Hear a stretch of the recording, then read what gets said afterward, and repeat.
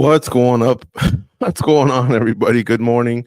It's Saturday, October 26th. I want to get that out there right away so you don't think, what is going on, in case you're just waking up yourself. But yes, it's our UFC 308 watch along here in Las Vegas. Gorgeous George and Goze. We're going to be with you for this whole entire card. So yes, it is Saturday, October 26th. It's 10 a.m. Eastern, 7 a.m. Pacific, and we're ready to go. 13 fights headed your way. We're doing all of them. This ain't no featured prelim thing or nothing like that. These are the early prelims and the featured prelims, all lumped in the prelims. So that's why we kind of just took one for the team and said, screw it. Let's just talk to everyone throughout the whole day leading into the pay-per-view. How you doing, Goze? Good morning. What's up? A little groggy, but what are you gonna do? It's fights. You get them out of the way. It's gonna be a long day, but it'll be fun. How can you not be on a high after last night's game-winning grand slam by the LA Dodgers I mean, to win game one? Every kid has been out with their friends and just said that same thing, right? Games on the line, World Series, 2 outs, bases loaded. And this dude went up there and pulled it off. Like, that's one of the greatest moments in World Series history, I think, and really sets the tone. I mean, you always want to win game one. But if you look at the high that the Yankees were on, especially when they scored that run, you just demoralized them. You took out their best pitcher, their best closer. Things are looking good right now. A lot of momentum. I couldn't believe when they compared it to Kirk Gibson, the big home run that he had in 1988. It was also a game one. It was also against a great team, the Oakland A's. Mm-hmm. It was also against the great reliever, Dennis Eckersley. And he came in there. He had a sore hamstring, so I don't even think he played the game. He came in as a designated hitter and launched a home run. And Freddie Freeman's been battling an ankle, where I think Goze was telling me he receives 4 hours of treatment every day throughout the playoffs, right? Just to get him out there. Yeah, every day. That's incredible. All right. So you guys know the drill here for the fights. We're going to give our predictions. We call them our picks, and we'll specify if we think it's more of a look. Here's the winner. Enjoy the fight. There's not too much to dissect here versus here's the actual play, but we'll always give you the odds so that you're aware of what kind of money, right, we're putting in back and forth or whatever. The first fight will start soon, I imagine. I already seen that the broadcast is launched as well, and it looks like the sun's setting in Abu Dhabi. Are they about to tell us what the time difference is? Because I'm curious.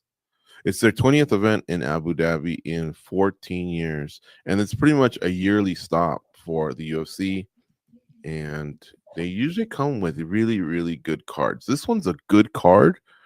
It started off as a great card, but a few fights got moved around a little bit, but I'm still not complaining one bit. Could they always be better? Yes, because once you give us UFC 300, we'd like them all to be like that. But when that happens and you exhaust so much of your roster, unless you start pulling out some of the main eventers from fight nights and stuff like that, this is about as good as it gets. First fight of the night is going to be Renat Fakhretdinov versus Carlos Leal. Goze, who do you like in this one? Are you or do you want to throw it to me and you bat clean up as we go and see if I can get on some sort of a roll? Yeah, let's see if we can get you on a roll. All right, because I was looking at what some of the sharps were discussing yesterday, and initially I was leaning towards Leal, but it looks like the sharp money's coming in on Renat. So because I want to get us off to a good start, I'm going to say Renat, unless you have an opposing side. No, I kind of agree with that. He's minus 225. Leal is plus 185. Yeah, and see, on this one, I wouldn't mind laying that, right, to win 100, because I feel like I can make up that 200 in case I were to lose this. If it was like minus 300 or more, at that point, I'd say, hey, look, I think Renat will win, but I probably won't bet him. Either that or I'd take it as a parlay piece to another favorite and then those two favorites kind of almost bring it down to even money, right? But you have to win 2 fights now. Mhm. And honestly, sometimes just winning fights is not easy to do when you're gambling. So many crazy things happen in the sport. So many things we don't know about. Just the other day, well, I think I talked about this on Junkie Radio. Um, I was listening to Embedded, and Alexander Rakic's coach says, for UFC 300 when we fought Yuri Prochazka, Rakic, I think, went to the hospital and needed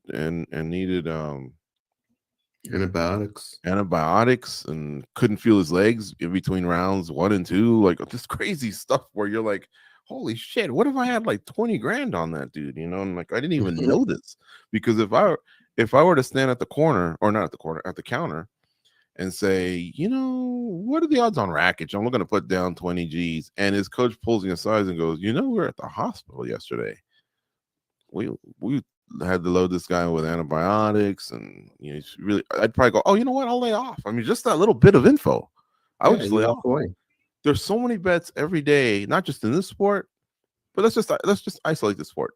There's 13 fights today, but if I don't bet one, just guess what? Next week, there's something I can bet on.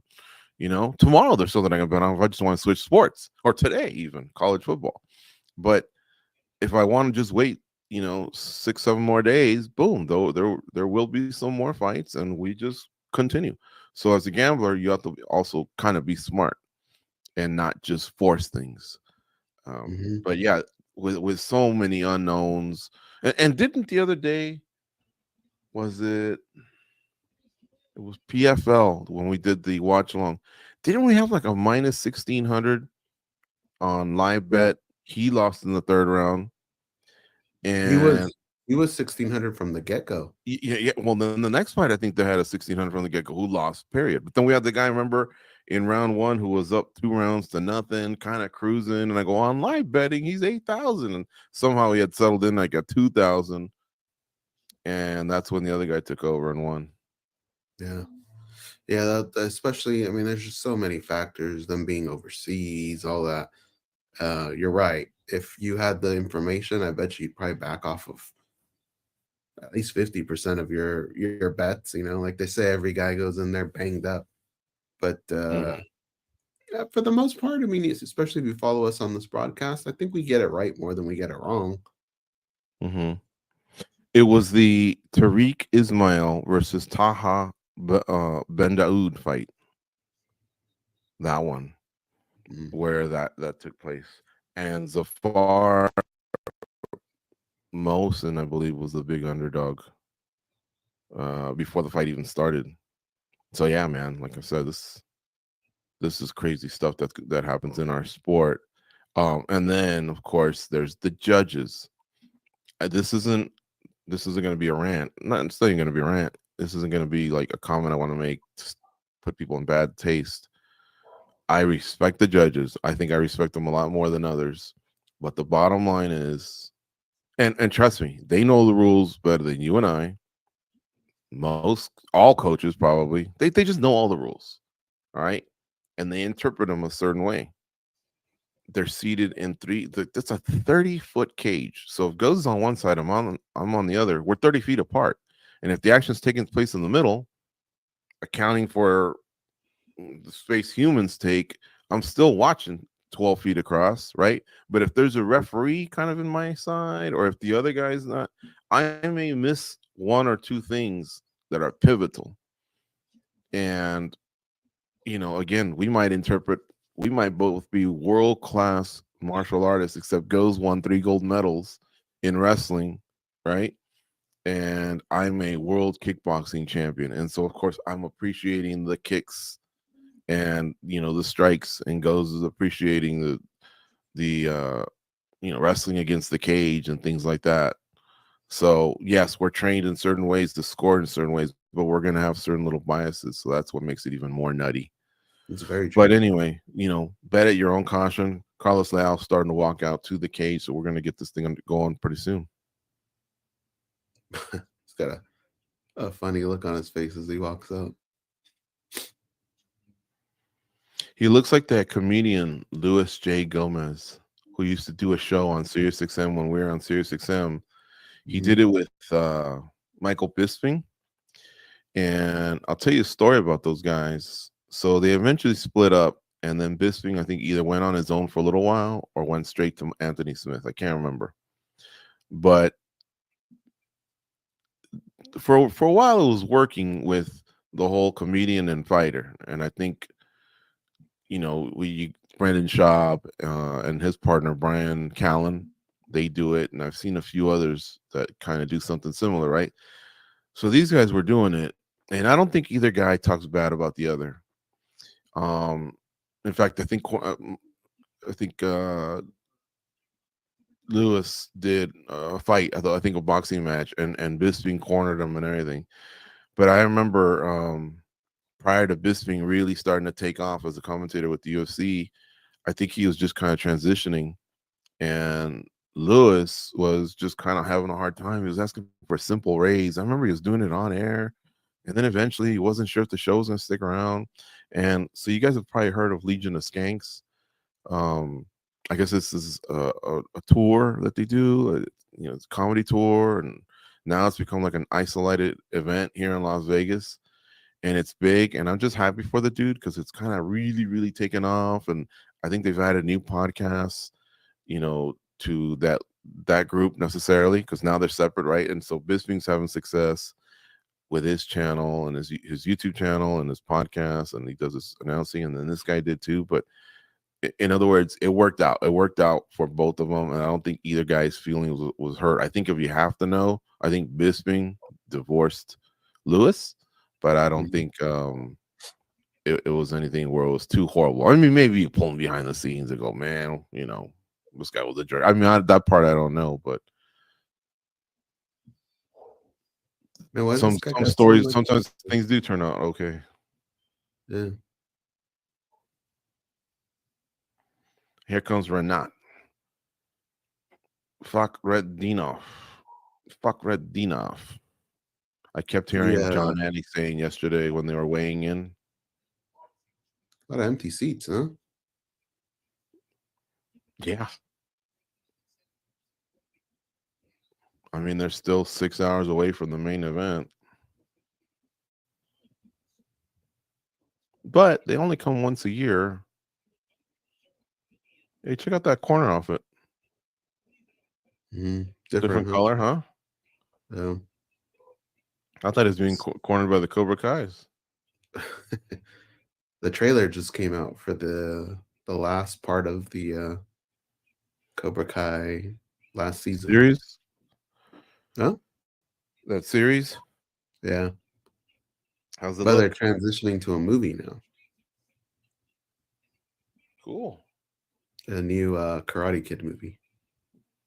I'm stoked that a bunch of people that did a movie that turned out to be pretty legendary in its own way, and the ones that are still alive, were able to get this going later in their lives, whether they had successes or not. And now this hopefully changes their lives, Like, I don't know what John Lee Lawrence, I forget what's his name, William Zabka. I don't know what he had going on. I remember I saw him in a lot of movies in the 80s after that one. And same with Ralph Macchio, but them finding the guy that played Chosen, and Terry Silver, and a lot of the guys, they dug deep to find them and then bring them into the fold. That's just been so cool. Yeah, I think a lot of them were doing like you'd see them pop up in like Law and Order, little cameos, but I don't know that they really had like steady work. And so that kind of. And I remember Ralph Macchio was in Entourage for a little bit here and there. But yeah, this is. I don't remember him in Entourage. Yeah, one time I think, remember when Johnny Drama got kicked out of the Playboy Mansion? He was the witness to something. Oh. He played the real Ralph Macchio then? Yeah. Okay. And then didn't they actually find the girl that played Kumiko? Is that the one that played Kumiko as a girl too? Mm-hmm. That's amazing. And then they found, God, I guess if someone hasn't watched the series and they're about to start it, they'll get. a few times when they were supposed to be surprised. I just spoiled it. But who was the third guy? The third bad boy who Mike just Barnes? trained on? Yeah, Mike Barnes. He comes back. Like, what about He Ralph was Macchio's girlfriend in the third one? Mike Barnes was standing next to us at the Playboy Mansion when we went. At the time, he was on like a soap opera.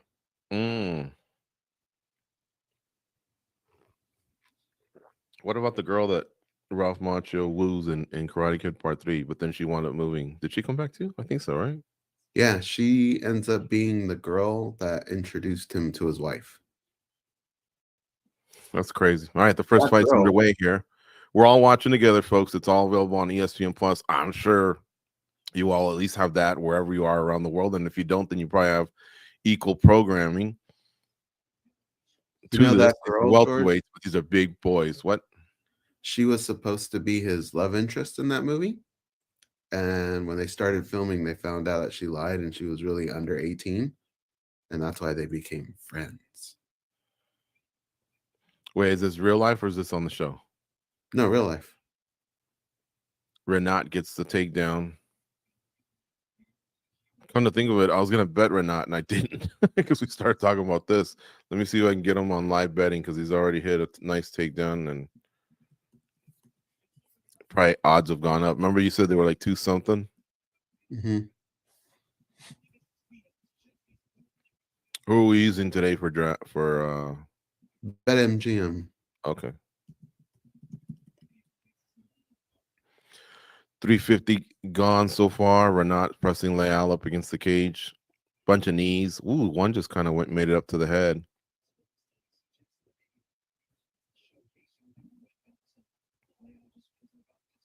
What do you think about when we interview fighters and we say, hey, are you on the prelims or on the main card? And I think it's just their way of dismissing it and hiding their disappointment. But doesn't it seem like they bat 100 or 1,000? Oh, yeah, it's okay. I'll just shower and come watch the fights later on. Like, no one really ever goes, yeah, that's fucked up or nothing like that. Yeah, I think they're afraid of backlash, Either the retaliation or they just put it in their mind or they know it could be made into some sort of a quote possibly and they just don't want to deal with it. Right. But I'd be mad. That's one thing I like about, who is it, Mickey Gall. I'm not saying he's voiced displeasure. He does look like he's a little high maintenance. I think that's what Mozar, no, not him. Mokaev was accused of just kind of being difficult. Dude's undefeated 6-0 in the UFC and he gets cut. Like, why? Mm-hmm. Especially in a division that's shallow as flyweight. But apparently maybe just difficult in ways. I don't know, with money, contracts, what. I think where they want to fight is a big thing. Could be, man. See, I missed the boat. Renat Fakhretdinov is already up to minus 395. That's just too much.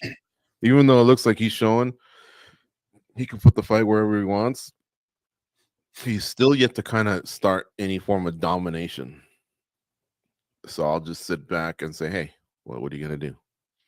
But I think a lot of fighters, they you tell them, hey, we want you to fight on this card in Australia, and they go, man, I don't want to get double taxed. Like, put me on an Apex card or something. I think that's where the matchmakers go, this guy's difficult.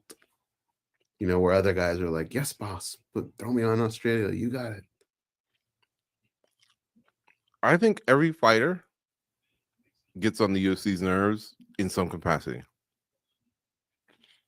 Probably. Even if it's as simple as, okay, the ones we're talking about is, man, that guy's difficult, right? So that guy can be an asshole. He can be difficult. He can be this. He can be that. But I bet you there's also some where they're kind of super nice.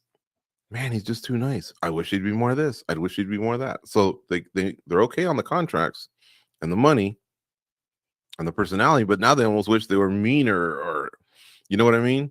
Mm-hmm. But O'Malley's kind of like that. O'Malley puts his feet down and he says, no, I want to fight here. I want to do this. This is my timeline. And now, why does he get it? Because he's aged so well and won and created a legion of fans. And now the UFC's, they have to give up some leverage to him. And they're willing to, because he can put some butts in seats, and he kind of matters. So you have to kind of graduate to that point. And like I say, at that point, they may still dislike something about you, but when you bring them money, they're willing to sidestep that and figure things out with you. Trust me, the UFC can't stand a lot of things about Conor McGregor, but when he fights, he might bring in as much money as, I'm not joking, what 3 pay-per-views can do, maybe even what 6 pay-per-views could do, maybe even more. I don't know. Yeah. It's a weird fight, man. Around here, Leal finally broke away from that cage and opened things up when they got back to the middle of the octagon. You know, John Anik goes, he's on, I'm seeing a Toyo's Tires commercial, looks like. I don't know if you're watching it. No, I got Total Wireless. Okay, so John Anik made a post earlier today. He's dedicating today's event to Susie, the makeup girl that passed away for a couple years. She battled cancer. What was her last name? Do you remember? It started with a Q, no? Susie Q. Here, I'm just gonna look it up because he did it on Instagram. But I thought that was a nice shout out. He called her his best friend. They must have been really, really close. It is Susie Q for her handle. Susie Freeton. That's right. She was really, really nice. You know, yeah, really nice lady. She one time helped us when we did a shoot, I guess we call it. Susie Freeton, really, really nice. So we got to sit in those chairs, and she got to do the whole makeup thing and stuff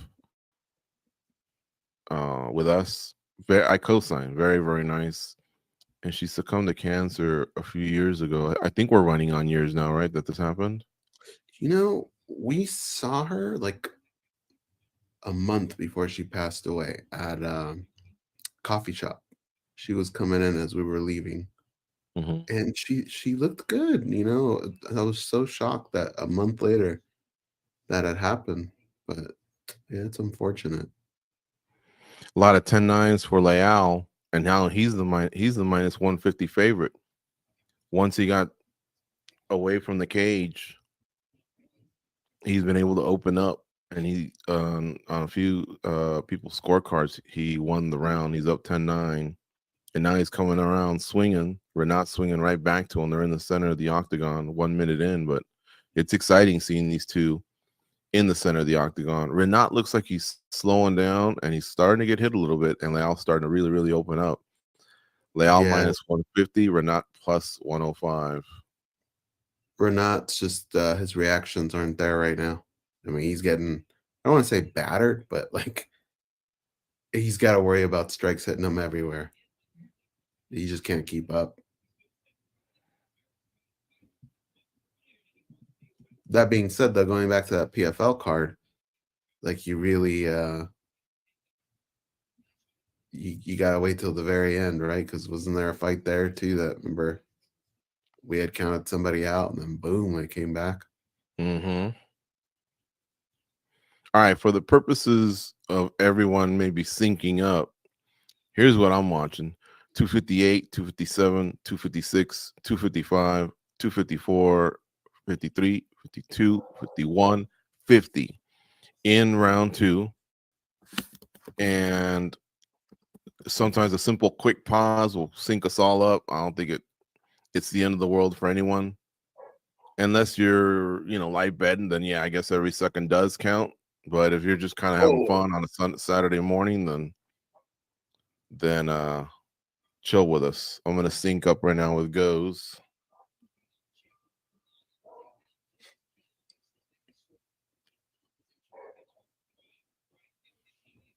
Leal's not even breathing heavy, man. He's a big dude too.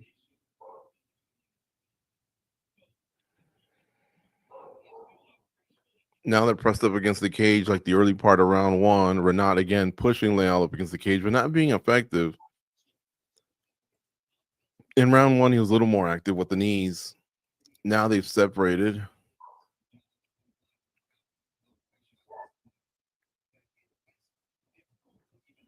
Nice left there landed by Renat. Leal answers with a right of his own.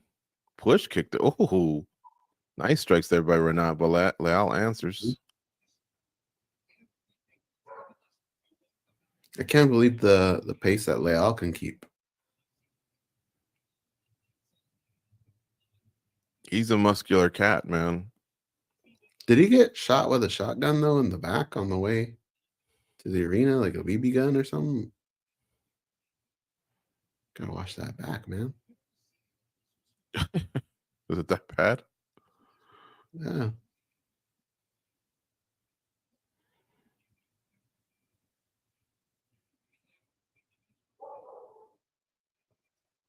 These guys are just swinging. 1 minute left here in round two.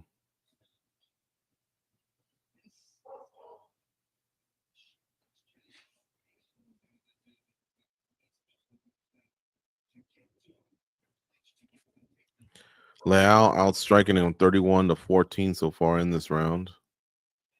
Renat just threw a couple of his own. Smiles at Leal. 45 seconds left. I had some decent shots. But it's not bothering Leal at all.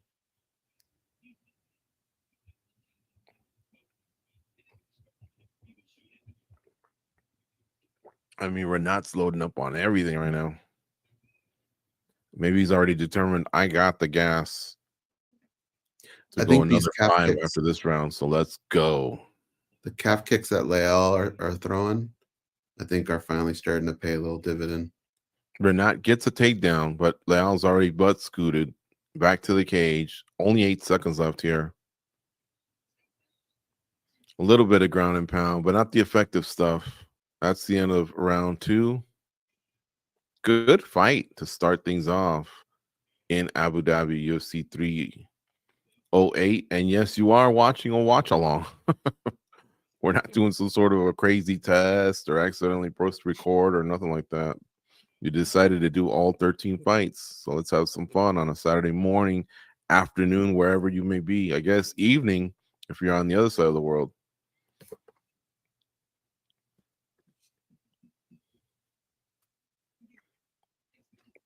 I don't even know for sure, but I'm gonna guess if you're in New Zealand, it may already be really late in the night for you, and you're staying up. We're waking up, Goze, and some people are staying up. Watch, let me put in New Zealand time, and then I'll put America Samoa time.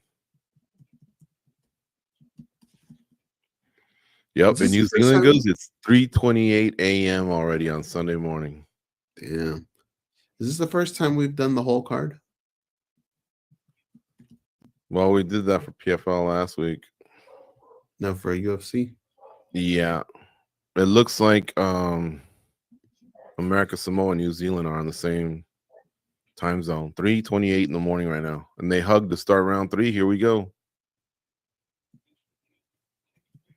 Ooh, another big calf kick from Leal.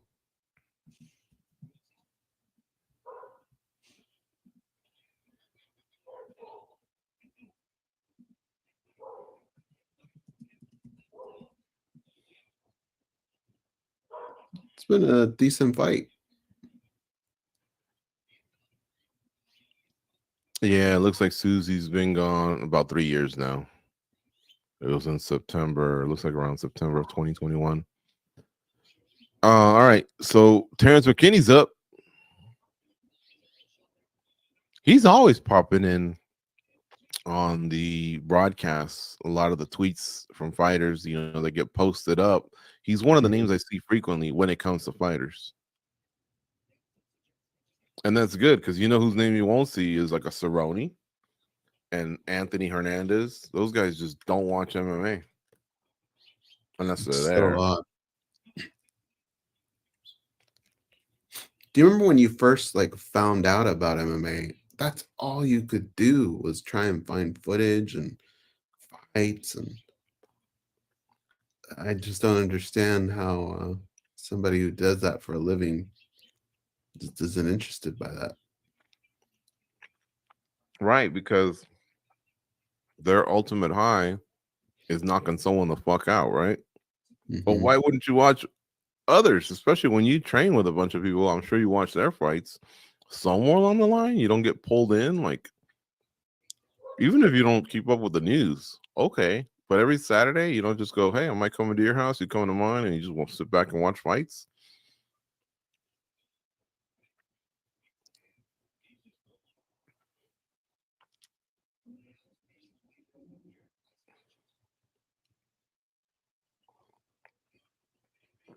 If this one had a few more cuts, bumps, bruises, blood, it might almost be a cinch for fight of the night.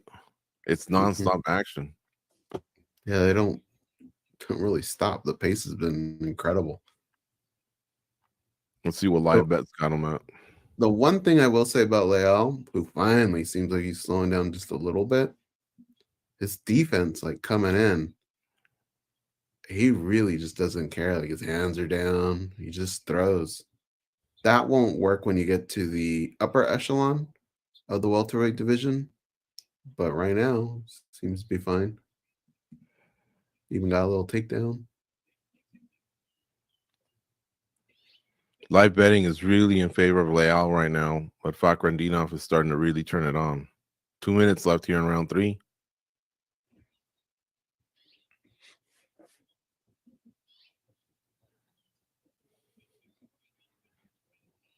The left eye from Fakhretdinov is getting a little nasty. Both have shown good chins because they're getting hit with hard shots, but both know how to roll with the punch too. They see the punch is coming. Oh, Now there's 130 left here. Oh, what's Leal doing? Now that's when you're being silly, in my opinion. mm-hmm. Kind of like what Michael Chandler did. Oh, I see his back now. See, the sun's coming up, and there's certain rays hidden, and I wasn't able to get the full spectrum of the television screen there. But yeah, Leal, watch your back. Yeah, Do you I think was there's just a about good to say chance? Leal with his hands down and kind of inviting the shots and reminded me of Chandler against, I think it was Gaethje. I was like, no, I get it, man. The fans are going nuts. I get all that, but you don't want to just take crazy shots like that. Yeah, there's nothing good comes out. Everybody already thinks you're a badass. Uh-oh. After all of this that they've gone through, do you think there's a good chance the winner, they just tell the winner, here's your 40,000 or your Mhm. 50,000?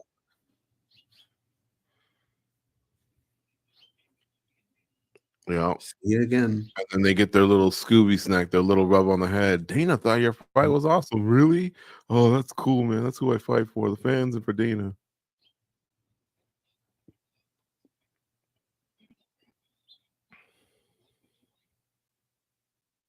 Damn. Yeah. They really did close strong. Good fight. Fight's over. So, okay, you talked about judges earlier, right? Mm-hmm. This is one of those fights where I think it's just clear who won the fight, but for some reason you still gotta sweat it. That's like Could the be same 30 feeling. nothing Leal or 29-28 Fakhretdinov. Yeah, I have Leal. It's kind of that same feeling I had with Huntington. Bless you. You know, where it's not like you could say it was a complete destruction. It was just clear which rounds went to her.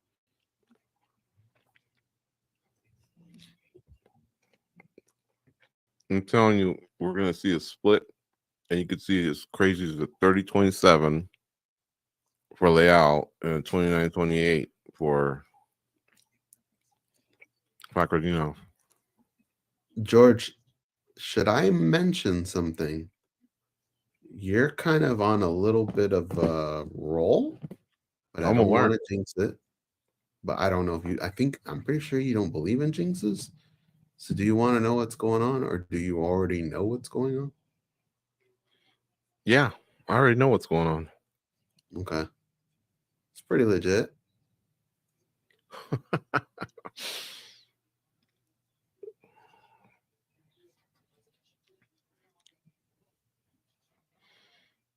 I'll give you an example of a jinx. That's Vitor Ribeiro, the referee right there. A really great lightweight when the sport was first starting. He fought more in pride. Here we go. 29-28, 29-28.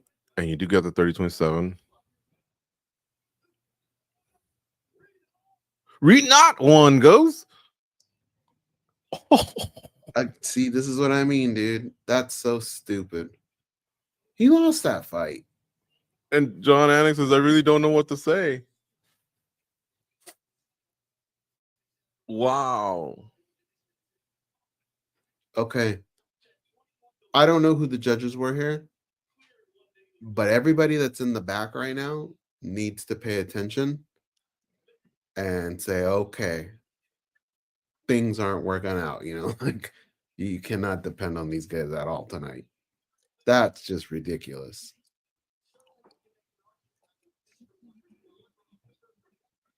Yeah, they're saying the first round you could argue for Fakhretdinov, but the last two seem to be more like a layout style.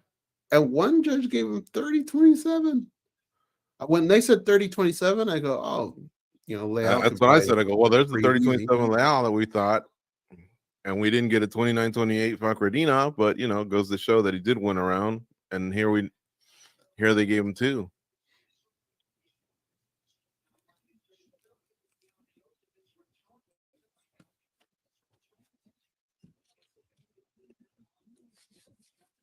That's nuts.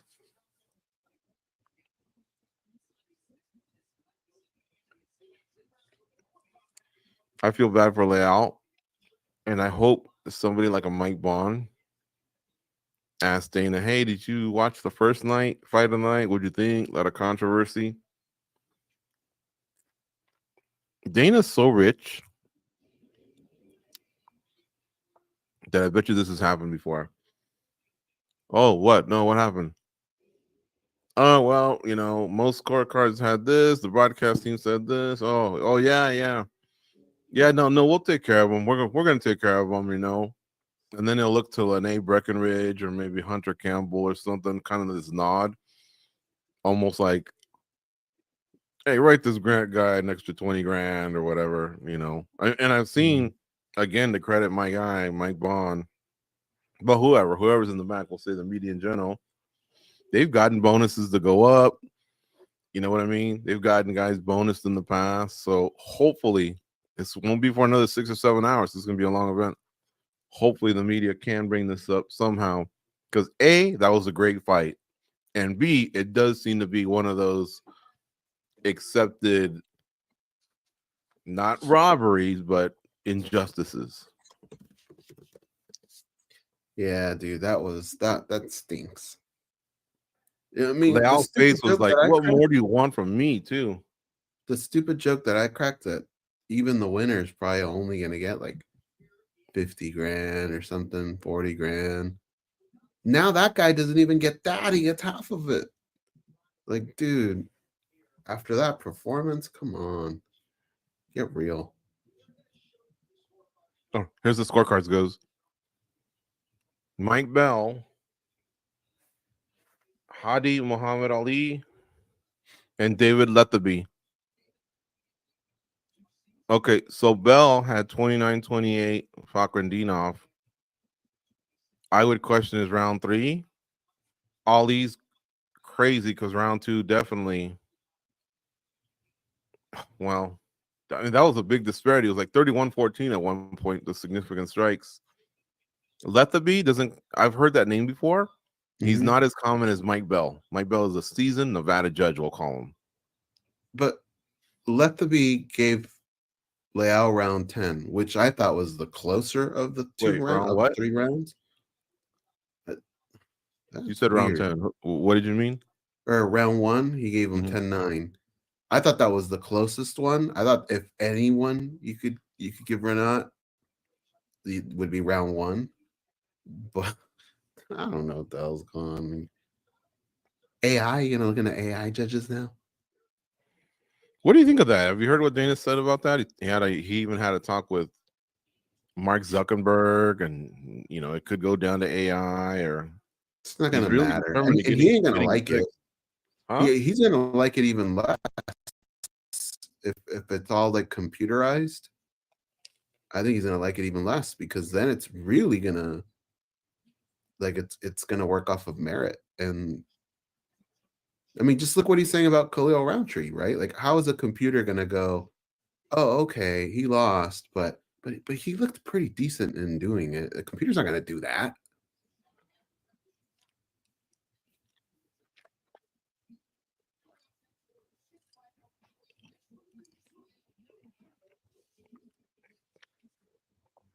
He has to let go of the fact that because he's the most powerful and important person in mixed martial arts, arguably, but I think I'm correct, he doesn't know it all.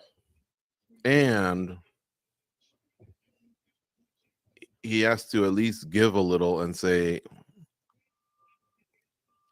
what am I missing? But be open to it, right? Like the other day, I heard Kevin Iole interview him. And Kevin gave the example of college football. And right away, Dana, who I know respects Iole, told him something along the line. He goes, I'm not kidding. He goes, see, he didn't say it to him directly. He goes, but people that say something like that tell me they don't know what the fuck they're talking about. And basically, Kevin just told him that. So he basically was just telling Kevin that.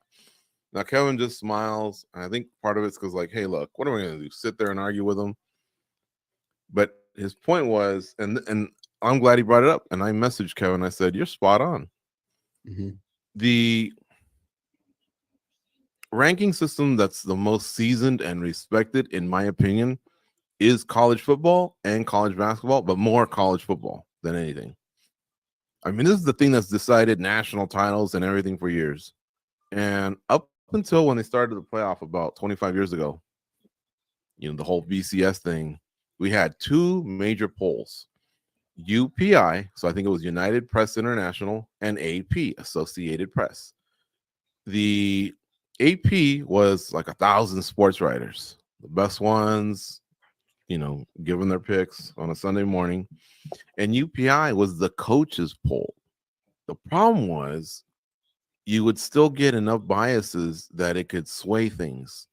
And a lot of things were like called the East Coast bias. So your USCs or Washington or whoever was doing good on the West, no matter if they were undefeated, they were still behind a 10-1 team. Mm-hmm. They were 9-0, 10-1 or whatever. And it wouldn't work out, but it was still respected because that's all they had at the time. Then the UPI became the USA Today coaches poll. It got renamed, but basically it was the coaches. The coaches have to do it. Coaches harbor feelings, like if you got fired by a team, you might put them at number 6 instead of number 2. And that alone might be the difference between them not really being like number 3, right? Because it's all, I'm sure, weighed, some sort of a mathematical equation. But at least you have 1,000 people to drown out those wild card cards or those wild card submissions of people airing their grievances or just being wrong. So you need about 1,000 people to actually vote on this to get rid of the person that has Max Holloway behind Justin Gaethje. If you believe in that, I don't believe in that. Just because he had the one win over him, I think Max Holloway's record as a lightweight, if I'm not mistaken, is 1-1. He lost to Poirier once when he challenged for the interim lightweight title years ago. I don't even think you factor it in, but the history is he won that one, and he also lost to Justin Gaethje.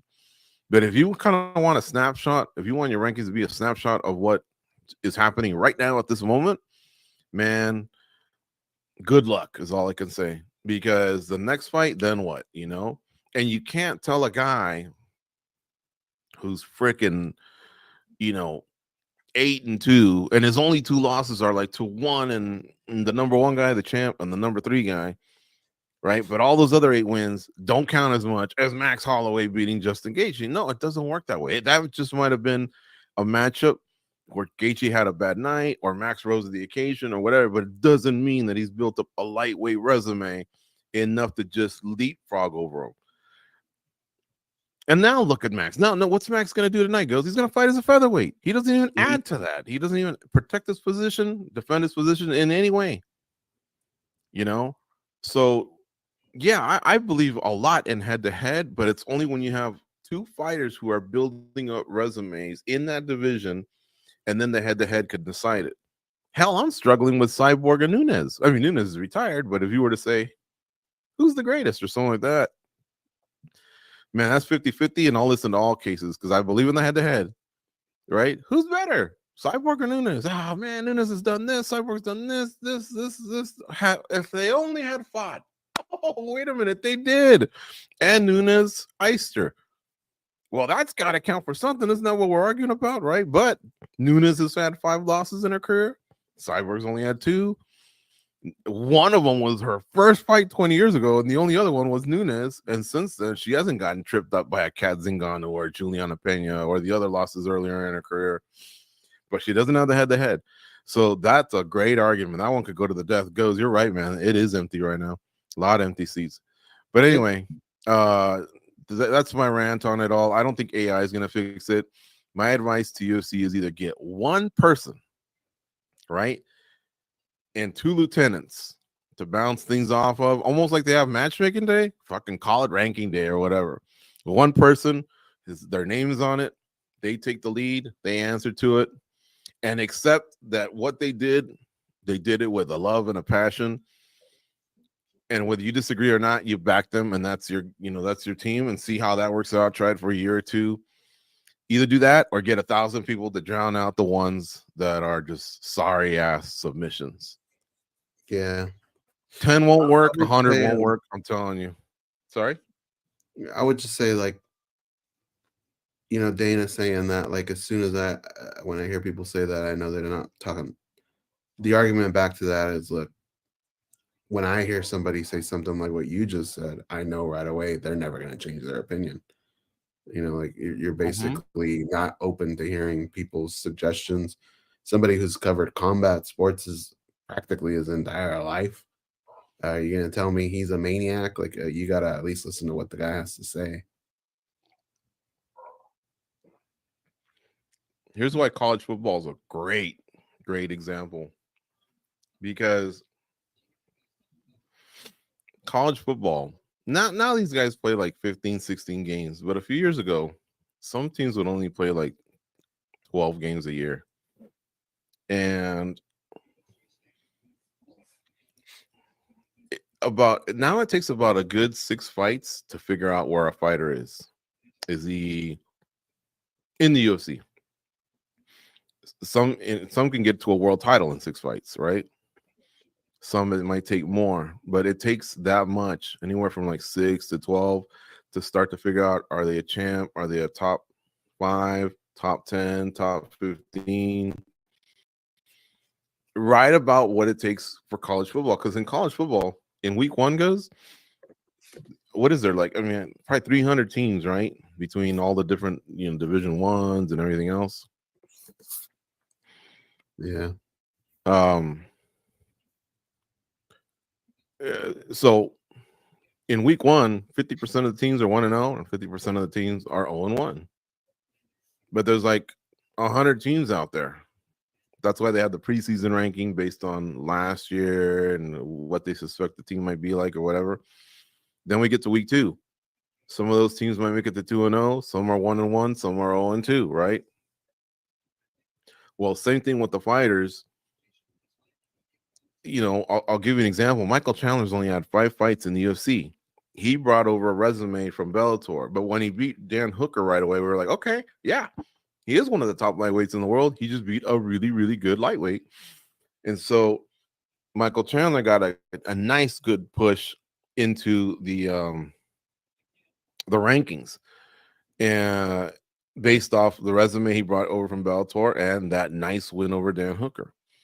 But then I think he proceeded to lose 2. I think the next one was the Charles Oliveira title fight, which, hey, he knocked down Oliveira and almost won that title in the first round, but then he didn't. And then he lost his next fight, which I think was Poirier. Then he beats Ferguson. Then he loses to Tony Ferguson, Justin Gaethje. So he's 2-3, right? And you could still say he's somewhere in the 10 to 15 range, in my opinion. His only losses are to two former interim lightweight champs and an undisputed champ, and he competed in all of them. I remember Poirier was 1-1 going into round 3. The Oliveira fight, I already explained what happened there. The Justin Gaethje fight, I can't remember if he won round 1 or what, but Gaethje pulled away, but still. So your feeling is that he is one of the top lightweights in the world, but he's only 2-3, right? So that's why every case is kind of different. And then you got guys that are 5-0, 6-0, but you can't rank them yet because they've yet to beat someone that's highly ranked. They're just stacking bodies. They're stacking bodies along the way, and that's great. But do I really know where you're at yet? You really don't know. It takes them a little longer to gauge. So that's the part that's really subjective. Totally.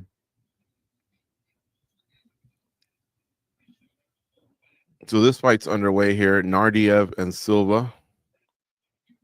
I still can't believe Bakradinov and Leal went the way it did. Me neither. Bruno Silva's got a chip on his shoulder too, Goze, because he's still pissed about those eye pokes from Chris Weidman. Yeah. He said he lost vision in his eye, and he said he was pissed at DC too because I guess one of the subsequent weeks, Weidman was invited to be part of the, how they have some shows for the weigh-ins and all that. Mm-hmm. And they joked with Weidman. They came in with goggles, because obviously eye pokes. And I think they were all wearing them, including Laura Sanko. And so he singled out DC. And of course, Weidman was his opponent, but he really wants to fight Weidman again. And but he was pissed that, I guess, either DC starting a series of jokes or whatever. And so but he's making fun of Weidman. I know, I kind of tripped out on that too, but I don't know. Maybe it got lost in translation. We missed our pick. The odds roughly on this fight would have been Nardiev minus 170, Bruno Silva plus 142. And currently the odds, well, they're off the board at this moment. Hold on. They'll come in between rounds. They'll come in. I'll give you guys some live odds.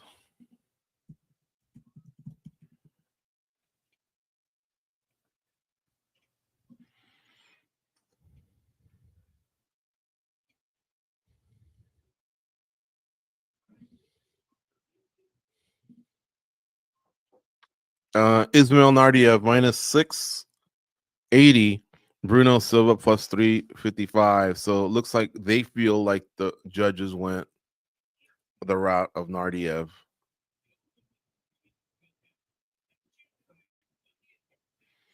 See that promotion for good guy, bad guy? Yeah. Poor Ariel Helwani complained one time that the 3 years he was at ESPN and all the shows that he did or was involved in, I think he said not one time did they ever promote it on the UFC's broadcast. And he says, and every single time now, you'll get multiple plugs for DC and, well, back in the day when it was DC and RC, Ryan Clark, remember? Mm-hmm. And now it's DC, good guy and the bad guy with Chael Sonnen. They used to just grind his gears. He goes, not one time did they ever promote mine, anything that I was doing. And here these guys get all kinds of love. Scores coming in, by the way, from the media for Nardiev that supports the live betting here. They're a minute in, standing in the middle of the octagon. Let's see how this second round goes. Silva whiffs there on a leg kick. And Silva's not going to get to Weidman unless he wins this next fight. He needs to throw his jab out there more. And right now, Nardiev was able to get Silva down to the ground. Now he's got him up against the face, and Silva's on one knee. Hey, on November 1st, doesn't some new rules take effect? Yeah. They tried to do it for the PFL card.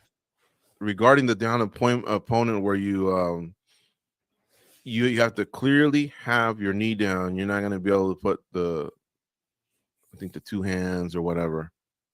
It's going to have to be like your butt, the knee, the elbow, like kind of like how he is now. There's a few things that are changing, and I believe that was one of them. Why they didn't just wait till 2025? I think it would have been easier, but I guess it's just a date on the calendar. Mm-hmm. Those, I don't know why. I don't know why people love them 12-6 elbows so much. Those are gonna fuck people up, I think, dude. Really bad, but I get it. I mean, I get why, but I don't know, we've just survived so long without them, but holy crap, dude. Somebody's gonna get jacked up one day from one of those. Well, especially if they do it to the back of the neck or the spine, but I'm sure that's illegal, that part. To your eye, man.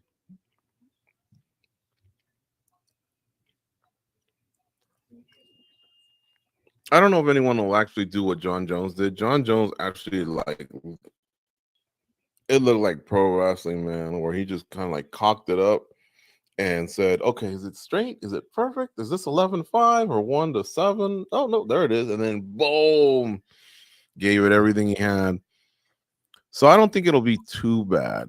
It's interesting because the other day, Quentin Jackson was saying the linear kick, the oblique kick, it should be outlawed, man. John Jones did it to me, still messed up my leg, but then you got a guy like John McCarthy saying it rarely happens. I hate that kick even more. Yeah. Hey, I was going to ask you something. How many times have you seen the Francis Ngannou Renan Ferreira stoppage? A couple times. 3, 4 maybe. On the YouTube comments, after we did Spinning Back Click, one of the commenters stated that he was disgusted at the dirty shots from Francis to end the fight. So when you've watched that fight, have you seen the ending a few times now? Yeah. Yeah, there's one that hits him clean right in the back of the head. I've seen it a few times now. So I went back and I told the guy, I go, hey, look, dude, I go, you're right. I go, so he was right on some things, but I disagreed on other things. He said the shots that put out Ferreira. The shots that put out Ferreira, especially if you hear Dan Hardy's voice, he clearly got him with shots that were headed to the side of the head, which were legal. He hit the ear. Ferreira's body kind of give out. But then the subsequent punches, I think, woke him up. And so he still hits him again, pretty fair. The problem is Ferreira's got big hands and he's blocking the side of the head. So we don't know if he was going to hit part of the ear or not. If you hit part of the ear, you're okay. And finally, when the fight ends or is close to ending, at some point, Renan is 6'8", I think. He just kind of sprawls out and he's out of reach of Francis. And so remember, Francis, in my opinion, has already knocked him out. He's already woken him up. I don't know what Dan Mergliata is looking at, because to me, I just saw a guy that's already out and he's already not intelligently defending himself. So Francis now kind of has to stretch, right? Because he's kind of riding his calf and he's kind of trying to get wrist control on the other side, but he's got his other part of his body around him. And in doing so, he does land 2 punches, Goze, that I thought were landed in a spot that would be called illegal, which is the crown of the head, starting from there and then going down, I think giving about an inch, almost like a mohawk, almost like a Chuck Liddell mohawk, all the way to the back to the spine part. He did land him there, but I told the guy, I go, look, you're right, he did. Those weren't the shots that put him out. Those were the shots that ultimately I probably put him out again.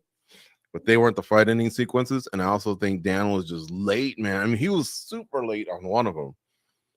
And then on the other, that was the questionable part, but probably I'd call that one late too. I don't think Francis was dirty, because I think the way he had to extend to reach him, that's not where he was aiming. But he was just almost thinking like, this guy's kind of out, He's the one that's riding him. He's the one that feels the body go limp. But it's his job to fight till the end of the fight. by the letter of the law, the commenter I think was right. A couple of shots at the end were illegal, but by then it all happened so quick, and Dan called the fight that was that.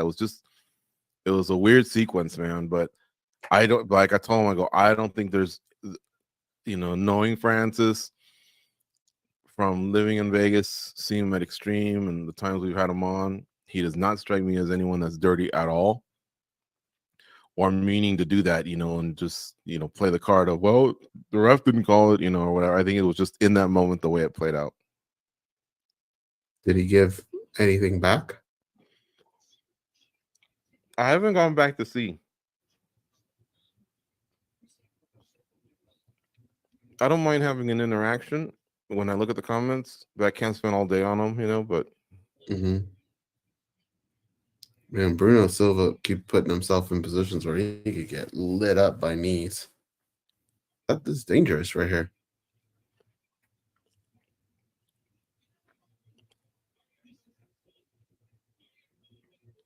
Nardiev just seems like he's maybe got a little bit better conditioning. Seems more in control. Bruno Silva seems like he's still trying to figure things out. The last three judges have given Silva this fight. You see up there on the top of the cage, it says "Bienvenido a la Revolución." KO. Is that an upcoming movie or something? That's clear Spanish, right? Yeah, I don't know what that is. Stronger. Manscaped. Sal D'Amato is out there as a judge for this fight.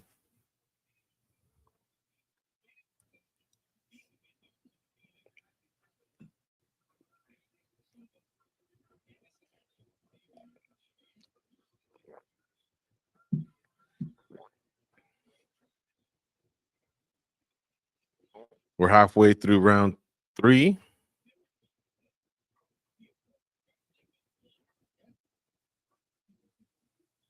So the fight has officially gone over because we have 211, 210, 209, 208 left here in round 3.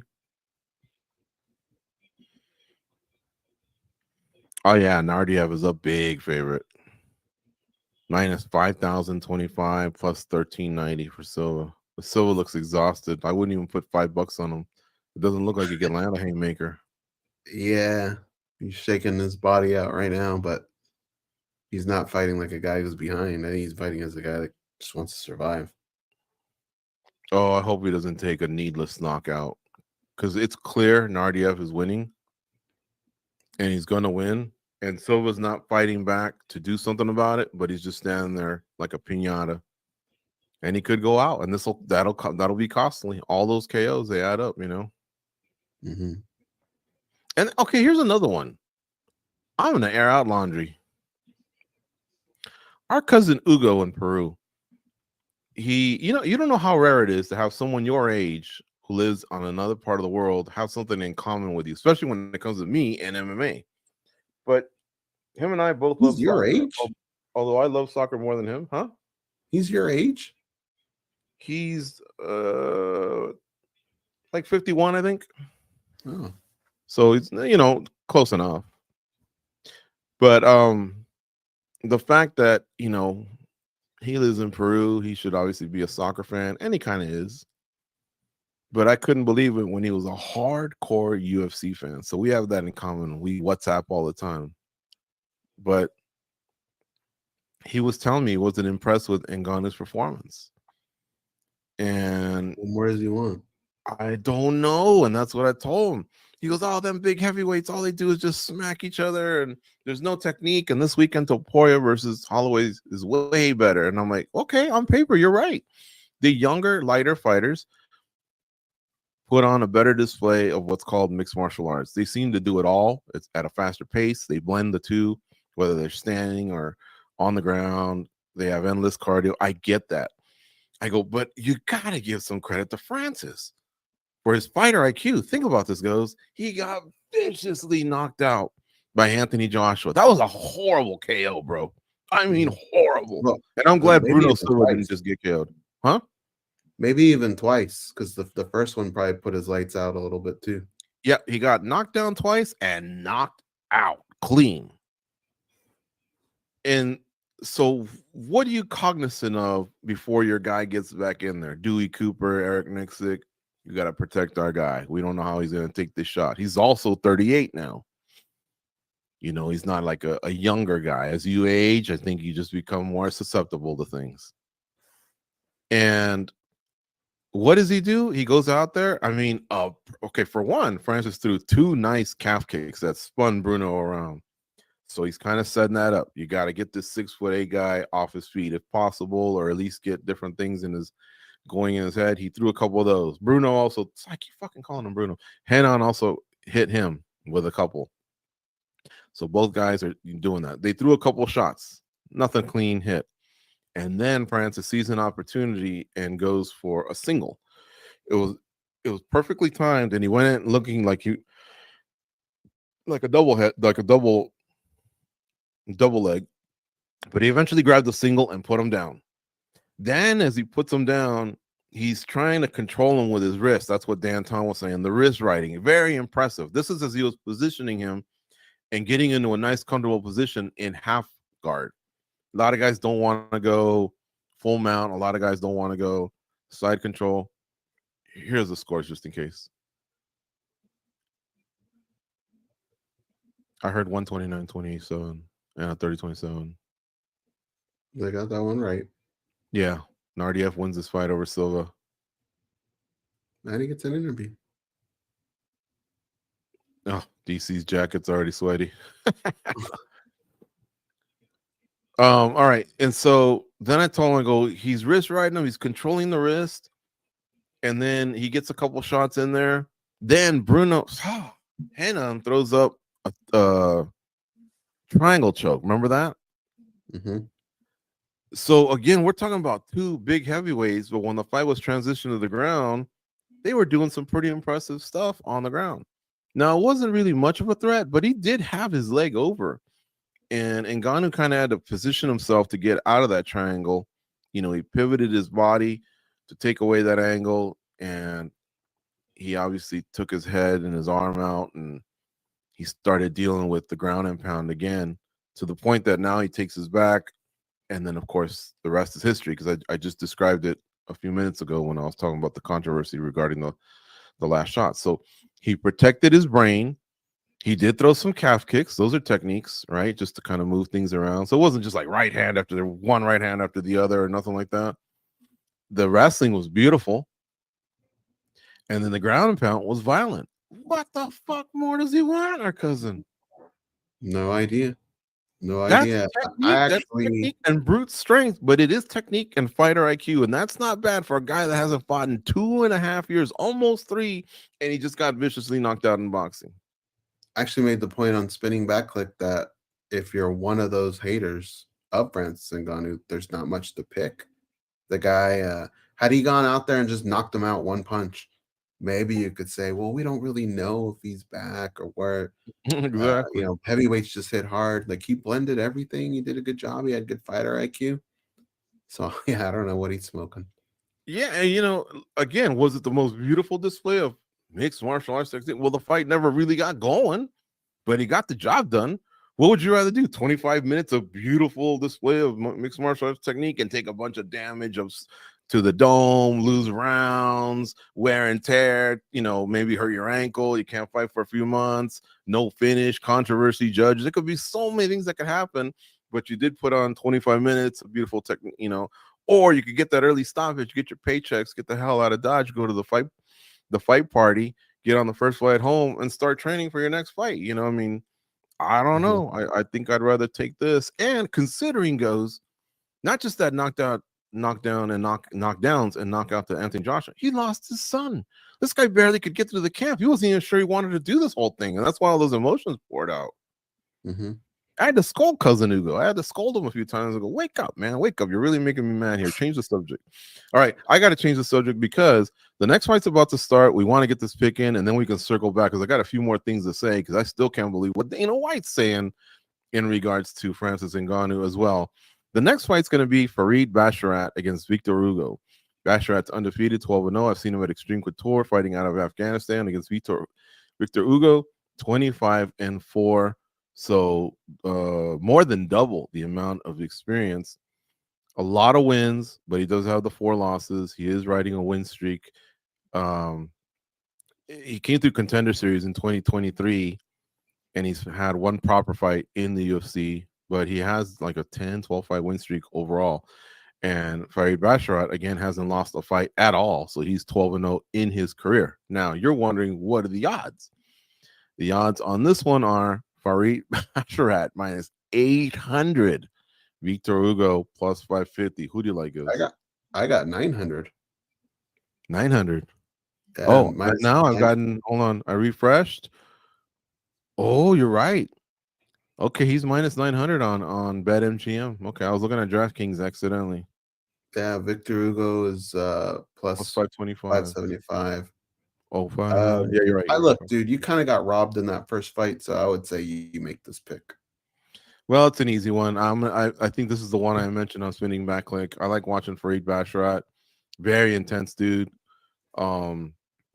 So it's kind of a layup in the sense of like, well, yeah, the minus. I wouldn't put 800 on any fighter, but I think Basharat's going to win. So what you want to do with that, I don't know. You can put a couple favorites in parlay pieces, and that'll make the odds more manageable, right? But you saw what the judges are doing. Not all of the Nevada judges. I call them that. They don't all live in Nevada or anything like that. But I'm saying the ones that do so many fights at the Apex and all that.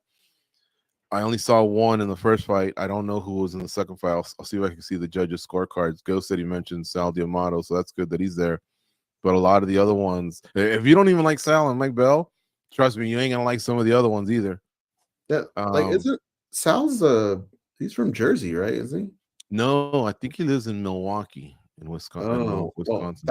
Well, he makes that flight probably every other week to Vegas, or somewhere. Hold on, I think I have the names here. I'm still fixated on Leal. Got the 10-9 from Lethaby. And Hadi Muhammad Ali, along with Mike Bell, gave the 10-9 to Renat. Then in round 2, Hadi Muhammad Ali and David Lethaby agreed and gave that round to Renat. And that's the round. Or sorry, that one was, I thought, the round where Leal clearly outstruck him. Mike Bell got that one right, in my opinion. And then in the third round, they all gave round 3, 10-9 to Renat Fakhretdinov. And I think they were wrong. So did the judges' scorecards. So did the scorecards from the announcers. I still haven't gotten the judges' scorecards for this fight that just took place right now. So yeah, put us down for Basharat. I only way I would play it again is through a parlay piece. I'm not laying 800 to win 100.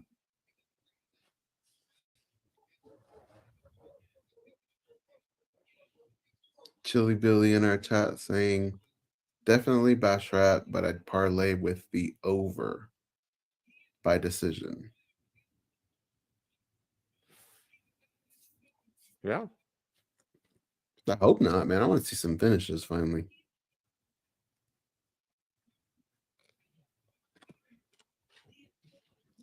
What time did you wake up? 6:15. I woke up at like 5:45. Like, that's too early because I had kind of left everything somewhat ready.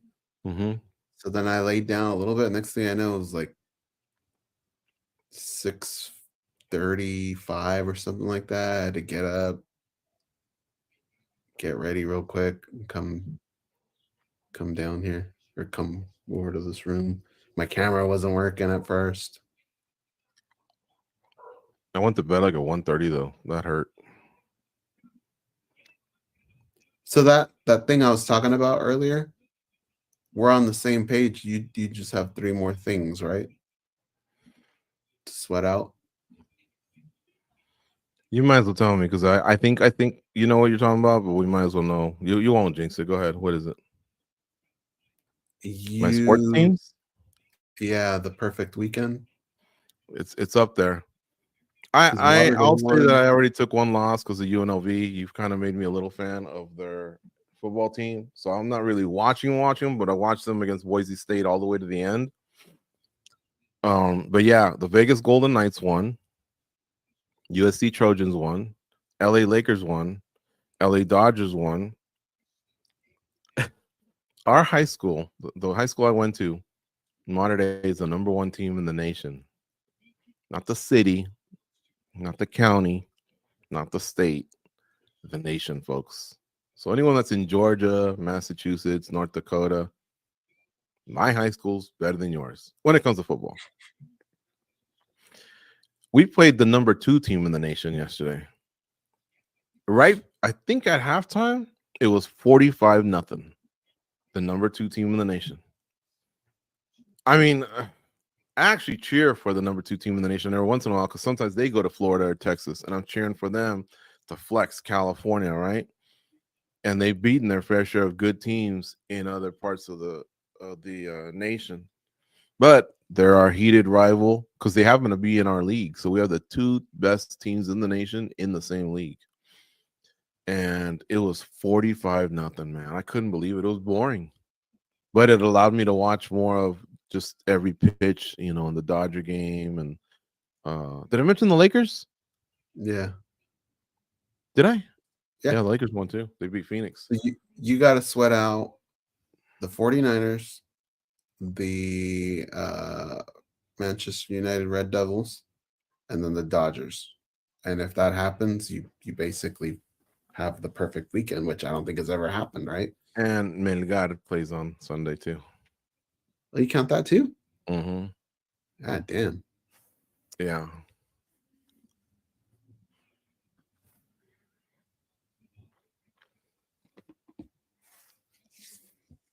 That stupid penalty on the guy at the offensive lineman in UNLV, that cost them more than that interception. The late hit, the late hit I didn't like either. I mean, it was a late hit. It was just a dumb play by the UNLV safety or whatever. Mm-hmm.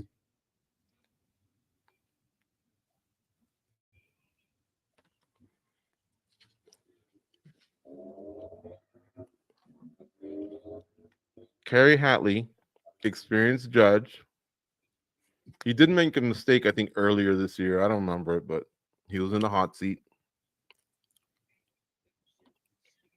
Speaking of hot seats, that was Carly Baker. There we go.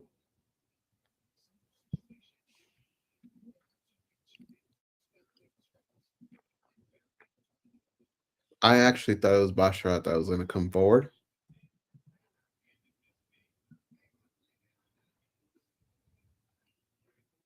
I can't believe some of these guys' reactions, how quick they are.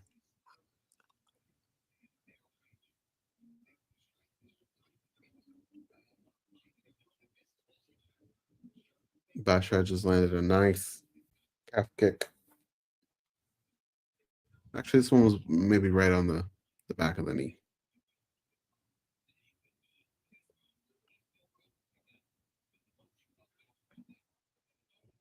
Nice right and left from Ugo, who hasn't blinked since this fight started. Looks like a Terminator out there.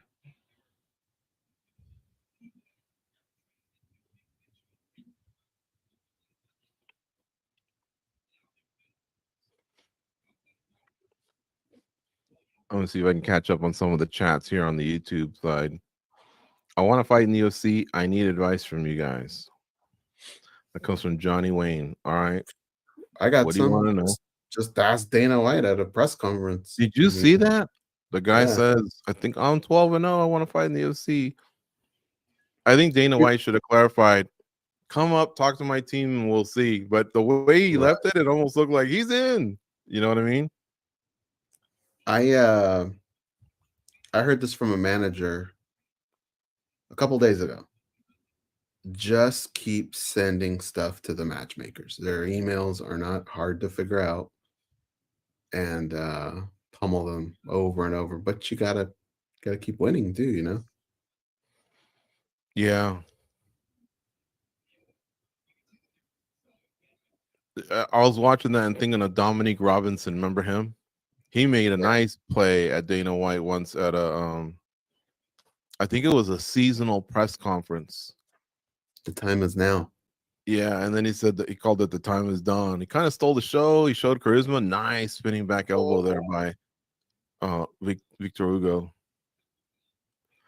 Anyway, he wasn't able to get in.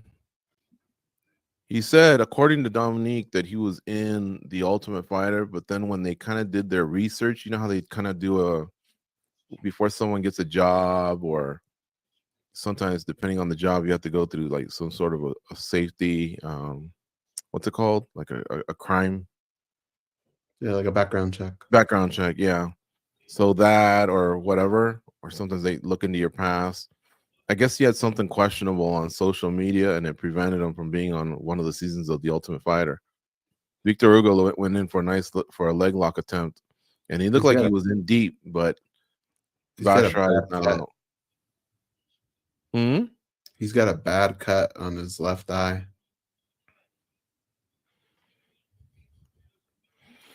In the chat, Vito says, "Hope to see Khamzat out on a fucking stretcher." That one got held up on community guidelines, and it said, "Do you want to show it or not?" I'm a big proponent of free speech, and now I have my limits when it comes to, racist things or whatever, any type of hateful speech. We're not going to allow that. But that is just aggressive talk on a chat.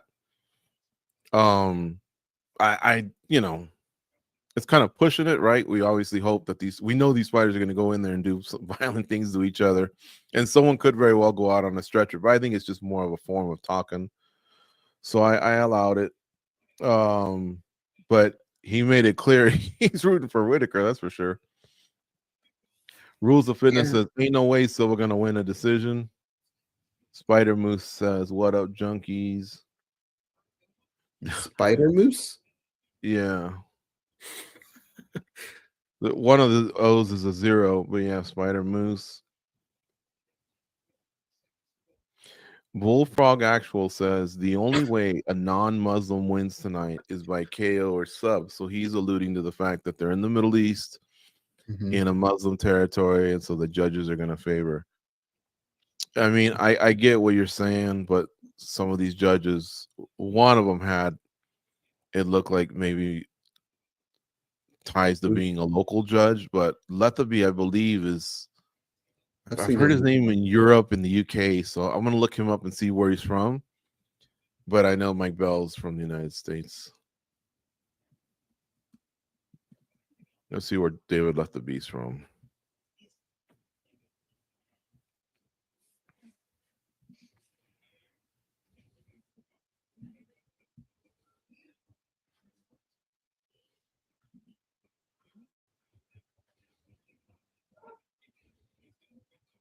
It looks like he might be British. I'm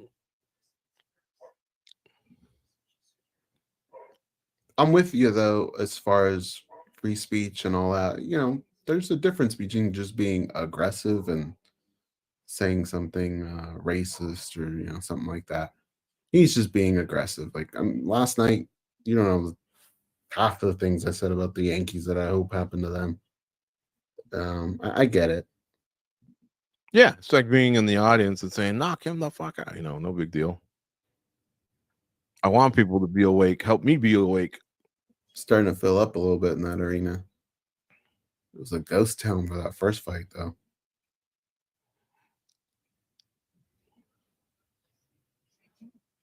Junkie uncles is right. We're your uncles. Somebody said we're their uncles? Yeah, it's like hanging out with their uncles. Well, that probably means if we go out, I'm paying for the bill because you sound like a young kid. But I think you're joking, so no big deal. This message is held for... Yeah, I don't know if I'll allow this one. Wait, what does it say? On to the direction. The final boss. Sounds like a movie thing. Sure, I'll show it.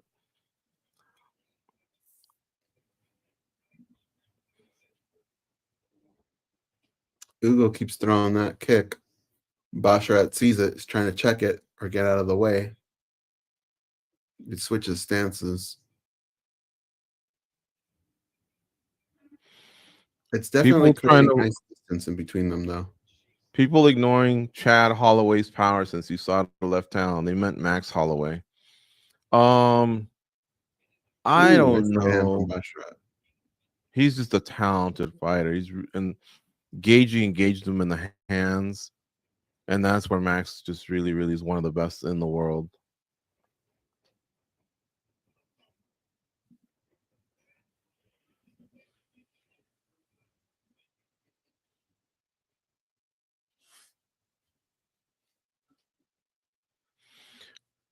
Bo Distava says going to need finishes tonight. Sketchy judges.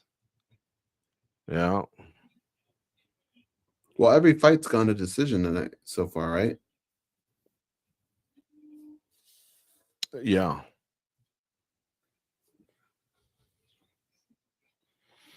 Brits and Americans know how to act Roman when in Rome. Spider Moose is our age, he says. All right, I'm a little caught up here. So if you leave a comment, I'll try and read it. If you want, leave it a couple times. Don't spam it. Obviously, if it fits within what we're talking about here, then more likely to get on.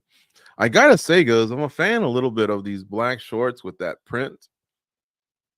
There's not too much MMA gear where I see it and I go, oh, dude, I gotta go to Reebok and buy this, or Venom or Takedown over at PFL or whoever, all the other outfitters that we've seen. For one, I think most people are fans of the UFC, not necessarily the fighters. And then the fighters they are fans of, there's probably only like 20 of them, maybe, that probably get their kits bought or whatever else. But the whole team is outfitted, right? But I mean, fans that actually run the websites to buy it, I can't imagine they buy more than 20 or 50, if I'm being generous. The only ones I've ever wanted to buy was when I first saw Paul Felder fight. I thought, man, this dude's exciting. And I thought it was cool to have something that no one else had. Everyone else at the time had their GSPs or whoever the popular fighters were, McGregor's. I mean, there's a ton of those. But I just liked Felder. I think his first fight might have been with Danny Castillo or Edson Barbosa. I just remember going, oh, wow, this guy's a really nice kickboxer. And that was he was a ginger kid who just, the minute he walked out, I was like, who's this dude? Not thinking much of him. And then him and Edson Barbosa had some fights. Luckily, I got to meet him. Really, really a nice guy. And then the other guy I'm a fan of that I don't think hardly anyone else is, of course, his stock took a hit recently, is Mario Batista. He kind of grew on me. Diego Lopez is another guy that's growing on me. So if I had to go to Venom and buy something, I might buy like one of those two or whatever. I do like Dustin Poirier's recent shorts, trunks. Obviously, I would look ridiculous in tights, but if I were to ever rock some trunks, I like Poirier's colors, but these black ones are pretty cool, man. I know a person back in the day that used to run that, like who buys what. And I remember one day I saw them and they said, look, we have maybe 50 orders.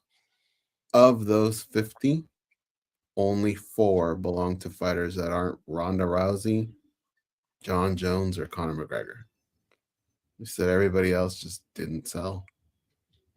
Like unless it's like a family member or something, that had the same last name.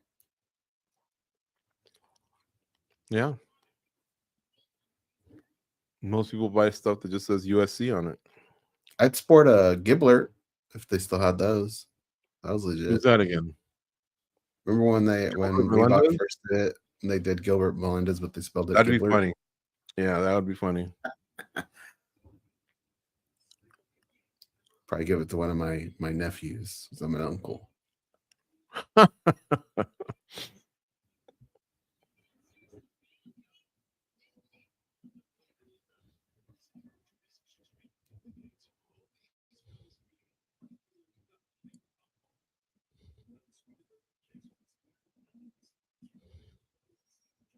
I still don't get this Cologuard thing. So basically, they want you to take a dump in a bag and mail it in a box, yeah, in a bag, then in a box, and send it. And if you just don't want to go through the whole steps of getting a colonoscopy or whatever it is, yeah.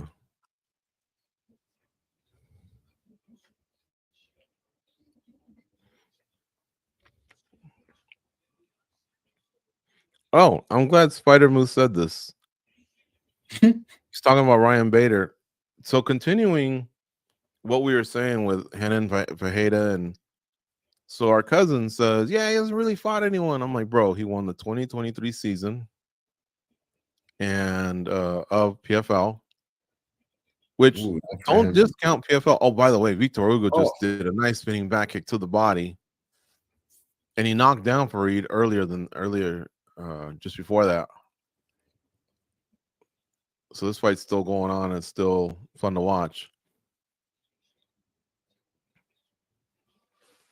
So anyway, he says, yeah, but he hasn't really beaten anyone. I'm like, no, man, listen, I ain't got time to argue with you all day. And the PFL has definitely sent a few UFC fighters packing when they come over.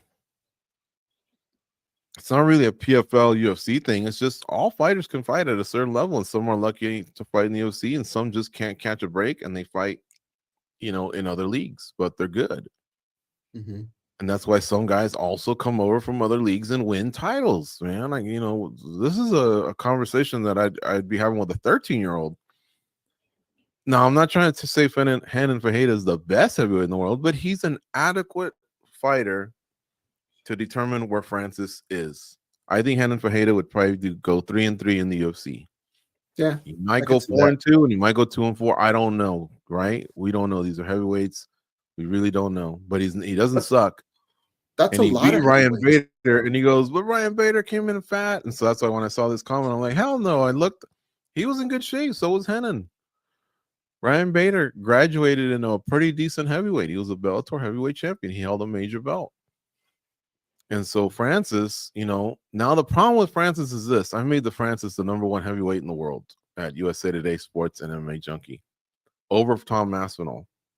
And I made Tom Aspinall #1 over John Jones when he defended his interim belt against Curtis Blades. He has history as a heavyweight, and now he has a title defense, and John Jones only has the one win, and that's it. Awesome light heavyweight. The greatest of all time, yes. But when I'm just ranking heavyweights, I had Aspinall 1 and Jones 2 when Aspinall won recently. He's just beaten too many quality heavyweights, and John Jones hasn't. But when Francis Ngannou won, I had to bring him back because we had to remove him because of the 2-year rule. But when he came back, he hadn't missed a beat. Now, some of his stuff's starting to age a little bit, but he has beaten 5 former UFC world heavyweight champs and 7 major belt holders, including those 5 and 2 others. And he beats everyone in round 1. Not everyone, but a lot of fights. So he shows domination within his own division. He's got title defenses. I guess 1 really gone. He's the lineal heavyweight champ. I don't know if that matters. He hasn't lost in MMA in 5 or 6 years. And when he beat the incumbent, it was Stipe Miocic, arguably the greatest of all time. So he didn't walk into a vacant spot like John Jones did. John Jones and Gane walked into a vacant opportunity to become a world champion. Francis had to climb and eventually take out the world champion. Now, what I will say is, now what? Because PFL doesn't have the talent the UFC does. So whatever Ngannou does going forward, it's not going to be as good as Fajeda, in my opinion. I know Ante Dalia weighed in as the alternate. Okay. And a couple Russians, Dennis Goldslav, and I forget the other guy's name, they're fighting this year to become the 2024 heavyweight champion PFL. And unless they get a heavyweight champion, a heavyweight free agent, which I don't know that there's many top 10 guys left, if any, then anything Tom Aspinall does going forward, his stock's going to rise more because he's just fighting better competition. So I don't know how long Francis Ngannou can hang on to the #1 position, but I think right now he's #1. If Aspinall beats the winner, Jones or Miocic, that might be enough. We'll see. We'll see. The only thing that Ngannou can do, in my opinion, is maybe get in the PFL season and just keep rattling off 4 wins, win that title, and smoke everyone. And so, yeah, you still keep maintaining your distance. But as he gets older and he's made more money, I just think he's going to space out his fights. And when he does, I think Aspinall's just going to have more moments that matter. Yeah, I agree. I think it's just a matter of time with that. Because even if he doesn't, like, let's just say he doesn't do the season, honestly, if you are a UFC female bantamweight or a UFC heavyweight, you probably have a lot of job security right now. Because I think the last thing the UFC is going to want to do is let anybody go to possibly give Chris Cyborg or Francis Ngannou names to fight. If you're on a skid, they'll probably say, we'll keep them around. Why send somebody over there with a name so that these guys can pick them off? I think they're just going to bleed them out a little bit. But let's just say, like a guy in BKFC, right? Ben Rothwell. It's a decent name. France can fight a guy like that. I think that helps him a little bit. But after a while, I mean, there's just no way Tom Aspinall is going to avoid big names. He's just going to have big names here on out. If he keeps winning, he'll have to pass him. Yeah. So we're getting, this is the third fight, right? It is. We're getting close to where we usually start a watch along.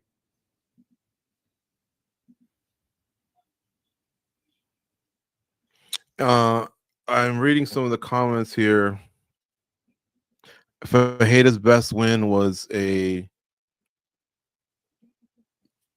Sorry, let me get these scores. 30-27, 29-28, 29-28. Yes. Ferocious Farid Basharat wins the fight. But he did lose 1 round on 2 judges' scorecards. We'll see how they break down. Perhaps it was 1-1 on 2 judges' scorecards going into round 3. As you can see, discussing these heavyweights and stuff, I'm not looking at the fight this whole time. But yeah, if you guys want to talk about it, I see a few people talking about it. Renan Fajeda's best win was a 41-year-old Ryan Bader. Well, remember, in the heavyweight division, 35 to 40 is actually almost prime age nowadays, it seems like. And that said, Aspinall, I think, is 31. But if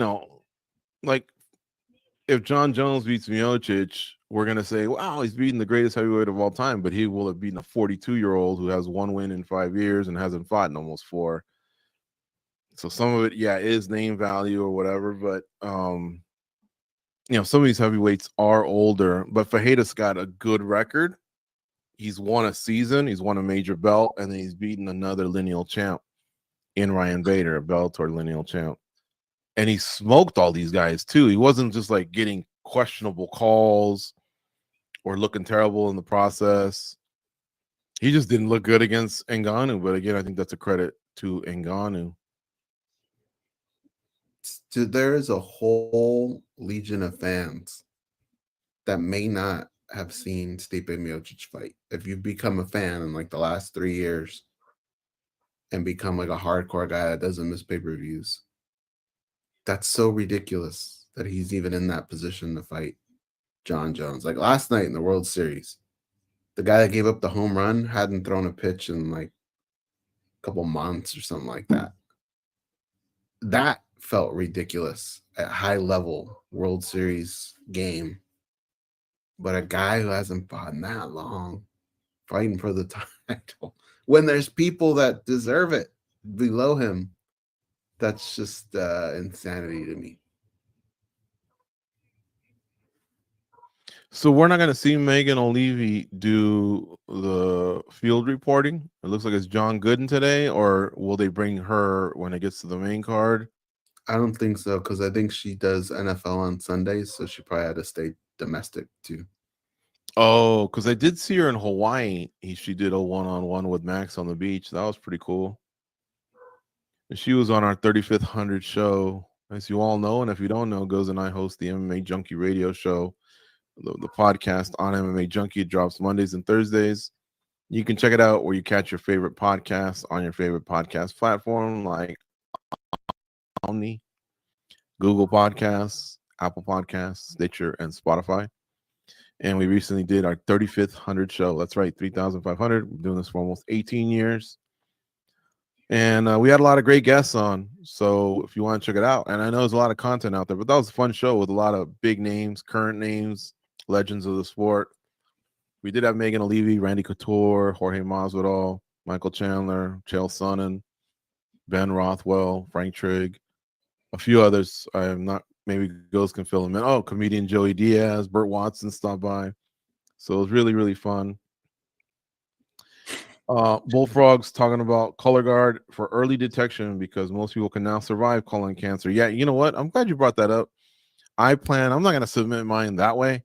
I think I'm just going to go and get the colonoscopy. That's one of the things I want to really get done now that I turn 55. Because yes, it can be prevented and it's just a good idea. And once you get it, it's like, they like when you get your tune-up, right? And you're good for the next few years, your engine or whatever. So my point is, why not? Like, are you that busy? Just go to the doctor and just do it there. Like, to me, shitting in a bag I think you have to don't you have to go in with the little spoon and take like a piece or something like? Yeah, I'm still eating my bagel. Yeah, something like that. Yeah, I'm not trying to do that at home, man. Imagine if they go, we didn't get it. Like, fuck that, dude. Just go.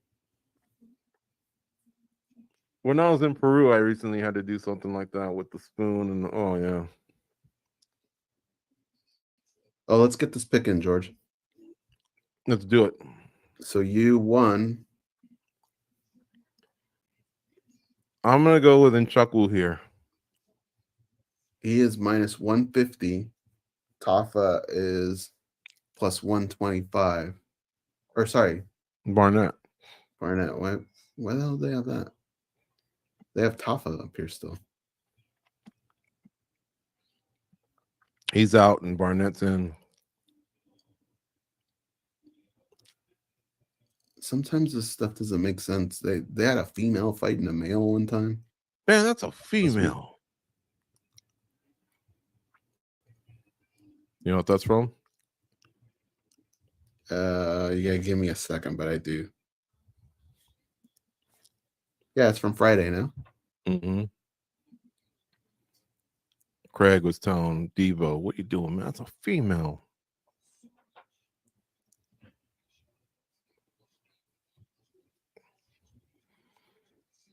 I think he was just flexing because he was trying to show off in front of fine ass Debbie, played by Nia. What's her name? Nia Long, I think. Mm-hmm. Since we look like uncles and sound like uncles, that's from the movie Friday from the mid-90s. If you love getting high and just love laughing, go check it out.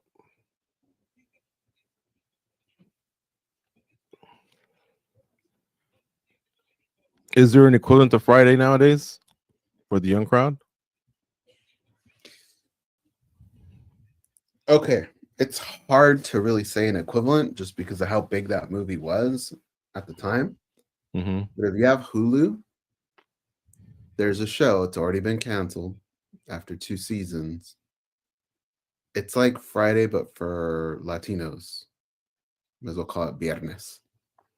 It's called This Fool. Man, look at this fool like that. Kind of, yeah.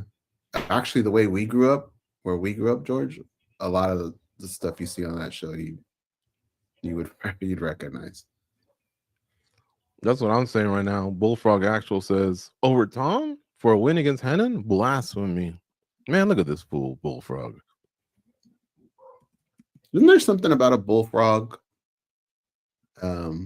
that's really unique that other frogs don't have or some shit like that? I don't know.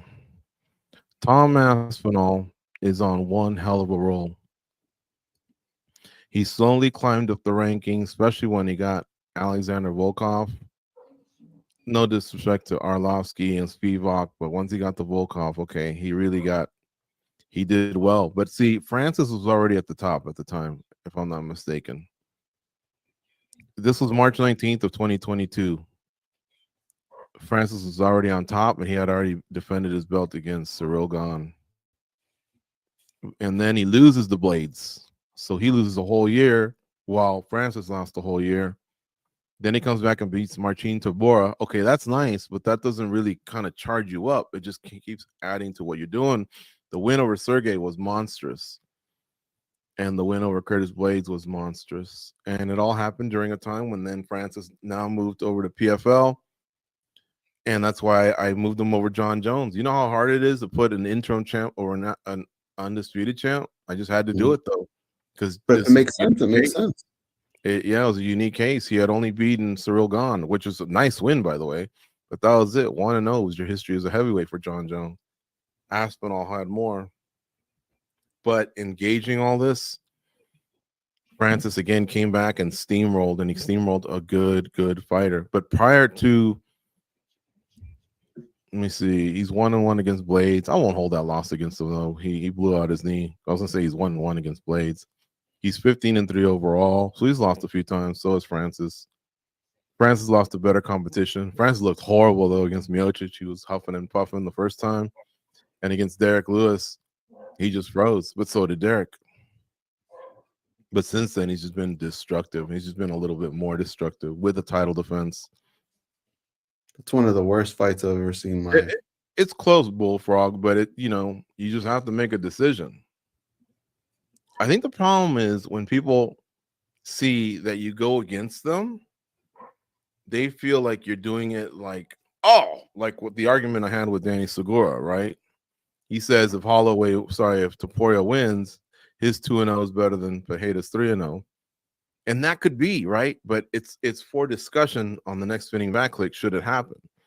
Danny was making it sound like slam dunk, no way, don't even talk to me. And that's how Bullfrog comes across in the chat, LOL and all that. Nah, it's up for discussion. And if you poll 100 people, maybe 60 do say Aspinall and 60 agree with him and 40 agree with me. But it ain't going to be 199-1 or 100-0. Like this, this is a tough one. But you had to kind of take it all into consideration and then figure it out from there. And been doing this for a long time, man, and that's just what I felt at the time. I thought the right call was to have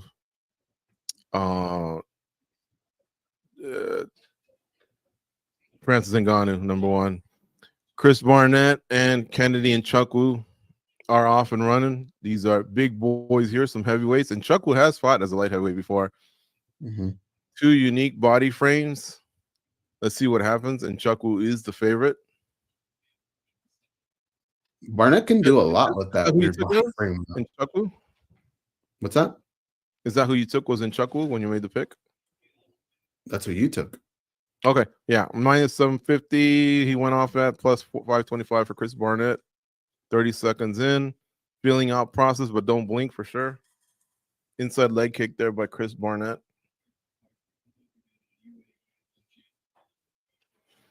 He's kind of stolen the show personality-wise and lands a nice overhand left right now. But yeah, he's kind of been taken over there in Abu Dhabi. Even his walkout had people cheering for him. He's got charisma, Yeah. If he can get a big KO, I'm telling you, he'll get a big pop. And that'll lead probably to another, big fight. That's what the UFC wants, is these guys that can headline fight nights and stuff like that.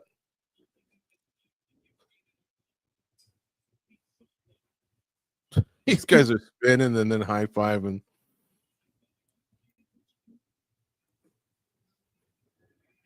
Neither guy threw a back kick, though. Inside leg kick there. Nice by Barnett. Jason Herzog, the third man in the octagon. One of the best refs in the game right now. It was fun seeing Jason Herzog's rise goes through Bellator and then eventually UFC, then main events, and then finally getting these important fights, these title fights.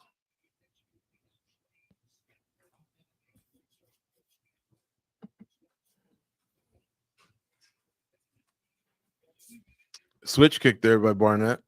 Spinning back kick. He's gonna waste a lot of energy though. A lot of these aren't landing.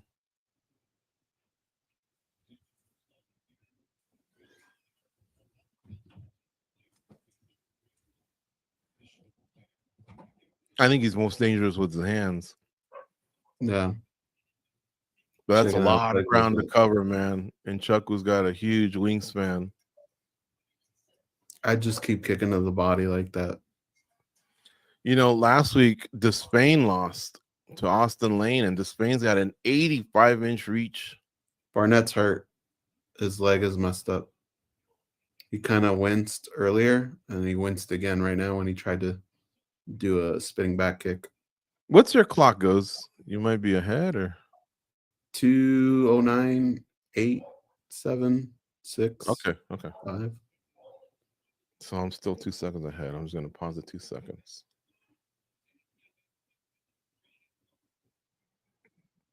We should be good now. Oh, and Chuckwu makes it look so easy there when he went to the head and grazed him.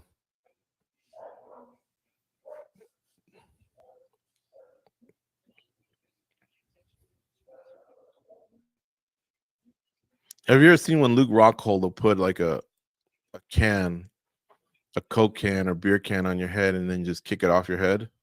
Mm-hmm. I've seen that backfire too much though on Instagram. Oh yeah, no doubt. But my point is, I wish I had hips like that. My hips are so tight. There's no way I could even think of doing something like that. Are you saying you wouldn't do the whole put the can on your head and trust Luke with this? Fuck no. See his leg? His back left leg is jacked up. Possibly. Now, that's a big dude, man. And the way he was moving around, yeah, he might have twisted something. Or it could be from getting kicked, right? And this could be the end right here. And Chuckwu's starting to tee off. He's covering up. Jason Herzog's taking a look. Oh, a nice knee up the middle. And now some big strikes from Chuckwu, and that's it. Jason Herzog mercifully ends the fight. Big win for Chuckwu. And yes, Barnett's still on the ground. He got lit up, man, like a Christmas tree with the hands.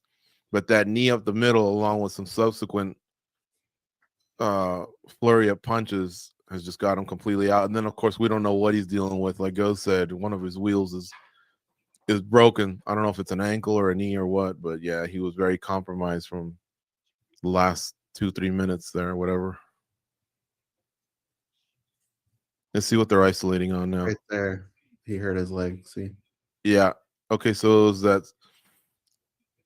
when he's spinning wheel kick to the head, when he spins, Paul Felder thinks he might have hyperextended a ligament. Now they're talking about it could be a hamstring injury. And I don't know that I don't know that it looked like he could actually hit that. Oh, yeah, that knee just went right to the body. And then you see a delayed reaction. And now he does hold a hamstring. Let's hope it's a hamstring and not like the back, because he's holding like the lower end of the hamstring. And that is kind of where your ligament's attached to your knee. I'd hate for it to be, an ACL or something like that, because that'll keep him out a lot longer. Someone in the chat said, hold on a second. Are you seeing there, Goze, that breakfast request? Okay.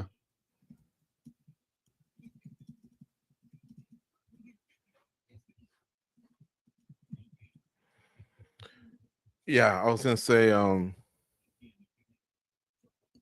investing in that kick. That's a tall guy that you're facing. Maybe he thought he could just reach him or something, but I don't think he invested right in trying to throw that kick. Anyway, yeah, I hope it is a hamstring and not some sort of a ligament. Well, hamstring injuries they hurt, but like when somebody's throwing at your head and you're protecting your leg, like holding your leg, that to me probably says it is some sort of ligament or something. Mm-hmm. In the chat room, somebody brought up Chris Camozzi being a champion at bare knuckle. Man, I'm happy for that guy. That's a nice fella. Yeah, he's a good guy. Man, he's still jacked up.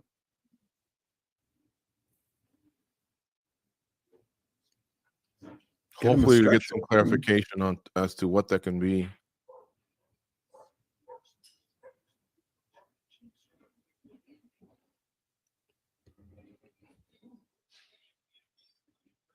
Okay, so they're showing Chris Barnett as he's getting introduced by Bruce Buffer. He's jumping up and down, and he kind of landed awkwardly and then landed against the cage. So it might have even started then.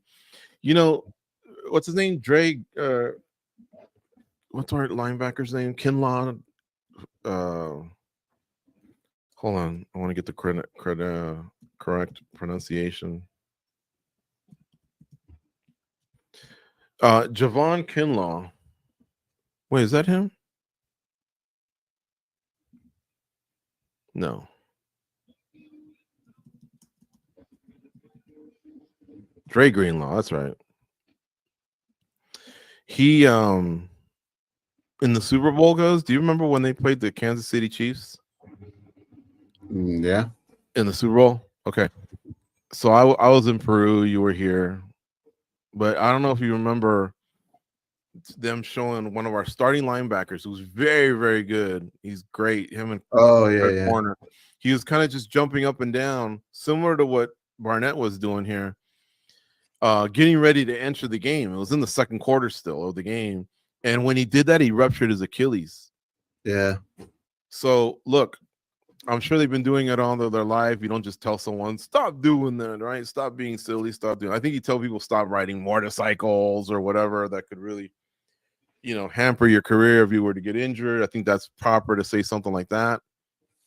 But, there's a lot of people that warm up in different ways. And that was one of the most random injuries I've ever seen in my life. And he still hasn't played for us because that happened in February.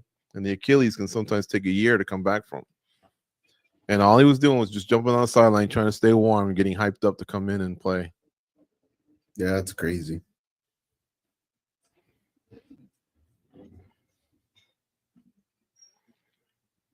Oh, congrats to Kennedy and Chuck Wu. The next fight, let's see. Let's talk about that.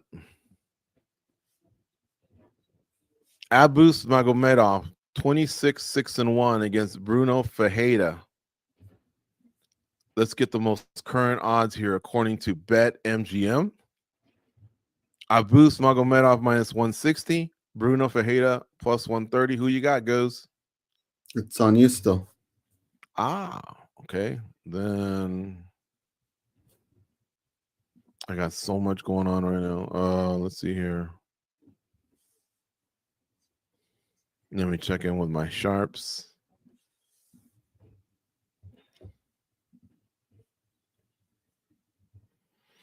Yeah, Magomedov, it looks like it's the play. Minus 160. So if you go to the top, you could see all of our picks for tonight.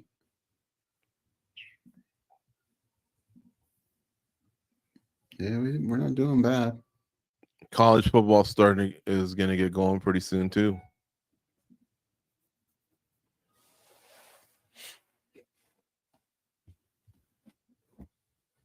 You like these cards early?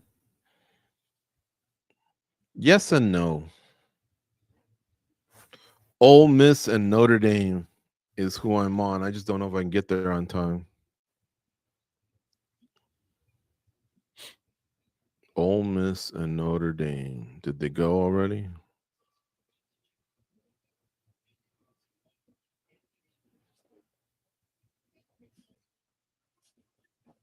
Yeah, whoever it was that was talking about Khamzat Chimaev and Robert Whittaker. That's still hours away. That's Guz's way of telling us he's sleepy. This is going to be a long day. Remember, last week we were in the same spot. There's still time to get Notre Dame and Ole Miss, by the way.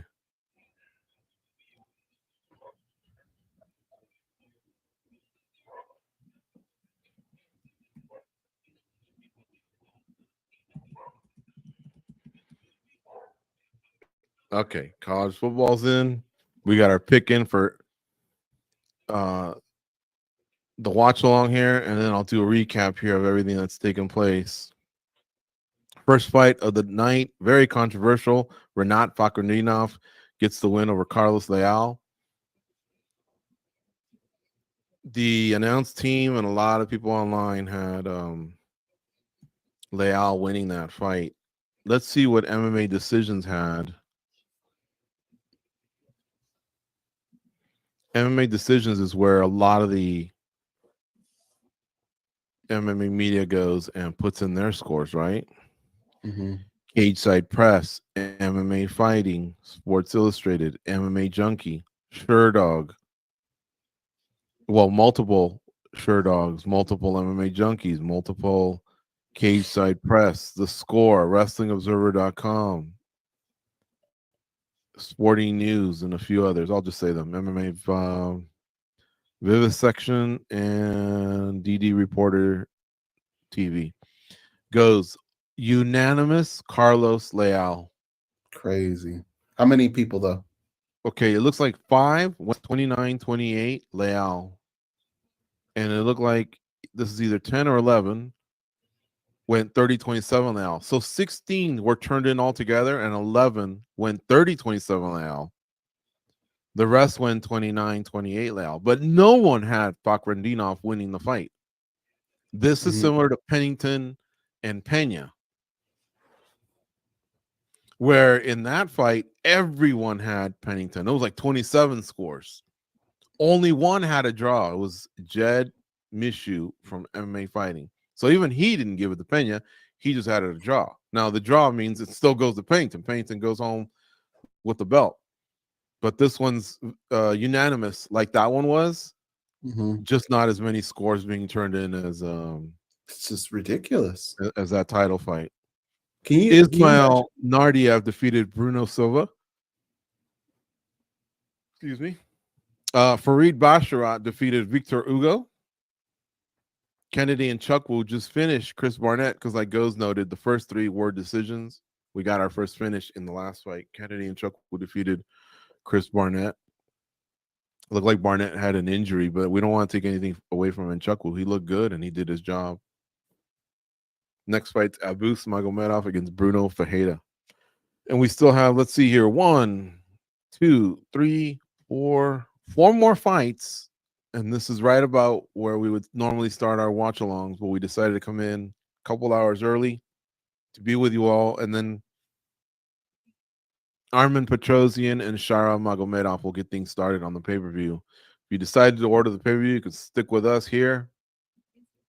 And if you don't, we'll tell you what's happening in real time. We'll be your eyes and ears. So if you choose not to order it, we got you covered. After Shara Magomedov and Armen Petrosian, there's Lerone Murphy and Dan Ige, followed by Magomed Ankalaev and Alexander Rakic, and then Robert Whittaker versus Khamzat Chimaev. Lastly, Ilia Topuria versus Max Holloway, or Chad Holloway is what they've been calling him in the chat. You know how those women that create a stir and they get caught online, you know, running their mouths or whatever, and like Karens? Called Karens, yeah. Yeah. I remember asking once, I go, what's the male? Oh man, I'm not gonna stop yawning. Okay, what's the male equivalent? And somebody said, oh, that's a Chad. And someone else gave it another name. I go, yeah, Chad sounds about right. I feel bad. I have a friend named Chad, and he's the nicest guy in the world. So he really shouldn't get lumped in there, but it kind of just sounded like a nice suburban name, I guess. And then yesterday goes, I was watching YouTube and something happened where someone got a little out of line at a Ralph's. I don't know if Ralph's is nationwide, but in California, it's like a supermarket. and somebody got a little loud, and then they started arguing with him, and he wouldn't go away. And somebody called him a Darren, and I thought that's perfect. I like that one better because A, it rhymes with Karen, and B, it still kind of has that feel of, let's be honest, it's the white women that got pegged with Karens, and our cousin's a Karen. A lot of you have met our cousin Karen. We're not trying to It was actually an opposite of racial a or anything, Karen. but what's that? She's actually the opposite of a Karen, even though she's the named coolest. Karen. She's the coolest, exactly. But that's the name, right? So I was like, yeah, why didn't they just go with Darren?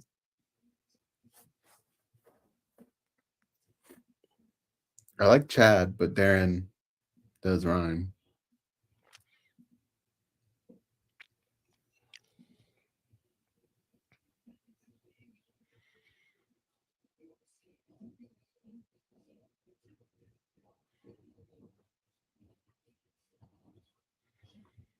A lot of Chris Barnett fans in the chat. They're bummed out about the injury, so am I. He's fun, man. He's fun to have around. He's a decent fighter. Probably not gonna win a world title or nothing like that, but makes things interesting. I really hope he didn't injure himself though in that before the fight. I feel like it was the spinning back kick that did that, but Well, I want people to lead their lives. And when I say these things, I don't want to come off as a Debbie Downer, a negative Nancy, whatever. But remember I mentioned the whole motorcycle thing earlier? If you'll recall, when Frank Mir won his title, he wasn't able to defend it because he got into a motorcycle accident and he actually broke his femur.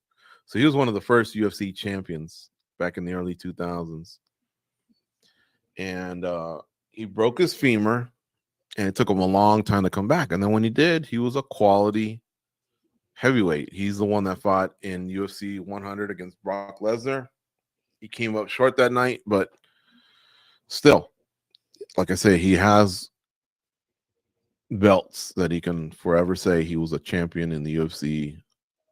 And but yeah, I don't know how much this impacted his career. And so in pro sports, a lot of athletes are banned from doing certain things. They just can't do them in their contracts. And now let's go back to, what was it now? It was about a year and a half ago. Jamal Hill is playing basketball and ruptures his Achilles. Mm-hmm. Well, what did that cost him? His belt. He basically had to turn in his belt. And that allowed for Yuri Prochazka and Alex Fajeda to fight for the vacant title. And then he's came back, at UFC 300 and lost to Fajeda. But I don't know if the UFC can control them that way because these guys aren't employees. They're independent contractors. But they can certainly figure out a way to influence their decision making. Sean Strickland rides a motorcycle, but no one's stopping Sean Strickland from doing anything, it looks like. Yeah, and he's I've actually seen his motorcycle go by. He ain't going slow, that's for sure. Well, and here's the other thing. I think he had a motorcycle accident where he shredded his knee. He had the same injury I did, a torn patellar tendon. But since then, he's come back to become world champ. It's almost like he came back better from it. But yeah, I don't know. They're never going to stop certain guys from jumping off cages or fences or doing the things that they do. I remember when Gage almost landed on Palomino's head doing that. Yeah. All right, our play's in, right? We who do we go with? Abus? I believe so. I'm gonna check. Can I change it to Fajeda or is it too late? No, I think we can. Fajeda's my pick. We gotta take some underdogs. Underdogs are more fun. All right.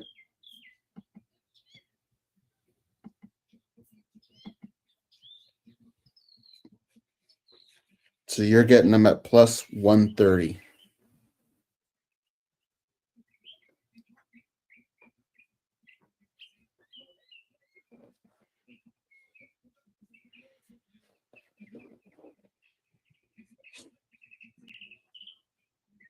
I don't mind John Gooden doing this. He does a good job at whatever they ask him to do, but usually for the last 10 years it seems like the ladies have been filling in this role. If it's not her, it's Heidi Andro. If it's not Heidi Andro, it's Charlie Arnold. Is that the name of the young lady that came over from ESPN?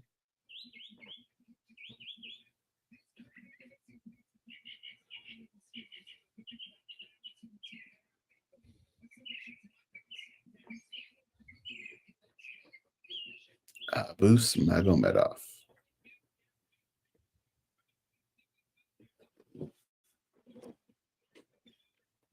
It's a tough cat.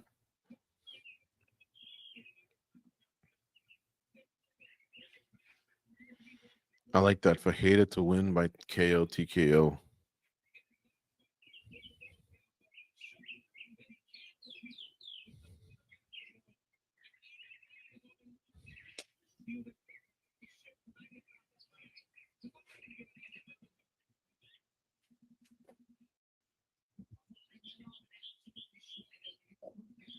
I just asked our pal if he's heard from Frank Mir. I'm excited to hear that answer.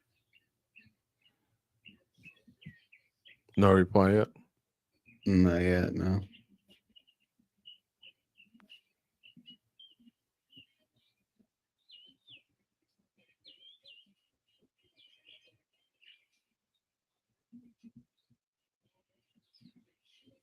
The odds are pretty spot on here. I think you have a shot at plus 130. 20 weeks. Jacob Montalvo, Sal D'Amato, they were the judges for the Silva Nardia fight. All experienced judges. Mike Bell, Hadi, Muhammad Ali, and David Lethaby. They came back and did the next one. The one that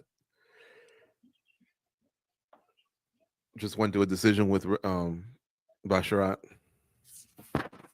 They didn't agree on every score.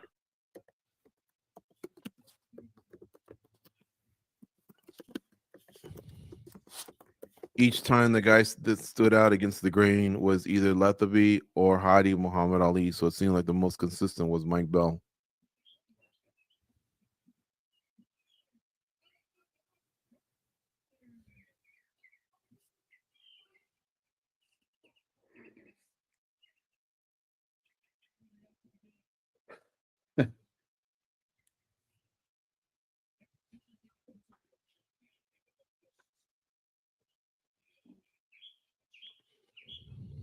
Who's this ring card girl?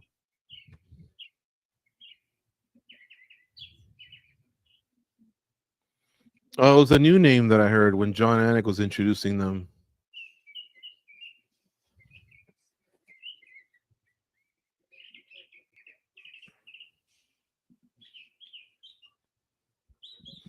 They're off and running.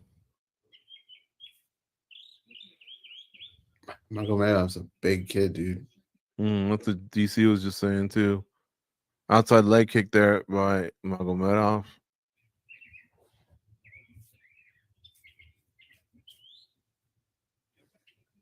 The hater reminds me a little bit of a Kelvin Gastelum.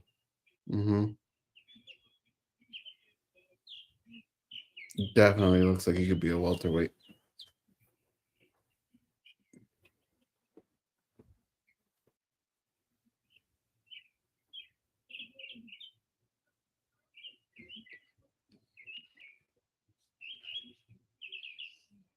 So all in all, this card when it's done, it's probably gonna end around 2, right? Dodgers go out at probably same time, 5:08, something like that. 5 p.m. I would imagine. Are you gonna take a killer nap before then? I don't know. Or just try and rough it all the way through and then go to bed early?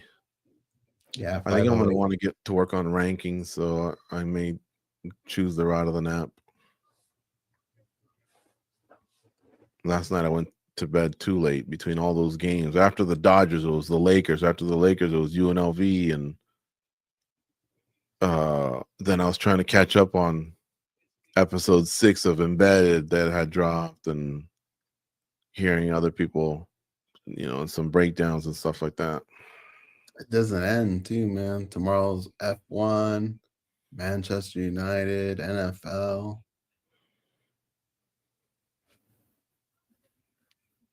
We got to do the show. Not a whole lot happening in this fight so far. So a lot of flinching back and forth.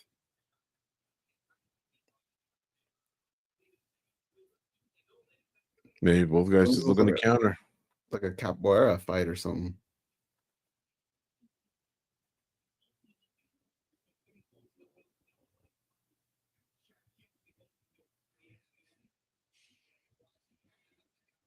Come on, guys. Like, seriously. We're at 220, 219, 218, 217, and a lot of flinching. It's like West Side Story out here. Somebody throw a strike.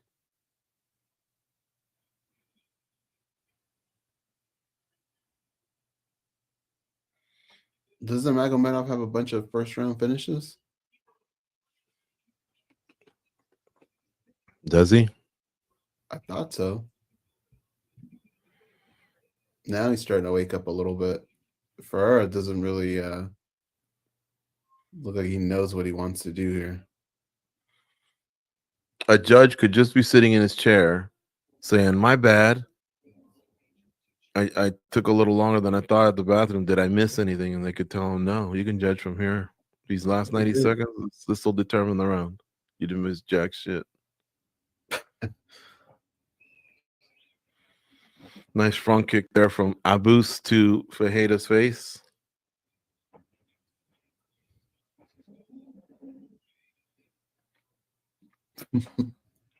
I'll never forget Frank Trigg being a judge halfway through a round.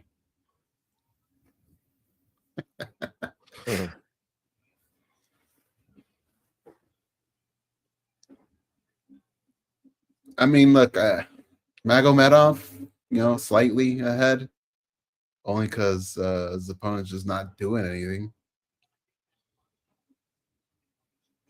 It looks very comfortable too, like almost like he thinks he's winning the round. Like 30 seconds left here in the round.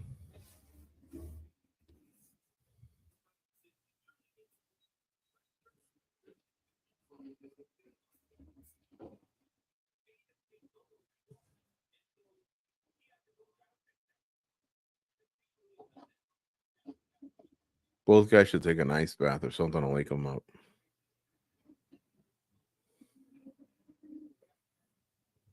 Like just bringing one of those pods instead of a stool.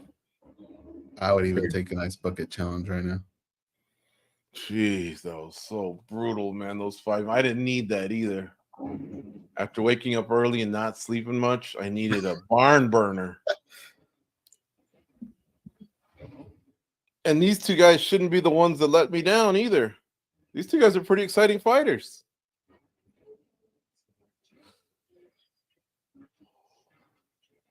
Oh, that's brutal. Where was Dana White? I haven't seen him yet. I saw him at the press conference, but I didn't see him at the weigh-ins. I don't know. They're just doing business deals or whatever.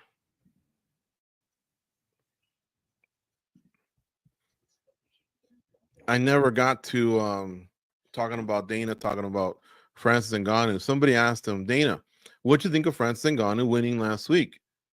And Dana basically answered everything but that. Like he could have at least said, "Oh yeah, vicious, big win, huge hands, ground." No, he mentioned how Don Davis is crazy, which he is. I agree with him there.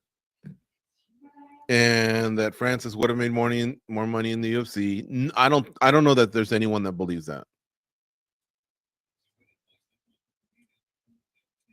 I think he'd have an argument if he said, had he stayed champ and stuck around to fight John Jones, I think we'd all at least listen. But yeah, if he lost to John Jones, and Dana did mention if he loses to John Jones, he was afraid that the money would go down. He has a point there, both of them. But that's where the money is if you're champ. But from what I've heard from Francis in camp, he would not have made like what he made in boxing. And Francis hasn't really been that outspoken other than say, I got my freedom and I got to do what I wanted to do. But I don't remember him being like a Jake Paul or something, just needling the UFC over and over. So he takes a question about Francis on his performance and then he switches it around, bitches about things, and then says he would have made a lot more money over here.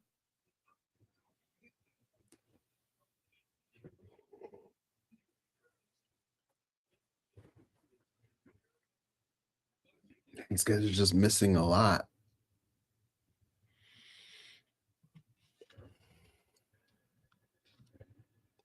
Like if the object of the fight were to hit the other guy's forearms, this would be a barn burner. Uh-huh.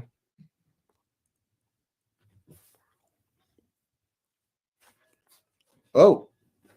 Fajeda, nice kick to the head. He's got Abus hurt. Abus does get a takedown, though. Fajeda's attacking the neck. Abus is out.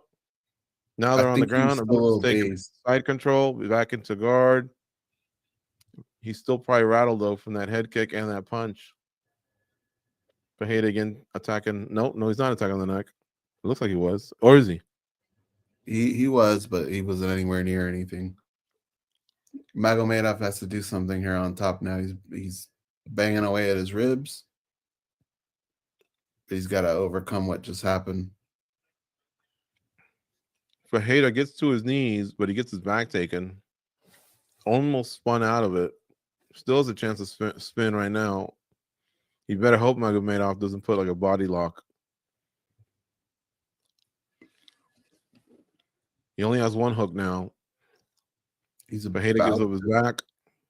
Now Abus has both. Now Abus slips off and Fajeda's up. 2:15 left here in round one. The crowd wakes up. I woke up. Nice right hand there from Fajeda. Another right hand from Fajeda. He's jabbing because he's in the southpaw stance right now.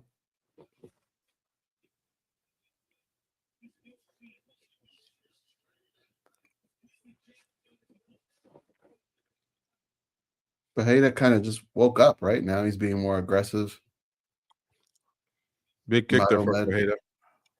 Magomed looking for a takedown, couldn't get it. The tide's turning a little bit here.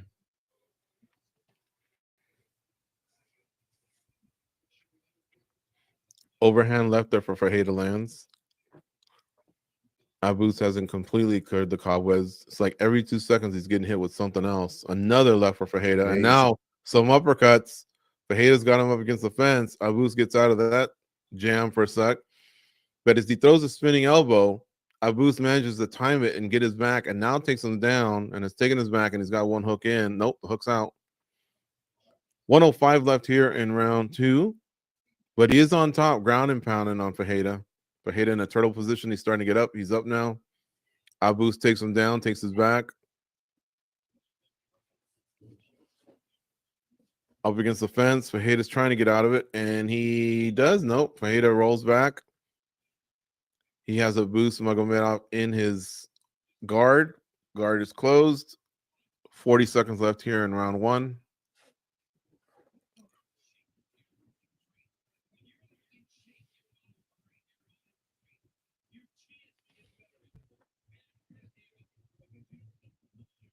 Magomedov spent some time on top, but he just hasn't done much with it.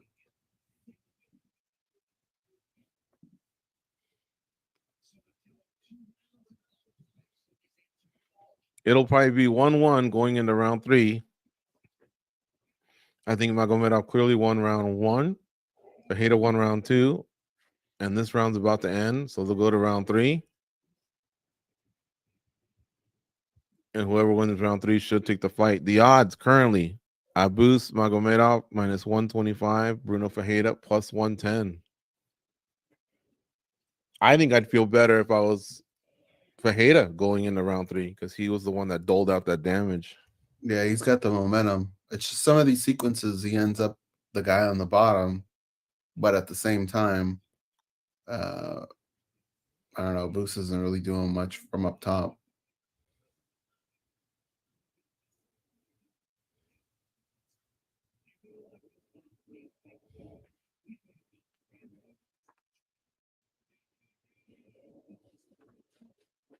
They're doing a commercial right now for On It, Alpha Brain. That's still around? Yeah. I think I'd be willing to give that one more shot. It wasn't bad, and I felt sharp afterwards. It's just those nightmares, dude. Oh my God. I was in hell, dude. Praying for Freddy Krueger to show up.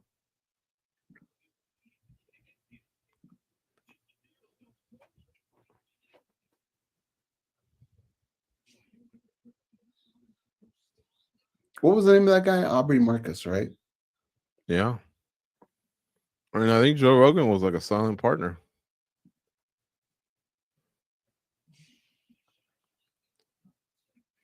If that wasn't enough, if you're into pop culture, all those games yesterday, and then we're just SoCal guys, so really, I'm sure there was games everywhere. But if that wasn't enough, and you're just all into everything, even Rogan had Trump on for 3 hours yesterday. Mm-hmm. So it was a good night to stay home if you just wanted to be entertained between sports and politics. Ooh, nice left by Abus Magomedov. They're kind of talking smash now.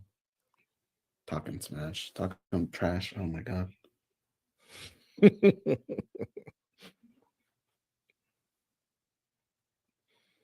What is talking smash? Is that a lighter side of talking trash? If you're talking smash, I think you're talking shit about food, maybe. You smash some food. Ferreira's left hand's nice, man, when it comes up over the top. Yeah. Oh, Abus landed a nice left. Fajeda answers. Fajeda with the 1-2 right now. Oh, that little spinning back fist might cost him a takedown. Nope. No, it does. Abus Magomedov gets the fight to the ground. Fajeda's on his back. Yeah, sometimes those unorthodox strikes, like Barnett's little wheel kick, spinning back kicks that he was throwing, they weren't really paying off, and he was landing awkwardly. That one might have cost him an injury. In this case, Fajeda got taken down. He was just off balance. He needs to get up. He's gotten up from this a few times. He goes through a few steps here. But remember, we said probably 1-1 going into round 3, and now we're almost halfway through round 3. And you probably have to be giving this round to Abus Magomedov. Fajeda looks like he wants to turn into him, and he does. Can he finish it? Nope. Abus Magomedov does a good job of holding on to a choke, which led to him almost taking his back. But Fajeda spins, is standing. They stand up, and they're in the center of the octagon. All right, let's see who's fresher. Abus Magomedov again with another explosive double leg, gets the fight to the ground. Fajeda's taken down and throws some elbows. Gets a warning from the ref. Some of those might have been hitting the top of the head. One did kind of hit in the mohawk area. Illegal spot, yeah. Abus Magomedov setting up an arm triangle. Clear it. And he's going for it. Get your leg out. Can he get it? I think he's in a tap. Yep, it's over. Abus Magomedov defeats Bruno Fajeda. After they stood, it seemed like Bruno Fajeda for a moment just got lazy, and Abus exploded really, really nice on that takedown, and that led to this finishing sequence. Bruno Fajeda seemed like he had a good beat on the takedowns and things like that. He wasn't making it easy. Like, this one was easy, but I think it was because he caught him off guard. He caught him sleeping. And a credit to Abus for being so explosive in round 3. I mean, that was a beautiful takedown. It looked like how wrestlers look in round 1, where everything's like explosion, you know? I mean, both of his feet came off the ground. Yeah. It was just a mistake.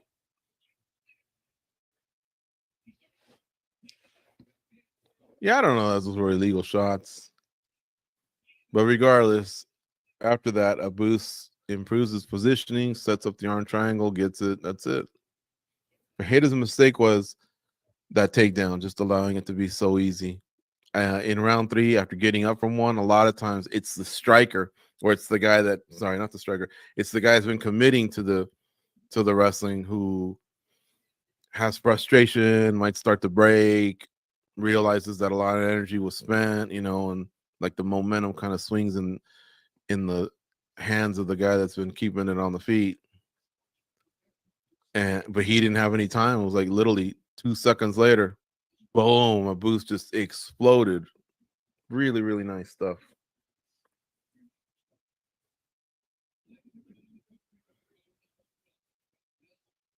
Well, who's the next fight, George?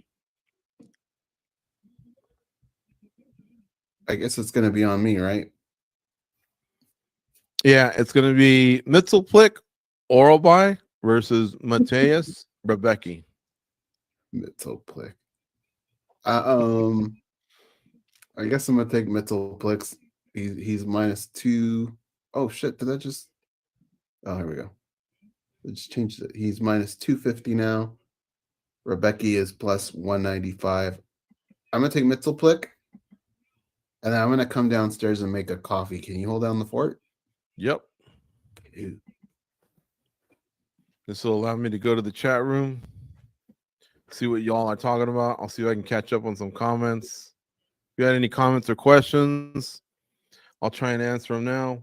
I'm going to scroll back just a little bit and see if I can get a feel for the last couple fights that I think I missed out on.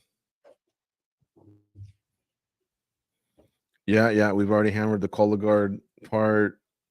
Hanan Fajeda, Tom Aspinall, Francis Ngannou, Chris Camozzi's the new BKFC Cruiserweight champ. Why wasn't Gane versus Aspinall made? I'm not sure Aspinall would get through him, says Zerab Jamal. Well, Aspinall now has the alternate spot again in UFC 309 in November. When John Jones faces Stephen Miocic, Tom Aspinall is going to weigh in as the alternate, the same way Diego Lopez weighed in as the alternate yesterday for the Ilia Topuria Max Holloway matchup. And there's a good chance. This is what I believe, folks. I think the winner of Jones and Aspinall is going to retire. So Aspinall will become the champ. And who his first title defense will be, I don't know, but I suppose Cyril Gane's going to be one of the guys is going to be considered, right? So now's the time to plead your case, right? When get into fights, win those fights. Because I think, again, the Jones Miocic winner just says thank you, see ya. I don't know if he does it that night, or maybe it'd be smart to take a little bit of a PR tour or something and then retire, soak that up a little. But it's just from the way they sound. Now, Gane himself has a fight coming up against Alexander Drago Volkov, and it's December 7th. Now, should Gane win that fight over Volkov, in addition to the win over Sergey Spivak, then even though it's only been 2 fights, it will have been 2 fights since he lost to Jones. It's a new champ. It's a new matchup. I don't see why he wouldn't be there. And it's got a storyline there. France and England have been rivals in other sports like soccer and rugby, for example. So I could see that. But Gane needs to win. He needs to make a splash, right? What does that mean? Win the fight. hopefully a finish, and then say something in your post-fight speech, right? That gets the champ's attention. Here's an example. When Francis Ngannou defeated Renan Ferreira last week, John Jones was very polite and respectful. He goes, I see you. I see you. He gave him his praise, his flowers. And we know they can't fight because one is in the UFC and the other one's in the PFL. But had one been there, right? I think it was his way of saying, wow, you deserve your flowers, your congratulations. And I can see how you and I would be good business and it would be a good fight for us in the future. It was that type of respect. So that's what that's what Cyril Gane needs to do if he beats Alexander Volkov. Make a statement, win, say something, catch the attention of the champ. Because by then we'll know what's what. We'll know who the winner of Miocic and Jones is. Maybe one of them retires right away. Maybe they don't. Maybe one already announces that they are going to fight Aspinall. Maybe Gane would have to fight the winner of that or just take another fight. We don't know. But a lot of things will be cleared up by the time Gane and Volkov fight on December 7th. Sometimes it's just the waiting game. All right, let's see what else is in the chat. People are ignoring Stipe shut down Francis. Nobody in the world could have done that to Francis. I mean, that was 2018, I think. They dwell on the rematch. It's 1-1. You're right, but I think a lot of it. I think Stipe was going to win anyway that night. But yeah, Francis was tired very early on.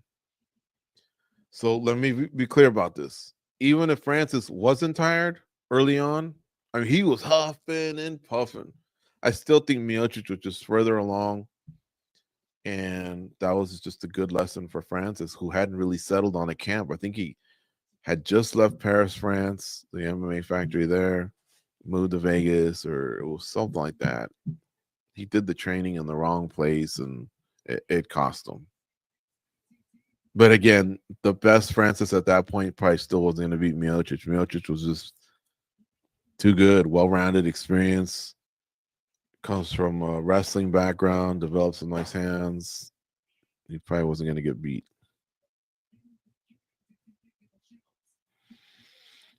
Joseph Rosa says, back to Megan Levy. She did a one-on-one with Max Holloway. He did. Don't think Megan does football. She does. Every NFL Sunday, she's on a sideline. At least she has been this year. She has been for like the last 3 years. She's a sideline reporter, and I think she works with Kevin Harlan or Kenny Albert, that crew. Because I've seen her do the sideline pick and the pick with the crew. So she does do football. And let's see here.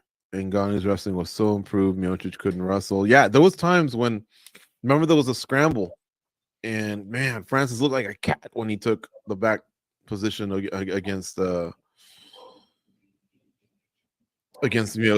And then he started raining some punches. That's the argument I was having with my cousin. Like, the ground game saved Francis in the Gane fight. It put him in a good position to win the Miocic fight when he won the title, and it definitely helped him win the title against Renan Ferreira. Well, he technically did win a title there, the super fight title or whatever it's called, Battle of the Giants. They won a belt there. Bruce Buffer announcing here the next participants. Let's see if I can get through a few more.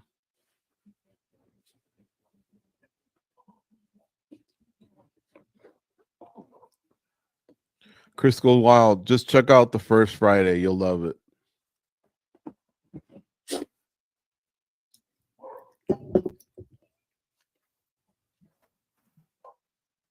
I'd love to see Chris Barnett and Roy Nelson as well. Chris Goes Wild. I think Roy's doing bare knuckle now, or bare knuckle MMA, and Chris Barnett's still with the UFC. So we won't see it in the UFC, but the two big belly boys at some point would be nice somewhere.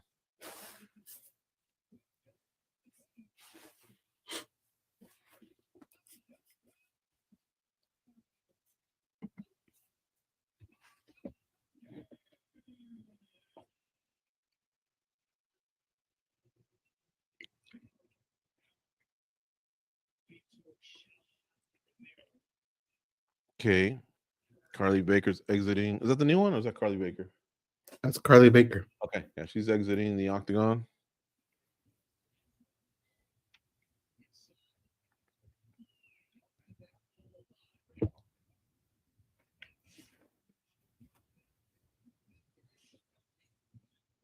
Okay.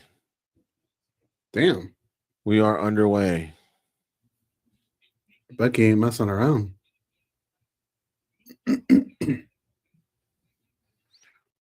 Becky's the other Polish lightweight. Mateusz Gamrot gets all the praise. He's kind of the higher ranked fighter. He's been in bigger fights, but Rebecca's the other one.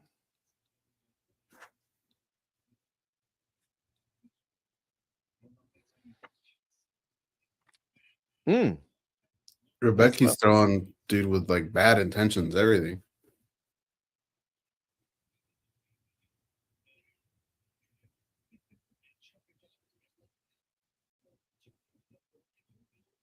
Nice inside calf kick there by Rebecca. Nice uppercut there by Oralby.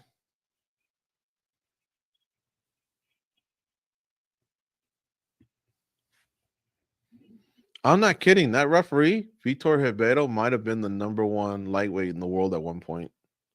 Right around the time that grappling or in MMA? Culver, BJ Penn, Dean Thomas, Matt Serra, Jay-Z, Cavalcante. I think Gilbert Melendez was starting to just get going as well. Josh Thompson from Weighing In Podcast. He's a former Strikeforce lightweight champ. So around that time, early 2000s to the late 2000s, Pride had some good ones. Shinya Aoki, who I think still fights.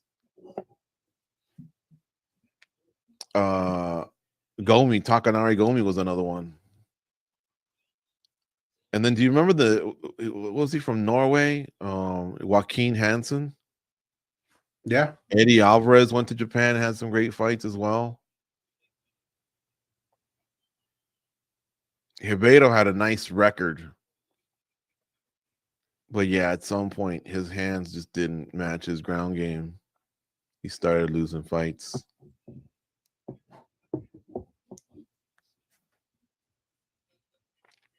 Everybody needs to wake up a little bit. He's fighting Rebecca's fight right now.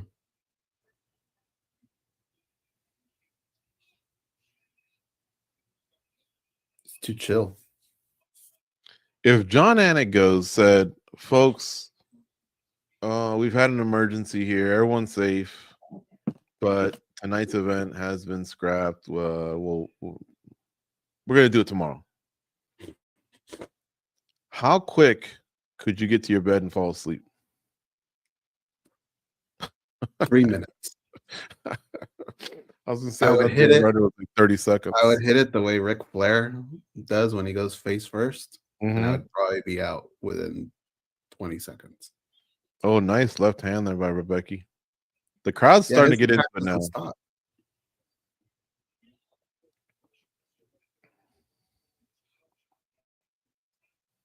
I know, like, people probably tripping like 7 a.m. Like, what are you used to waking up at noon or something? Like 7 a.m.'s early, but it's not like crazy early. But you got to wake up earlier to kind of set this up. And we stayed up kind of late on a high off that Dodger win. So, yeah, normally we're not this tired, but because we do spinning back click, roughly around the same time. It's not like we're sucking wind every day. That was a nice left hand from Rebecca.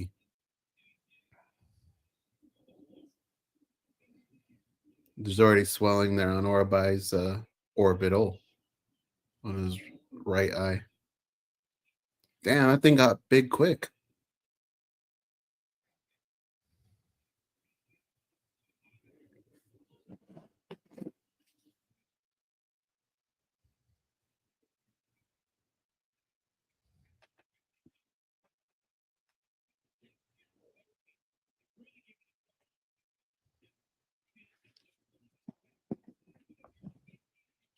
Look how big that eye is now, George.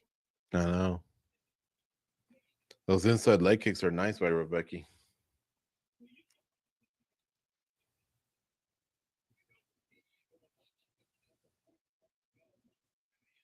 They're pointing it out now by the broadcast team. They said it might have been an elbow that snuck in. Nice left there again by Rebecca. The 10-second clapper went off. So the end of the first is coming up here. Okay.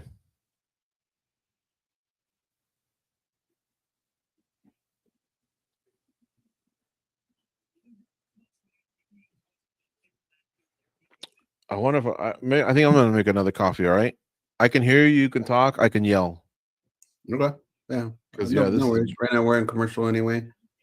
Commercial for Hulu. Brutal, and I want to be sharp. Who, by the way, wants to up their prices every other week. I'm getting an email from Disney Plus or something. Guess what? We're raising rates. They've done it every year, haven't they? They can't figure that shit out. Enough already. What's this shoe right here? Are you looking at a cane shoe? No, I'm looking at Dunkin' Donuts. Oh, it looked like those Crocs, but it kind of had this look to like how Brooks' running shoe is. It looks like it could be comfortable though. I thought you were making a coffee. I was, but this distracted me, and I'm wondering if I should wait till this fight's over and just tough it out. I need some caffeine. I'd even take that shot that Uma Thurman took in Pulp Fiction to the heart. I think I'd take that right now.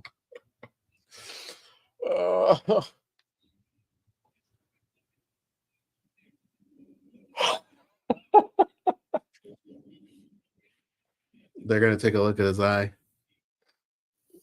Doctor's looking at it.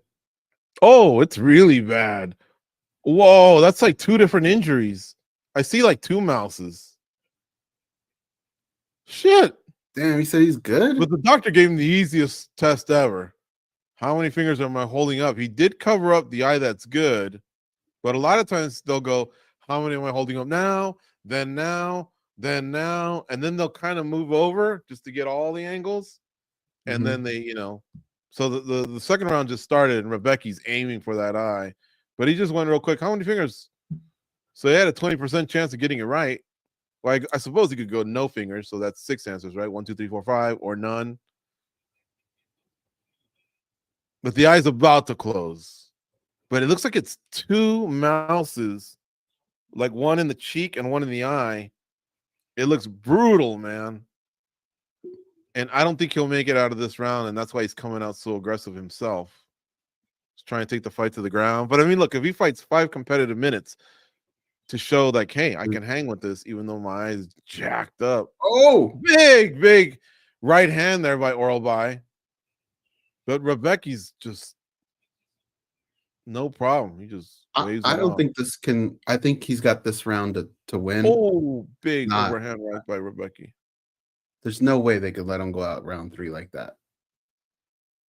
Well, if it's the same judge or same doctor, I would just say, fool, you let me go out for round 2. Look how great I looked in round 2. Why aren't you letting me go out in round 3? I've proven to you that I can fight with one eye, even if it's one eye.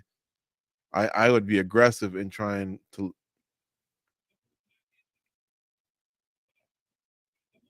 For those of you who can't see at home, picture pulling open your eyelid and stuffing a golf ball down.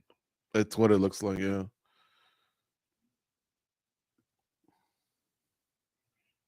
Oh. Rebecca's left hand, dude, just keeps landing over and over.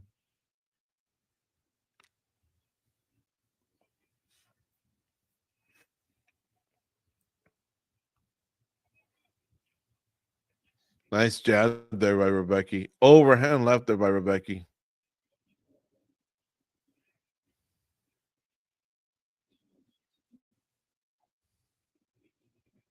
Oralby's tough, dude.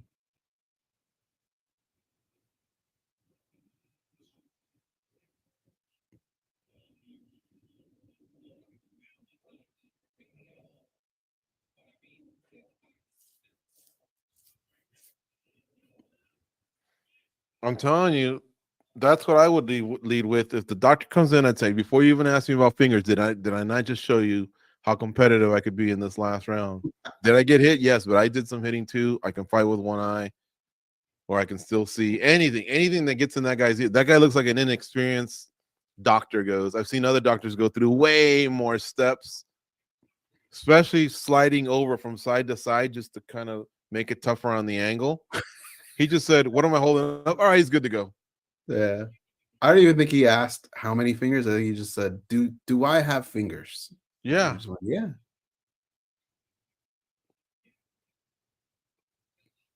I think the doctor said, "How many fingers am I holding up?" And Oralby only said 2, but it was because he was about to say, "To be fair," and then he was gonna, say something, but he got lucky. He said 2, and the guy goes, "That's it. He's good." Mm-hmm. I mean, the doctor got out of there so fast. He looked like a parkour guy. He might as well have just jumped over the fence. He wanted nothing to do with the controversies of the booze, the rain down, or nothing. He was out, dude. Like he had the over or some shit. That being said, everybody's got a takedown. And oh man, there's a lot of blood coming out of Rebecca. Out of his eye He's now. leaking. And Oralby, look at that. Oralby's now got some ground and pound. He's kind of riding them like Francis rode for Hayda last week. If you watch that one, Rebecca does get back to his feet. This fight's bloody, and these guys are starting to threaten the first fight. Remember that one goes with Renat, Fakridot, Fakridot, something like that.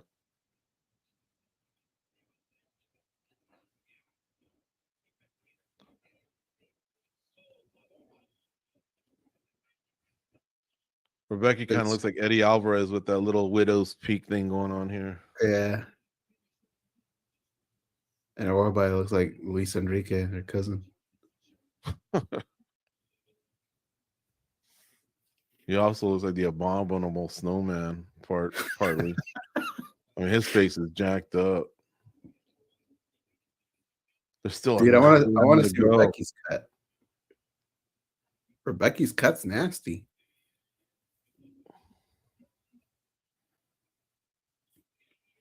I would scream at the doctor right now and go, "Don't come in here. I can fight. I just showed you I can fight." From a headbutt.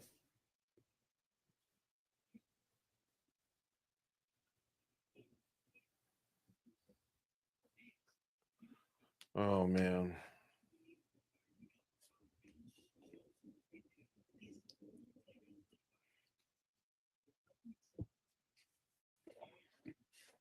You know what I think what lacks in this sport goes? I have 60 seconds to get this point across between the commercial. I'm going to tell you in Spanish. So if you guys understand Spanish, you guys will get a head start. Este deporte necesita más pendejos. There's 2 pendejos. There's pendejo when you're stupid. That's what they say in Mexico. In Peru, pendejo means vivo, somebody that's slick, on top of it, street smart. I think we need more of those pendejos, right? Like what I was saying, people that know how to sway somebody or, be a step ahead. And I'll give you an example. Hopefully the cornermen of both of these fighters were getting in the way of the doctor, because you could tell that's an inexperienced referee. So there was a way of making sure that referee did not stop that fight. And I was hoping in between rounds, the fighters would be pendejos and convince them, get out of here, stay out of here. We got this. Mm-hmm. Now, an experienced doctor would say, don't talk to me like that. Get back. I'm going to go through my sequence of steps or whatever. Some doctors are more pendejos and they know how to do their job and do it right. So that in the end, they do move this way or that way.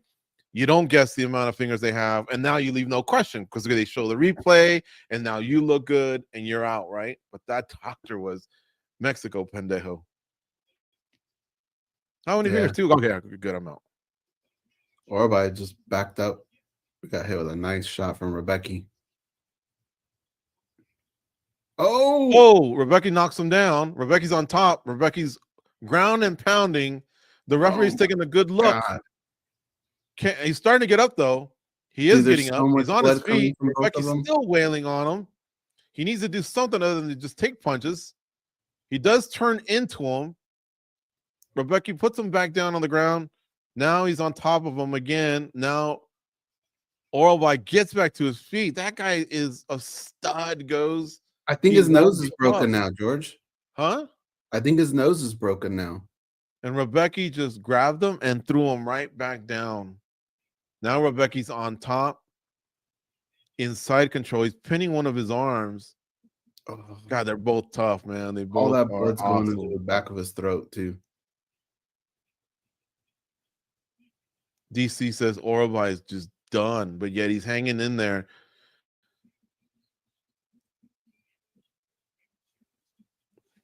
Oh, his eye is just blowing up.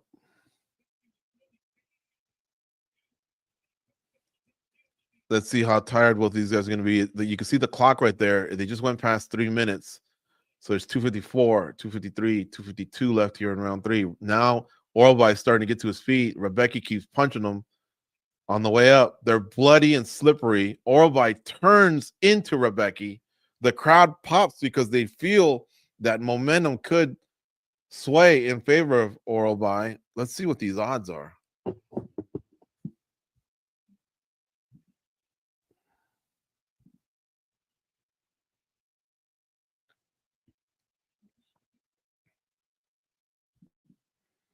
Now Orabai is taking Rebecca's back, and he's punching ground and pound. So much blood everywhere. And now Rebecca takes him down and lands on top. There are no odds right now on live bets, and I don't blame them. How do you even venture to guess what's happening here? All I see is 2 zombies, honestly.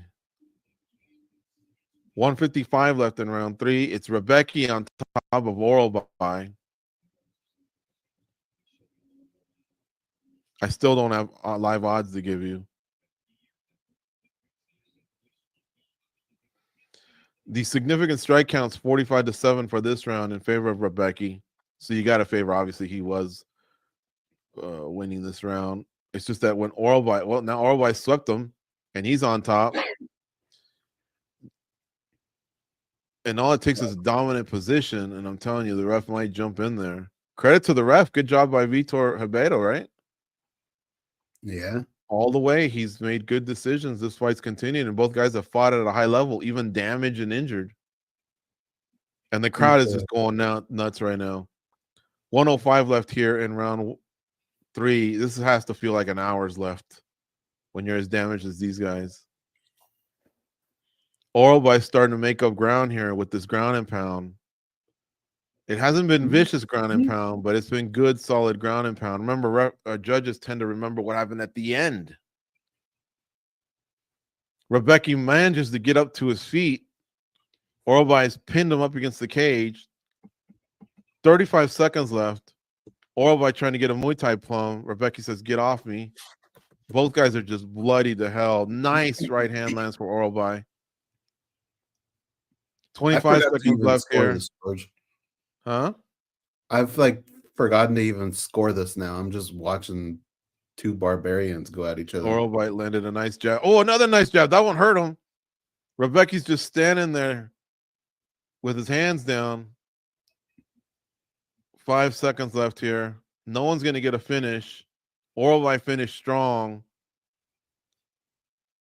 Dude, wow. 10 minutes ago. Wow, 10 minutes ago. What a fight.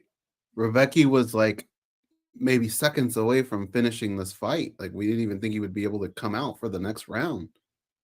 And then his eye got cut, and now all this. Holy shit.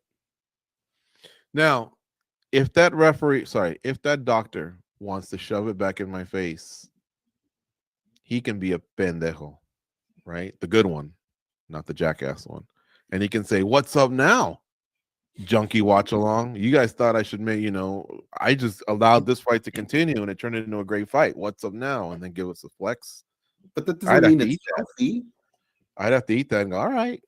What can I say? Because had he stopped it, we wouldn't have gotten those excellent 2 rounds. We got 2 crazy rounds right now. And so how do we make sure that this fight gets remembered past this weekend? We got to talk about it on Spinning Backclick, on Junkie Radio. We got to make sure we give our fair share of tweets and retweets to be fair to these fighters so that we all can remember, right? Like next February when we go Orabai, who did he fight again? Rebecca? What did he do in his last fight? We shouldn't do that. We need to remember what they did. They put forward a great effort. And so hopefully they take that next step, the winner, and the loser doesn't lose too much stock. And now they're regarded as like not household names, but they're working their way there. You know what I'm saying? Mm-hmm. Agreed. That's what happens in Man, this sport is too many great fights and fighters just get lost in the shovel of thanks for your work. See ya next week's fights. And then we turn our attention to them. I mean, it wasn't that long ago that Tyra and Royval fought, right? And we were saying how amazing that fight was. Yeah, look at Oralby's face goes. Oh, look at his eye. Look at Rebecca. He looks exhausted too.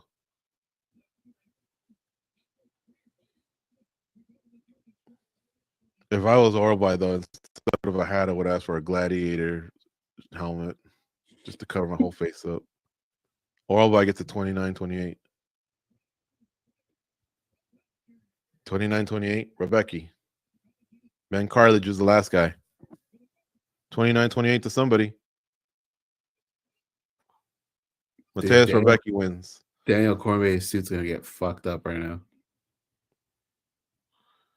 Yeah. Ooh, man. He may have had it locked up going into the last round, or he may have won it late in the last round. Because remember, he had like a 45-7 significant strike count before Oralby kind of finished strong. Oh, man. It all starts here. DC's giving them praise. Let's hope they give the loser some praise. Let's see what Becky has to say.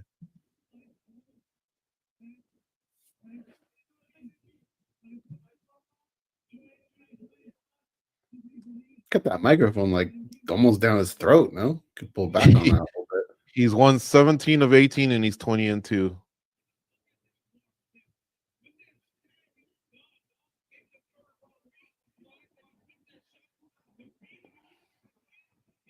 I thought that's the shot that did it. This fight really went back and forth a lot.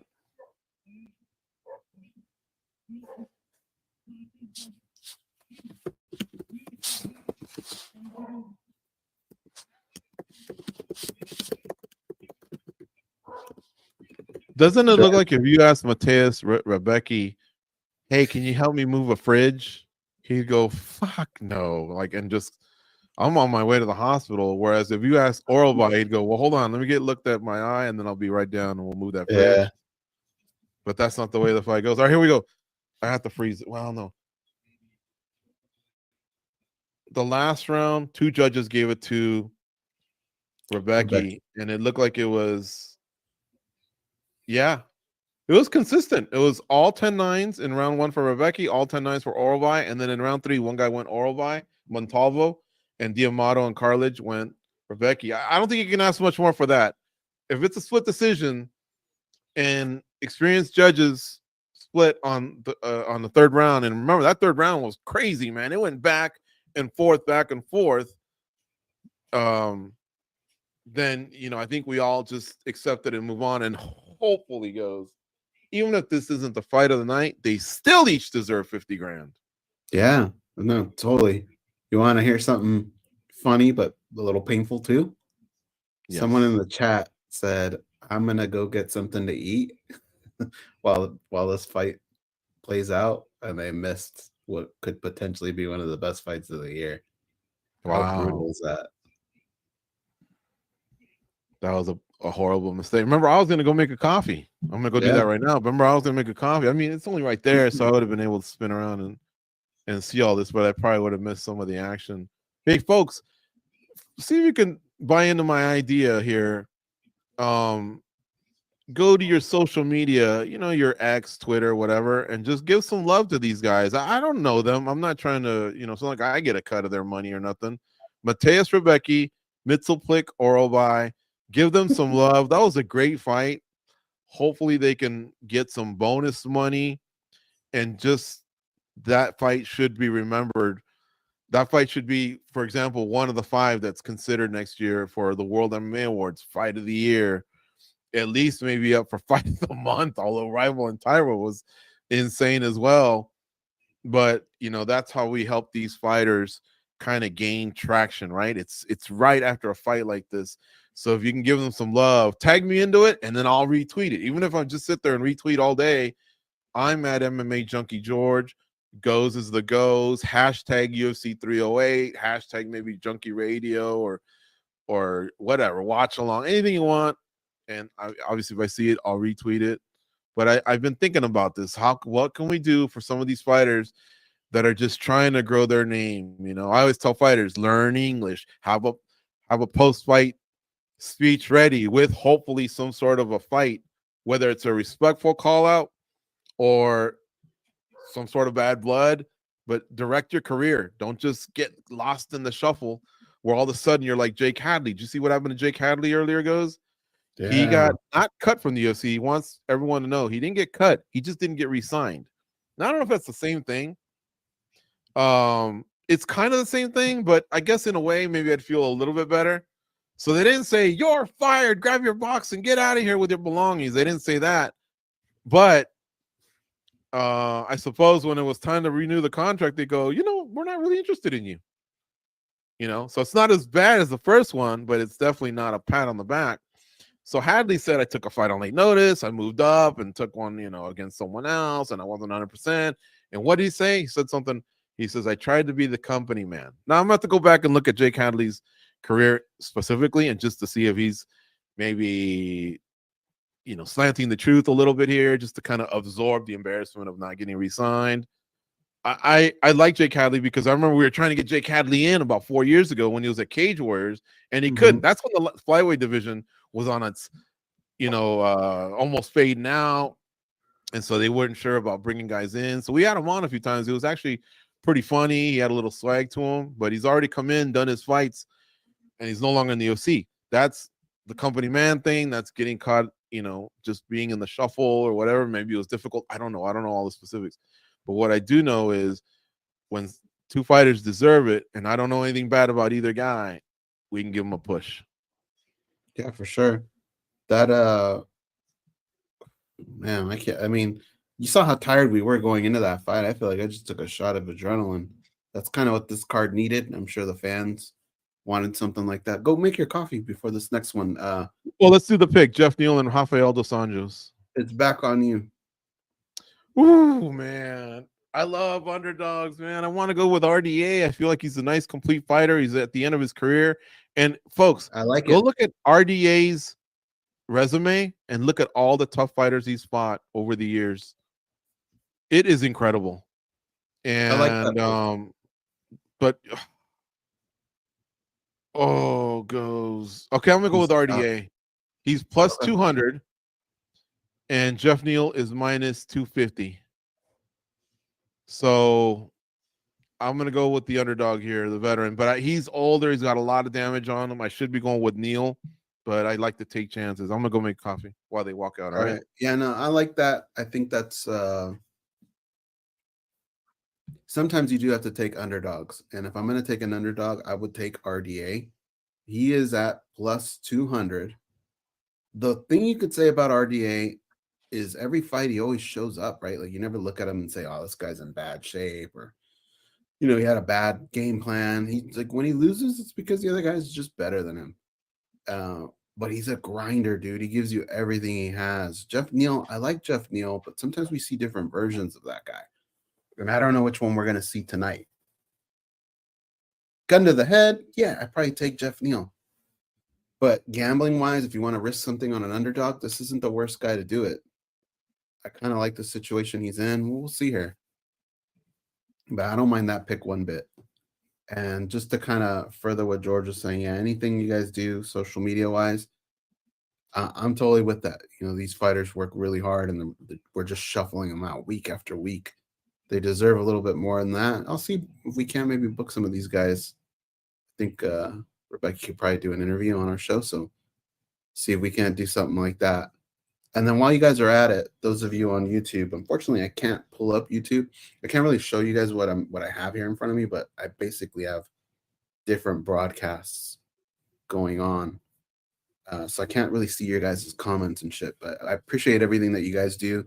Thanks for tuning into the watch along. Thanks for tuning into Spinning Back Click, MMA Junkie Radio. We always appreciate your guys' support. Like without you guys, we would have never been able to get to where we're at today. It's 18 years of doing our show, so we know that we don't do that just on our own. It's with the help of you guys, and we really appreciate that. So thanks for tuning in. Thanks for hanging out. your comments, your fucking names crack me up, dude. Some of these names that you guys have, when George says them, like I don't even hear the question. I'm just laughing at the name. Like Platypus 426. Like none of it makes sense, but it makes me fucking laugh. So yeah, thank you for that. Jeff Neal is now walking out to the cage. If you've ever tuned into these before we get to the pay-per-view, because most people can watch these, we kind of chill a little bit. You know, we're not really calling play-by-play because most people can see that when we get to the pay-per-view, it's a little bit more structured, a little bit more play-by-play. So we like to have fun right now. So yeah, if you guys want to have fun with us, go right ahead. We appreciate that.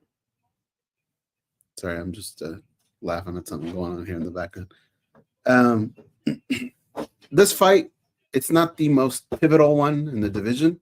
It's just a good fight. You know, sometimes the UFC has to put these types of fights on. But both of these guys, Jeff Neal and RDA, are kind of like two names where when you see them pop up on a pay-per-view, it's what makes you buy it, right? Like you just know you're going to get something good out of both fighters. You know, neither one's going to be fighting for a title anytime soon, but it's a good matchup. You appreciate it.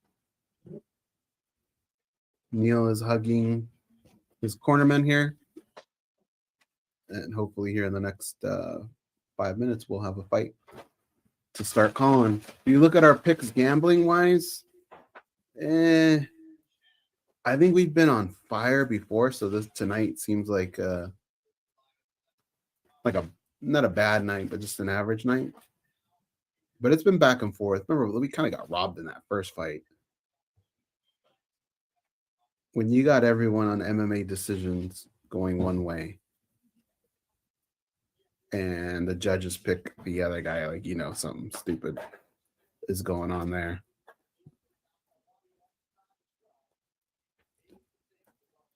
And that kind of, for me? Oh, thank you. That has always cracked me up because fighters, when things don't go their way, thank you, they're kind of screaming, right? Like, what does the media know? You guys are crazy. You've never been in the cage. And then when the decision doesn't go their way, the first thing they go is, look, the media had it our way this whole time. All of a sudden, we're experts. Bruce Buffer looking sharp tonight. Definitely one of the nicest dudes you'll meet in mixed martial arts. That being said, Joe Martinez also is like one of the coolest dudes you'll meet.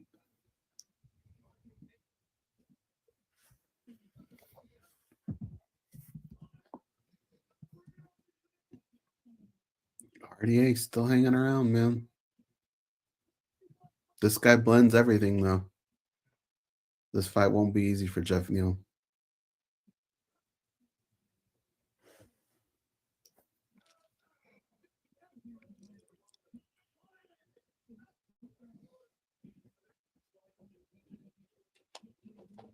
Dude, look how big that guy's feet are in the background, George. Is that Ronald McDonald? That can't be real. Who? The guy, the commission guy or whatever. Look at his feet. They do look big.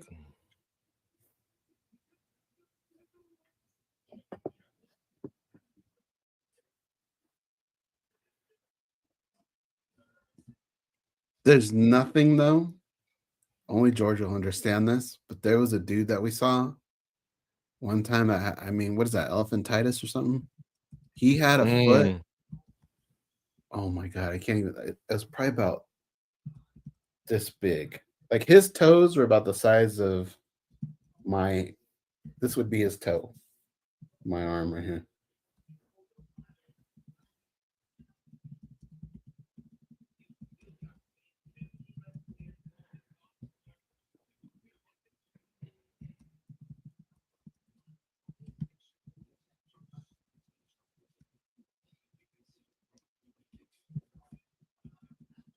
I like your pick, George. We'll see how it plays out. Jeff Neal got a lot of energy right now, though, early on, moving around, bouncing side to side. Yeah, and what happens usually with these veterans is one day they just get old in front of your eyes, right? And a young guy puts it to him. And this is a good quality young fighter who's big. Remember, Dos Anjos made his living mostly as a lightweight up until the last few years, and there's a big punch from Neil that puts Dos Anjos on the ground. But then Dos Anjos has been in there with Robbie Lawler. You know, he's been there with a lot of great fighters. You know, at welterweight.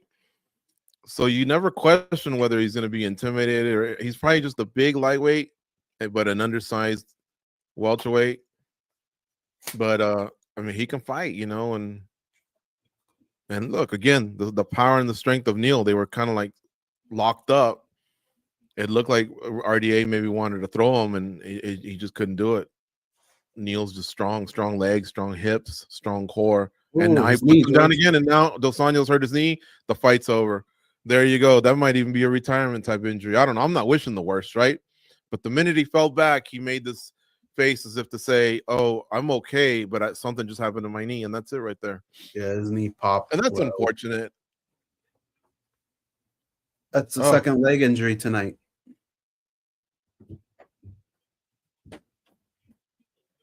But Jeff Neal looked great so far.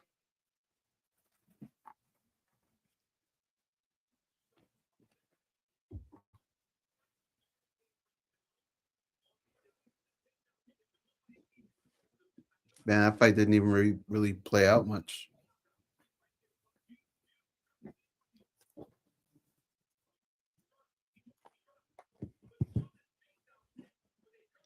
So DC's thinking it might have happened on the knockdown before. No, it happened right there. You could see it buckle. That's an ACL. Mark Smith immediately waved it off, so he didn't have to take any follow-up punches. That sucks. And see, RDA's older now, and so this is how he makes his living, man, feeding his family, you know. And he takes on all the tough matchups. So I want to tie something in.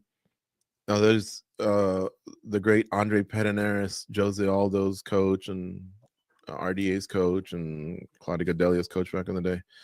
You know, Brendan Schaub was saying, "Hey, can't the UFC just float 10-15 mil to Shane Carwin?" I don't know if you've seen that controversy goes between Schaub and Nate Diaz. Yeah. I applaud Schaub for getting it out there. Everybody's saying he wants clicks, maybe. But I appreciate him kind of throwing a bone out there. Let's see if he leads by example, because I clearly remember him helping some families with either surgeries or some money when Schaub was really blowing up. He was public about it. So hopefully he leads by example and start things off. You know, maybe send Carwin 50 G's, you know, because Carwin's complaining that he can't hold on a job. He has a degree of engineering from the School of Mines in Colorado. He can't even stand sunlight. He can't even get out of the like wake up and function, right? So some of it obviously could be one of the many forms of TBI. We don't know CTE yet until you're diagnosed, until you know you're when you die. But pugilistic dementia, right? I don't know any of these forms of it. And so he's saying, write a check, 10 million, 50 million. They got it. They do have the money. TKO owns UFC. They do have the money. And all this is tied into the lawsuits, right? Lee versus Zuffa. That's Kong Lee versus Zuffa. And Johnson versus Zuffa. That's Cajun Johnson versus Zuffa. And so in some of these, they're looking for resolutions now, because a lot of the fighters, like Carwin, who wrote in to say how this would be meaningful for him, he explained what he was going through, and then Brendan Schaub read that on his show, and then Nate Diaz teased him for crying on his show, and that led to something else. I don't want to get into that right now. But I think a lot of these fighters, it becomes their career. You're at the young age when you just, you know, piss and vinegar, right? At age 15, 18, you realize you can fight. Maybe you can make a career out of it. You're not thinking clearly. And the next thing you know, you're pretty good at it. It's all you know. You didn't go to college. You might think it's too old then. You don't maybe have the ability of a Vitor Ribeiro to educate yourself on how to become a ref and maybe do that for a living, or move on to the next stage, right? Chris Levin, he becomes a judge. Frank Trigg, he's a referee. You just realize I don't know what I'm gonna do, right? But maybe you're also having these other problems. And so I'm a big proponent of the UFC. One of the things I'd love for them to solve, which they solved, PED usage with USADA. I wouldn't say they've solved weight cutting yet, but that drastic weight cutting, but retirement. And Dana White has stated in the past that it's something he's very interested in. He's going to look into it, but we haven't heard anything since then. And that's I'm thinking about 4 or 5 years ago when that happened, and there still hasn't been some sort of a follow-up. And since USADA's left, we're now with Drug Sport Free International, or whatever it's called, Drug Free Sport International, and we don't know too much about them either. We hope they're holding up their end of the bargain, which is what we feel like USADA did. But this other thing, man, I too was a little sad to hear that Carwin was going through that, because we had Carwin on the show one time. In fact, on one of the shows that we had him, he actually got a ticket from a I guess Highway Patrol, right, in that state. Maybe there's CHP too, where we used to California Highway Patrol. But yeah, no, he used to hold down a job as an engineer, and it looked like he might have a future once fighting was over. But as you can tell, he's suffering, a lot. Now, a guy like RDA, I know he knows he was never going to compete for a title again, and that's why I think he just said, "I'm done with the weight cuts. Just give me good fights at welterweight, and I'll continue doing my thing." But if that's a blown ACL goes, he won't be able to fight for a year. He's going to be older. Well, the UFC goes, "Hey, thanks for the memories." There's no retirement there, to secure them, at least give them something like as a basis, like other jobs do. Not all. Yeah, that's a scary thing when you're thinking about like retirements and stuff like that. To hear somebody say, "Yeah, we'll get back to you on that," like you want an answer now. The NFL has a retirement fund for their players, so all those millions they get paid, they still have a retirement fund as well. I did hear Brendan Schaub say that he had heard through his connections that the UFC did fly out Carwin, and maybe they've led the way in terms of helping him. Supposedly, from this one of the two lawsuits, I have to brush up on them, but on one of them, they're separated between like 2010 to 2016, and then from then on, or something like that. One of them has to do with rights to the contracts and improving those, and the other one's more focused on the money. And obviously, the more you pay, the better. But there's thoughts that each fighter could receive 50 to 60 grand, but there's some that might be in line to get 250 to 300 grand.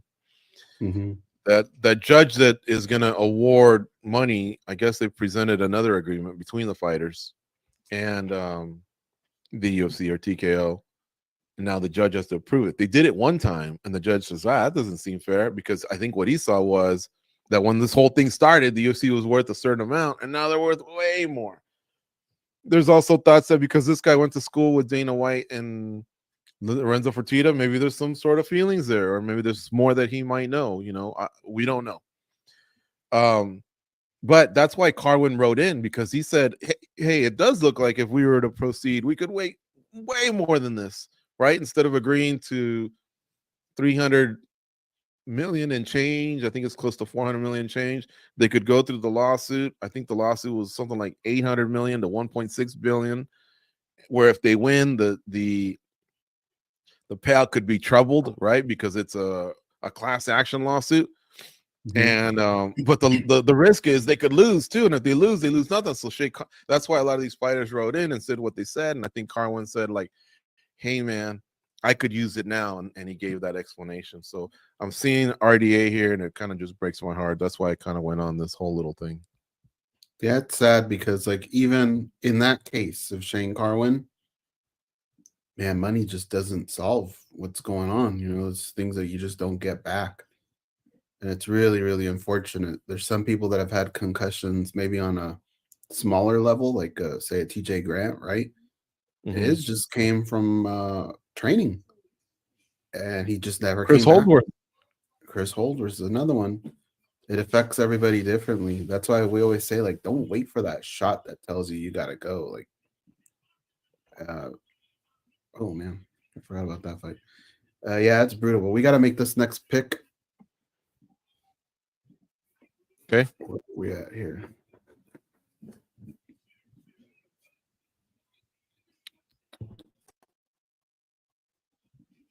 My odds aren't. Do you have odds in front of you? Yeah, Hold on a second. I'm just removing someone. Okay. I'm just refreshing. And the next fight is going to be Ibo Aslan versus Rafael Cerqueira. And the odds on that fight are Cerqueira minus 115 and Aslan minus 105. So basically a pick 'em. I'm going to go Aslan. I think it's on me, right? I mean, it's unfortunate what happened to you, but I'm going to go Aslan minus 105. Okay.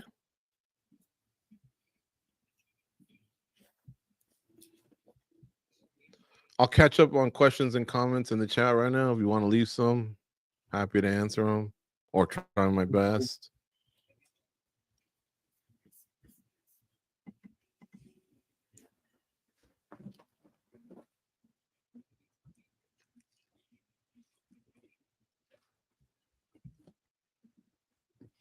Oh, remind me when we come back for me to just bring up Holloway. That should trigger what I want to say.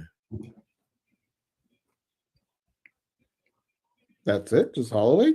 Yeah.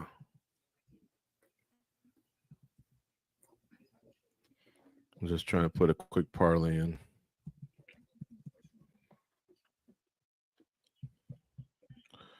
Okay. So that I want to go to the chat real quick and see what's going on there. Disney stock is tanking. No way McGee was a bigger star than BJ. What? I don't know about all that. BJ became a way bigger star than BJ. How would they do Prime versus Prime? That's a great question. Prime BJ against Prime McGregor is a great question. Whoo! Wait, who? Prime BJ Penn against Prime Conor McGregor.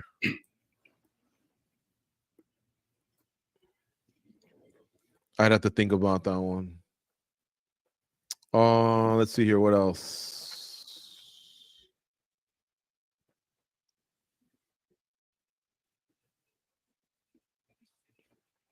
I think Fat Prime BJ fought a Fat Machida to a standstill at heavyweight. They actually did fight to a draw. Prime BJ might get him. You know, remember that BJ that took down John Fitch? And we kept saying, what if John Fitch takes him down? And BJ actually took him down. So I think that was one of the best in shape BJ Penns. I think he wound up losing the fight, but wait, did he? Now I gotta look it up. I think it was a draw. I think it was in Australia too. But anyway, a BJ Penn that utilized wrestling to mix with his jiu-jitsu, along with those great hands that he had. And he had great balance too. It was hard to take him down, but Conor wasn't going to try and take him down. He was just going to try and punch him. But a BJ Penn that committed to the ground game, I think would beat McGregor. But BJ was so hit and miss with his. It was the draw, Goze. You're right. UFC 127 in Sydney, Australia. A BJ Penn that wasn't committed to all that. Because he comes from a wealthy family, he would get maybe knocked out by McGregor. I mean, he had a pretty legendary chin until the end of his career when he had lost. He went out like on 8 straight. Edgar knocked him out. Yair knocked him out. But that's a great question, man. I'm gonna ask Dan Tom to break that down. Anyone have a live link for the fight? No, man, I don't. We can just tell you what's happening, but I don't know of one. And obviously, if we did, we could not share that. It just wouldn't be ethical, not because I'm a square or anything. All right.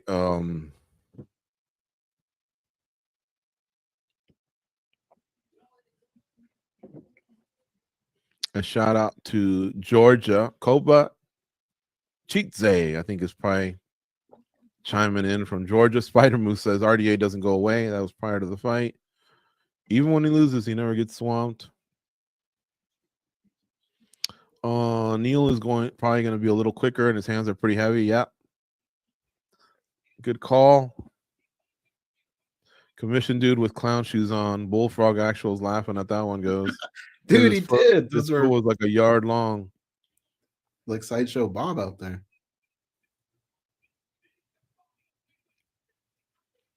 Asterisk win for Jeff Neal. Nah, I don't know about that. He looked good. He can't help what happened.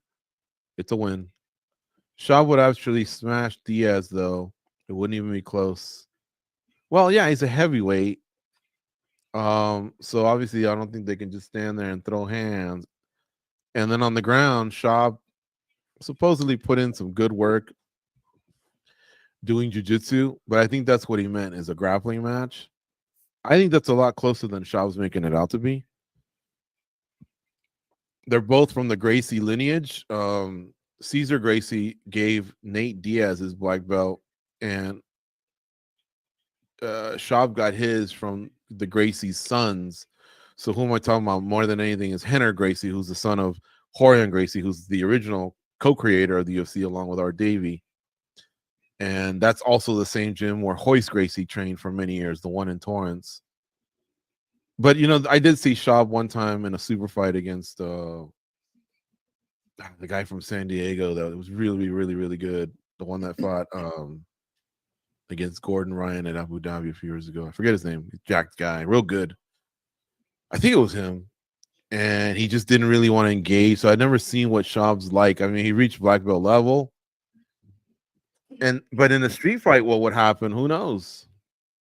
I mean, Schaub is bigger, but he's older. I don't know how good he is in terms of being in shape. Whereas Diaz looks like he's always in shape for a street fight.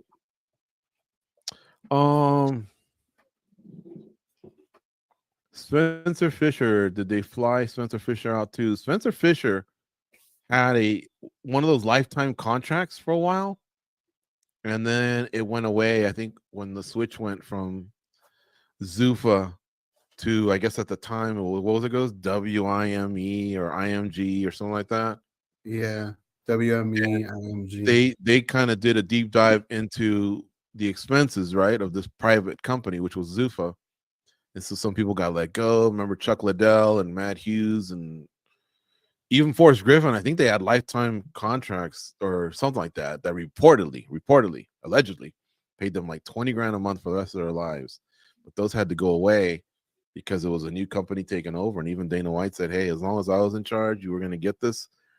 But I stopped being in charge. And the other fighters understood it. But to the credit of Forrest Griffin, he said, well, no, I think he sensed that the end might be coming. And he started going in there. He showed up to the office, and now he's a VP, and he does well. Whereas Hughes, and you know what happened to Hughes? I think Liddell just does special appearances and probably gets bones thrown his way one way or another because he's out there living life. Good for him. You know, Spencer Fisher, though, his felt more like hush money. Maybe, yeah. There's a good long story by our former colleague Steven Morocco, and I think he did it. Did he do it with us or when he moved to MMA fighting? I don't remember, honestly. It came out under MMA fighting, but I think he started it with us, right? I believe so. I think it took him two years to do or something. Yeah, look up Steven Morocco, Spencer Fisher, and read that article. Make yourself a cup of coffee because it'll take you half an hour if you read as slow as I do. But it's very detailed. I know another fighter based in Vegas who used to get a monthly stipend, and no one ever talked about it, and it was quiet, and it was there, and then I believe it finally went away as well. And it was, like I said, it wasn't publicized. You probably couldn't guess the name, but Zuffa, in other words, Zuffa and whoever was in charge at the time, and it always points back to Dana White, they had it in their head, we got to take care of these people. So they had that compassion or whatever you want to call it for some of their favorites or whatever. Let's take that frame of thinking and apply it to developing a plan that can help fighters. I know it's not a lot, but imagine if you threw some of these fighters look like they could honestly just take $2,000 a month for starters or something, right? Kind of like what Social Security is to some people, or 3,000, who knows? But I digress. Let me see if I can finish here. We already made our pick, right? No, wait. Did we? Yeah. Yeah, we I did took that. Aslan. Any more questions or comments? Bring them, folks. Some guys got 10K on Shara Bullet. Damn, really? Bullfrog Actual says that's mad irresponsible. He says it to Mr. Swamp. What's the first fight, guys? It already happened. Renat Fakhretdinov defeated Carlos Leal in a great fight. If you want to go back and check it out after this event is over, we thought it might be up for fight of the night, but then that one bloody one just took place with Rebecca and Mittelplick. Hopefully they all get rewarded one way or another. Yes, Rakic versus Magomedov still upcoming. We're still in the prelim stage, so they're all free for now if you have ESPN. Let's see here. Spencer Fisher's story. Yeah, I felt like hush money after reading it, so some people have already read it. And there you go. All right. What else goes? What else did I say remind me of? Oh, Max Holloway, right? Yeah. The 2 times that I saw Max Holloway and Ilia Topuria goes kind of face off or have interaction was the press conference and the ceremonial weigh-ins. And in reading their body languages, this applies to Whittaker and Holloway. I'm feeling better about both veterans. They just look like they're in a calm state. Been there, done that. I have experience, especially in 5 rounds against 2 young guns that are just, out there trying to prove a point. And obviously, one guy's already a champ. But can you imagine being a champ and being able to say, not only did I take out Volkanovski, and now you can't say it was lucky because I also took out Holloway, who's never been knocked out, by the way. So this could be big for him. And then Khamzat, all the doubters, his injuries, his illnesses, missed weight, fluctuating in weight, time off, whatever, alleged inability to get out of the country. Although Kevin Iole asked him, he says, nope, I can go to the United States. Who knows? I hear otherwise. But imagine everything he can do if he can beat a Robert Whittaker. The problem is that Whittaker and Holloway aren't like RDA. They're not like upper 30s, kind of on their way out. I feel like they're fighting better than ever. Maybe Holloway, I don't know, because he's had such a long career over the young span of his life, but he's only like 31 or 32. I just love the way Holloway's like, nah, you're not, like he just seems like he's ready for the big moment, and maybe Topuria isn't. Now, I might be wrong, and these guys shut him down with some big punches, and that's it. But I felt so much better of my picks of Holloway and Whittaker based on those interactions. Did you see any of that, or did you change your leans, or what did you think of the body language? The body language I felt more with Khamzat. That one I believe everything you said applies to that. The one with Topuria, he's just so weird with his emotions. He's always just so arrogant that it's hard to really gauge when he's being serious. So I don't know. But I will say this. I know that his strategy was to get under Max Holloway's skin. And I think when you don't see somebody react to your shit, it does kind of mess with you a little bit. So I could see a little bit of that. You gonna parlay those two? Yeah, they're both dogs. Matt Erickson's really, really improved the staff picks. Like, it's not just our faces with the picks. Like, he kind of gives preliminary card picks. He puts the records. It's a nice info sheet, especially for the main event before you get to the stat picks. But I just wanted to make sure. I got to scroll all the way down since I'm in last place. I did go with Holloway and Whittaker, and now I feel better about them. Man, last year I was in the lead into November, I think. And then what a fall from grace. I'm in last place by a lot. To Cold Coffee, I think, right? Who could be on his way to winning his 3rd stat picks? I think he dropped last week. Oh, he got overtaken by Farah Hanoun. Farah's never won one. Who's out there covering the event for us in Abu Dhabi, along with Mike Bond, the MMA media titan. This is the new Octagon girl. Christy Pearson's her name. Hey, Goze, if Mike Bond has a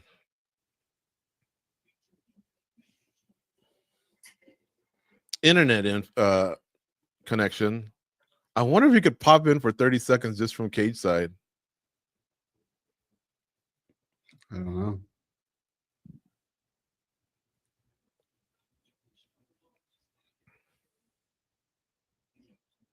Oh, nice. Look. I saw Laura walk in with iced coffees, and I was like, "Oh, I blew it," because I told her I'm good. I don't need anything. And then as soon as I started walking with that, because I was so focused on food that I was like, I'm kind of full. I was nibbling on those bagels, Oh, but those coffees look Aslan's lighting great. them up.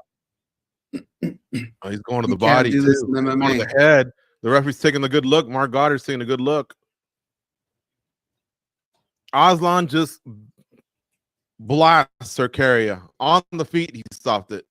It was just nonstop, unanswered punches while on the feet.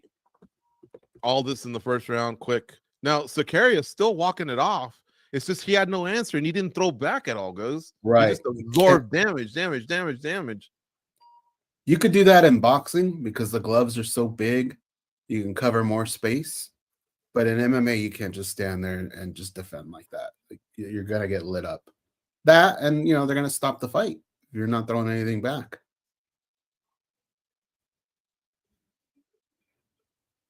Cercaria throws a leg kick and then he gets hit on the temple. That rocks him to one side clearly, and it knocks him into the fence. So that threw him off. But here's 1, 3, 4, 5, 6, 7, 8, 9, 10, 11, 12, 13, 14, 15, 16, 17.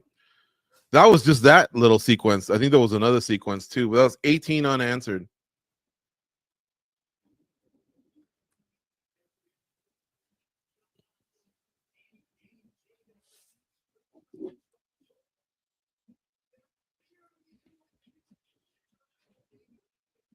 He's out of Turkey, and John Anik makes like 5 errors per year.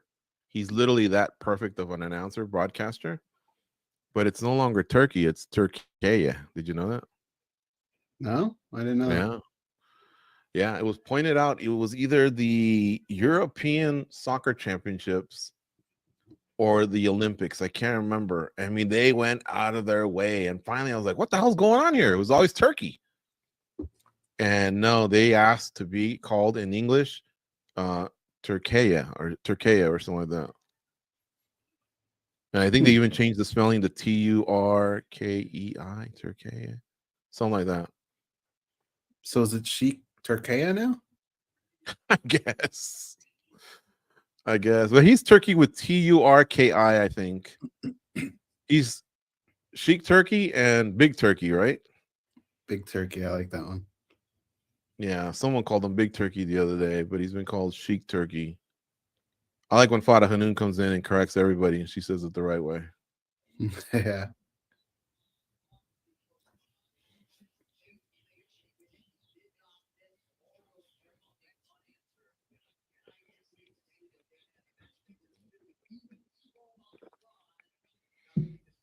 Man, this guy just never got going.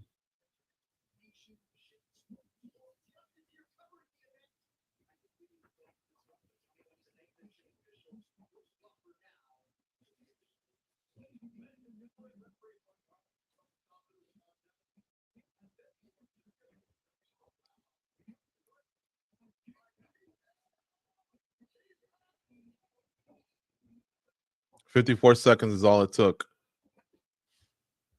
Both teams are gracious. They hug the fighters.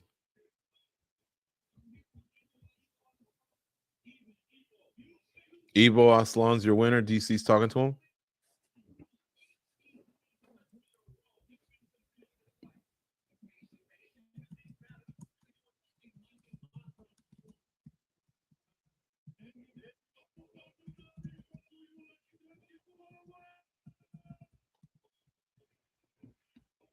Crowd's pretty fired up. I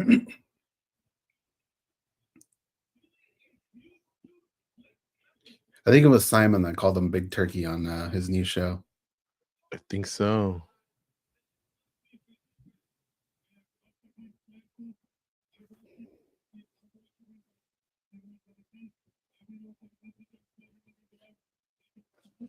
So who do we got next here?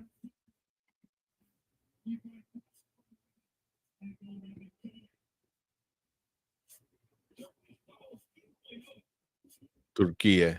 That's what it is. Turquía now goes. So we're at main card now, right?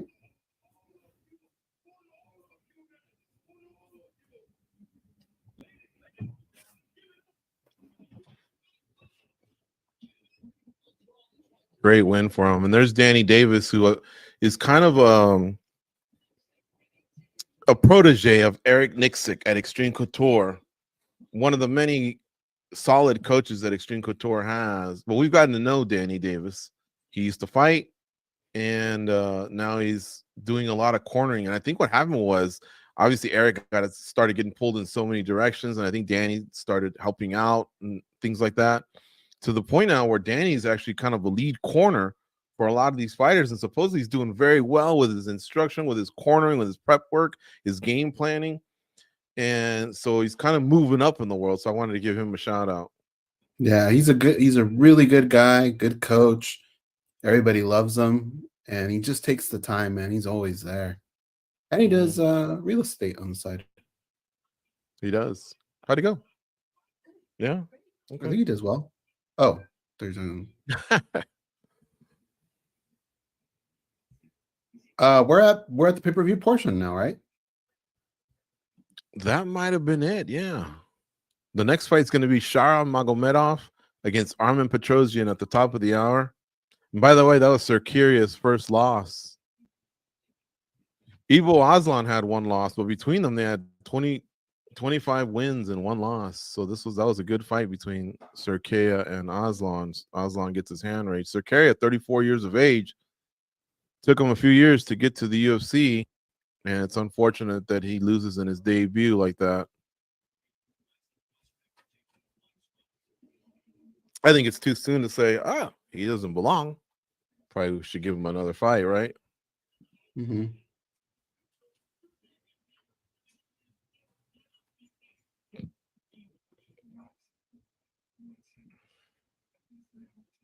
Should we get this pick in, get it out of the way? Yeah. Are you gonna make it or am I? It's still on me. This one's man. I like Shara. Petrosyan from some sharps goes. I know I like Shara, but I think I don't want to say that he's a little overrated. I just feel like there's a lot of hype behind him right now. I think he's a decent fighter, but I was actually leaning towards Petrosyan in this one. Yeah, I'm with you. I back you on that. He's the underdog. He's plus 150. I'm gonna take it, dude. I'm gonna catch up here on the chat room. Point at the floor and sleep his ass. Max Shane L says that in the chat room. Luz Vallejo says, "Cuándo empieza el combate?" That means when do the fights start? The prelims just ended, Luz, and those were free on ESPN Plus here in North America. Worldwide, I'm not sure. I think I use Star Plus when I'm in Peru, for example. But now it's the pay-per-view portion, and the countries I know of that pay pay-per-views are US, the UK, Australia, New Zealand, a few others, right? But a lot of the other parts of the world, it just comes with certain programming packages that you have to pay for. But regardless, if you choose to pay, watch along with us. And if you choose to not pay, let us be your eyes and ears. We'll tell you what's happening in real time, almost as if to say you were listening to the radio. We'll be a little more specific with the play-by-play now, because these are the fights that we don't all have access to. Mm-hmm. Spider Moose says, if it was a neighborhood beef, I'd say Max has Topuria's number psychologically. Pro fighting, though, things get settled in very fine margins. That's a nice take. I like it. Is it a live stream? Where will be Topuria? Lena asks. We won't show you the fights. It's illegal to do that. But we'll tell you what's happening if you choose not to order the pay-per-view or if you don't have access to it. That's the best we can do. Obviously, we would love to show you the fights, but it'd be illegal. They'd take down our channel, and then what? Lena would be happy, but 375,000 subscribers would be pissed. Prelims are done. Crystal's Wild says Turkey, I believe. And Yazin Erdemir says, yes, it is Turkey. All right, cool. Hey there, Matin. Hey there, Matin. How you doing, Sonny? He calls grandpas. What? When We did Evo's match upgraded? start? Evo's match start and end in 54 seconds. We're not uncles no more? We're not uncles. We graduated to grandpas.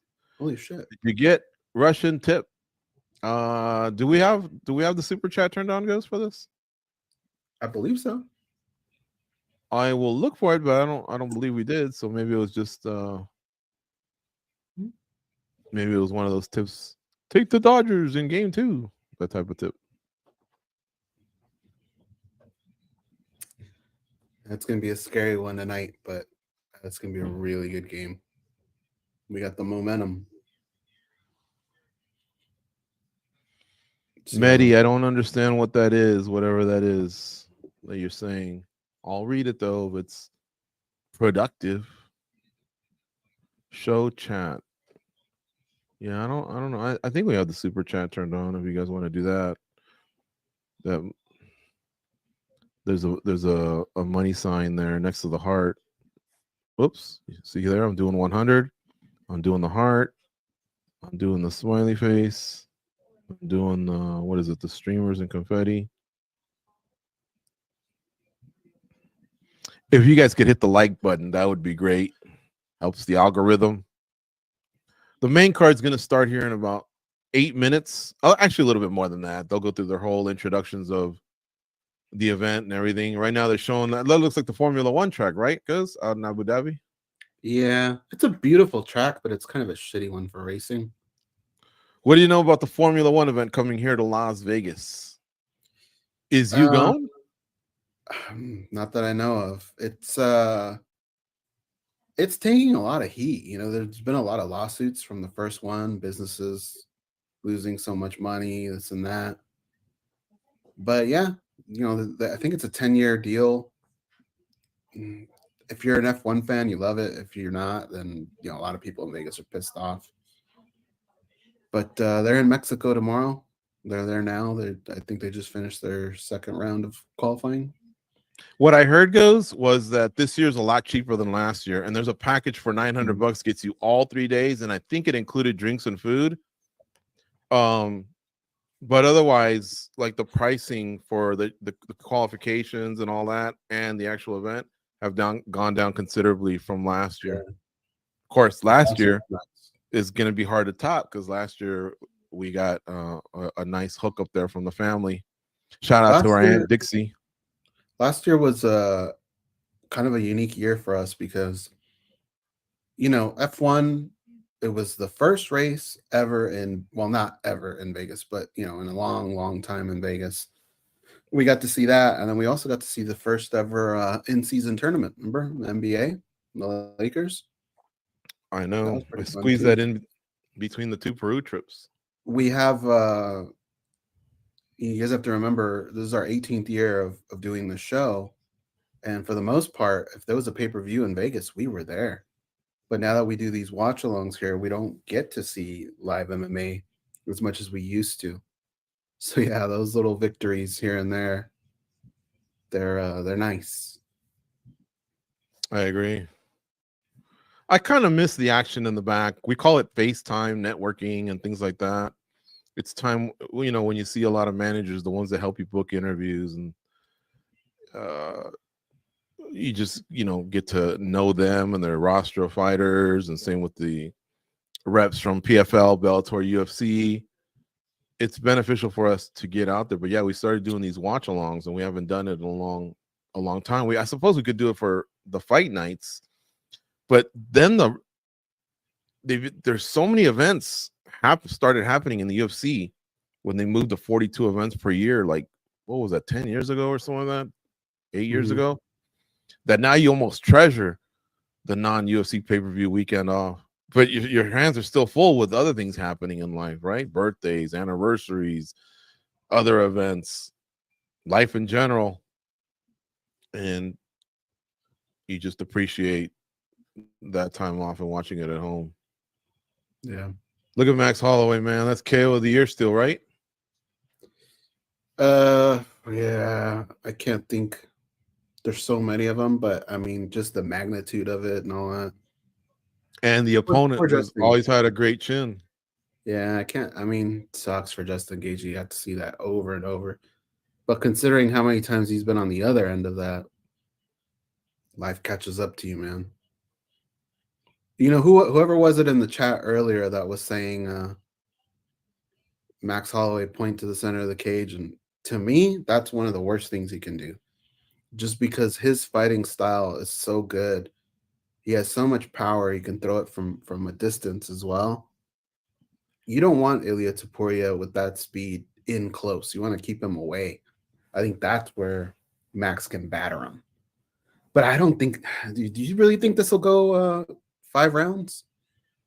I don't think so, man. I think it's got to have a finish.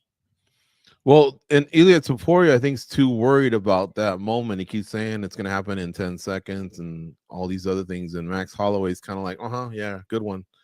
And he's looking out into the crowd. And so he's kind of dismissing the champ. The champ's acting like the challenger, and the challenger's acting like the champ in terms of like their body language, their confidence, their swag. Of course, that means nothing. Once the fight starts, these are 4-ounce gloves, and they're all properly trained to put your lights out, right? And all it takes one is on the chin, and that's that. But like I say, at least in terms of like who's winning the pre-fight antics, I've loved the way Max Holloway's comported himself. No. Uncle Half's a big dude.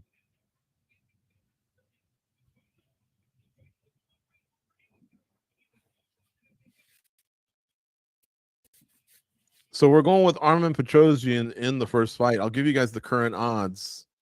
Let me give a quick refresh. I know Shara Magomedov is the favorite here with minus 185, a number of minus 185 attached to him, plus 150 attached to Armen Petrosyan.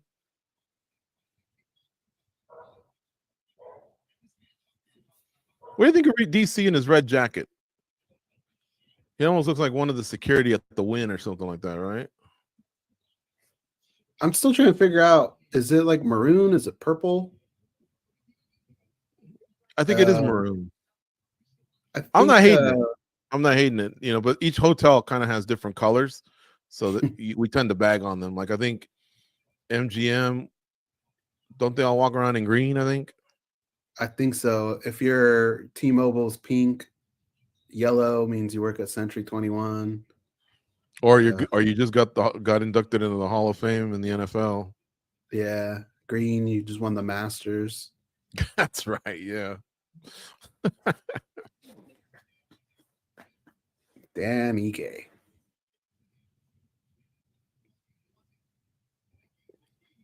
$50K, Danny Gay.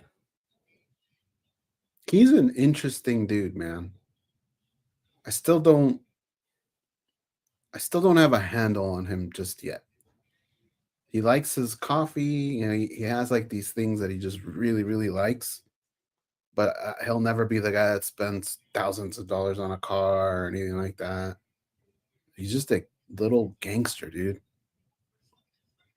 Anytime there's a fight, like, he is down.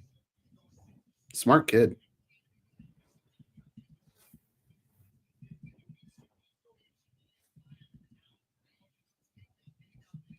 He will always be part of that list of Dana White Contender Series. You know, now they give out contracts it's basically almost five, right? Every week? Or am I exaggerating? This year, I bet you the average was 4. Right. All right. So Dan Ige didn't get a contract the first time he fought in Dana White Contender Series. And I think that's why a lot of fans and MMA media sometimes Dana White has kind of created this culture in the media room where it sounds like he likes to have fun busting balls. Now, obviously, he's got the mic and he's got a limited amount of time. We call it running out the clock. He only has to be there for so long, and then it's over. So if he wants to go on a 5-minute rant, you just know that of the 30 minutes you have, now you're down to 25, but you got to cover a lot of subjects. So at some point, you're like, all right, I move on to the next thing. But Dana White, every once in a while, does get a little perturbed, right? And he likes to poke, but he says he likes throwing elbows and ball busting, but a lot of times it doesn't seem like he takes it well either, you know?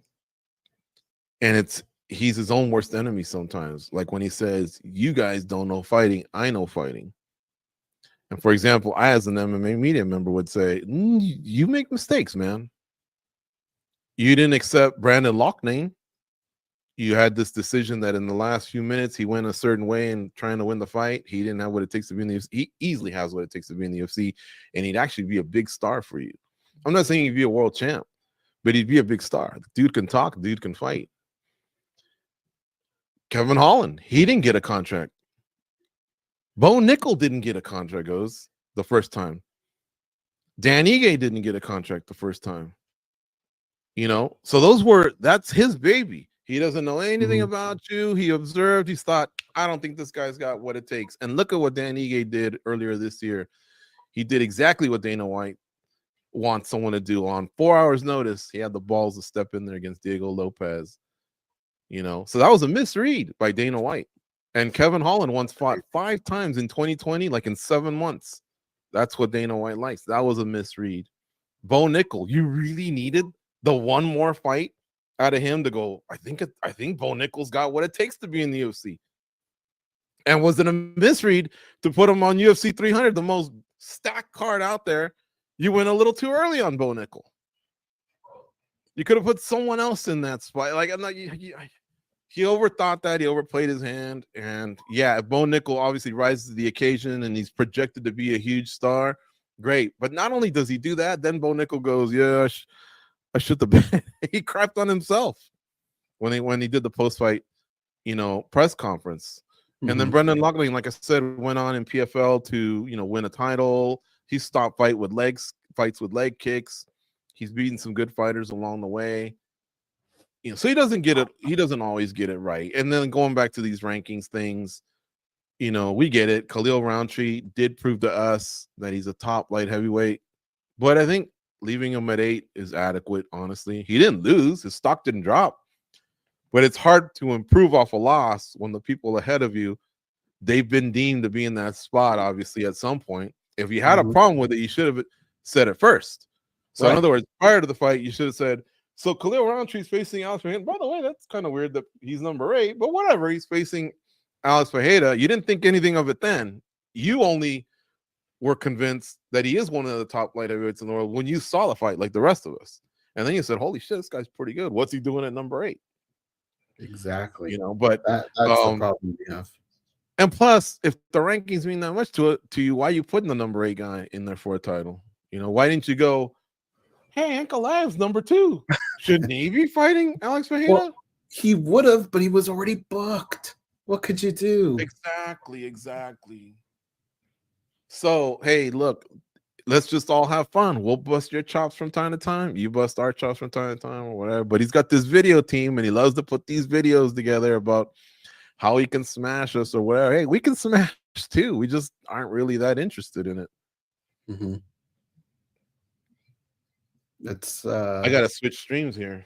I forgot we go from prelims to main. I'll never understand that argument. It would be like if you told your girlfriend, hey, what are you doing Saturday? Why don't you go out with one of your friends? And she goes, that's a great idea. We're gonna go to Disneyland. And then the next week you go, guess what? I bought tickets to go see the Killers. And she goes, well, why didn't you tell me? Because you're already booked. You know what I mean? Like, it's just so dumb. Like, wouldn't she just go, yeah, idiot, you're the one that told me to go do something. Like, right. So when he was asked about that, that's what the follow-up should have been was, hey, they're less than a month apart, right? Ankalaev, this is October 26th. And on October 5th, Khalil Roundtree fought. But these fights were set like in July.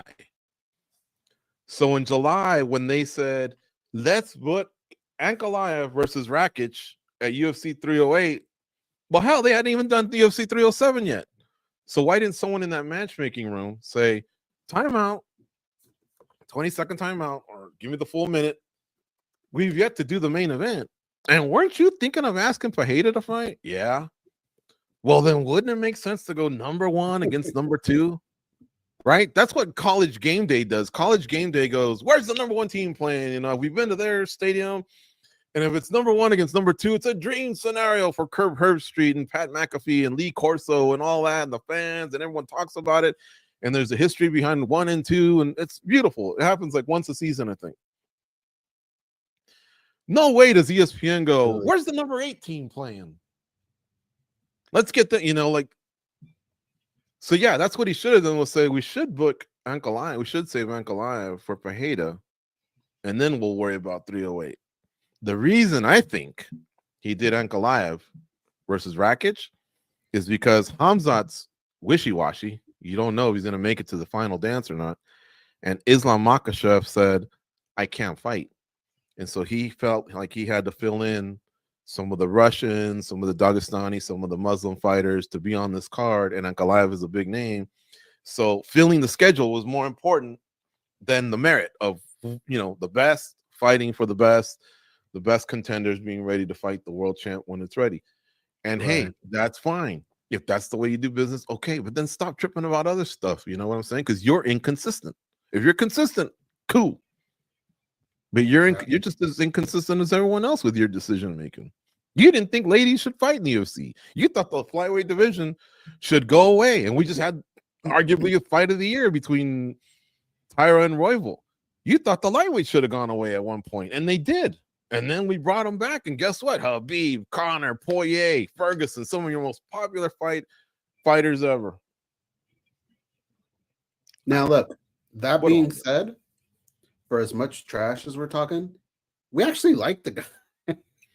So, like, well, I love him over his counterparts of you know, what's his name, Roger Goodell, and some of the other guys that are so dry and they won't give you honest answers, and they just, you know, they protect their positions, and maybe they should be more diplomatic. Honestly, I do love his passion. I love that he does all levels of radio, TV, podcasts, or whatever. But you know, when you do that, you do put yourself out there. And when you talk to Smack's going to be talked about you as well. And if you say you have thick skin, then just have thick skin. But he does have his meltdowns like the rest of us. I don't know that AI and Mark Zuckerberg's going to solve rankings. When he told Kevin Iole, oh my God, anyone that thinks about college football applies to this, you know, is the dumbest person ever, or whatever, something like that. I can't wait for Iole to interview him again and go, you're going to AI and you went to Zuckerberg? That's the dumbest thing I've ever heard. Mm-hmm. How can they solve anything? They tried AI. Somebody flashed AI to him, and they gave him 5 fighters that, you know, were great fighters, but they weren't in the consideration for pound. Look at this face off right here. Are you watching the face off between Whittaker and Chimaev?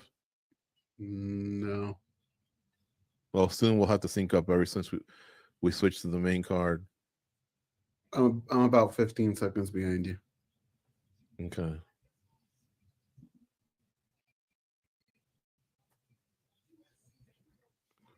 Elena, we will not be able to see the fights here. We can just tell you what's happening, but you cannot see the fights. Sorry, Elena.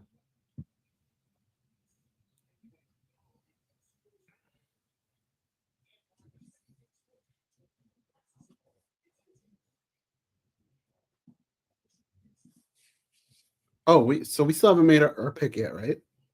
We did. We went with Petrosian. Is that the Strat? Boris asked. I think that was a big, tall hotel that they showed. No, it's not. They're in Abu Dhabi. But if it's a joke, I get it. Actually, I was at the Strat the other day.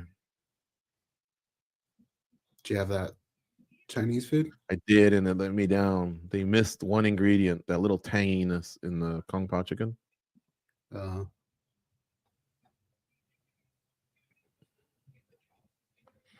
Tom Sheld says, granted, it's his job, but not sure how I'd feel when Dana, who's never openly fought openly, criticizes fighters on Contender Series. Well, look, he's seen a lot, and so that experience. So he's seen the highs and lows, the rises, who's got it, who doesn't. I mean, the other day, I think someone had stage fright, decided not to go out. I'm sure Dana's seen it all. So I won't question that, his knowledge of the game and the ability to find gems, as a scout with his Dana White. What's the other one? Looking for a fight? Has he done that one in a while, Goze? Yeah. Okay. So he's going to get it right most of the time. He just doesn't always get it right. Like Goze said, in the end, we kind of like the guy. He likes other sports. He's in the pop culture. He's enjoying life, He definitely turned a $2 million business into a $4 billion business. That's now probably about a $13 billion business. Or he had a big hand in it, I should say, because obviously the fighters are the prime asset here, but he's definitely had a big part in this. Who said that in the chat? Tom Sheld. Okay, Tom Sheld. So I agree with you to a certain extent, because there's a lot of people that opinions we take in other sports that have never played at a major level, right? But they've seen so much of it and they've been around it for so long. I mean, look, man, I've never played in the NFL, but I could tell you when a quarterback did something stupid, right? Like, it's not like we all watch NFL Sundays with our hands crossed. Like, shh, don't say anything. You've never played in the NFL. Like, I think to a certain extent, I get it. There are certain things. Here's what bothers me the most about kind of what you're talking about. I don't like when he tries to influence fights. So in other words, when he's just, I get it. Sometimes wrestling can be boring. That part I get. But when you basically say, if you wrestle, I'm not going to give you a contract. Now you're making fighters fight in a different way. You're influencing how they're going to fight going forward. And at the end of the day, I think we all want to know who the best is, not who the best striker is, right? We'll watch K1 if we want to know that. But when you start making fighters like in other words, if you see a wrestler come out and he gets KO'd, the first thing we're all going to say is, how could he not go to his bread and butter? What the fuck is he thinking? But at the same time, he's probably thinking, well, that's not what the boss wants. I'm not going to get a $50,000 bonus. He's not going to like me. He's going to give me shitty bookings. That part I don't like. I don't like seeing Khalil Roundtree move up in the rankings when he did nothing, over a week. That's the influence that I think sometimes he has that I don't like, to kind of your point about talking about those types of stuff. And then he even went to then, number 7, right? Huh? He went to number 7, Roundtree. Right. In 1 week without doing anything. Just Dana White influencing the rankings, or who knows what. I don't know what their system was. I think he said as of that 1 week, they would no longer have the panel. So I don't know if they went to AI or something else, a temporary, but somehow he moved up 1 spot without fighting. I had this conversation with Cub Swanson one time, because he had made the point about he thinks that everyone should at least have 3 fights before they could start commenting on things, right?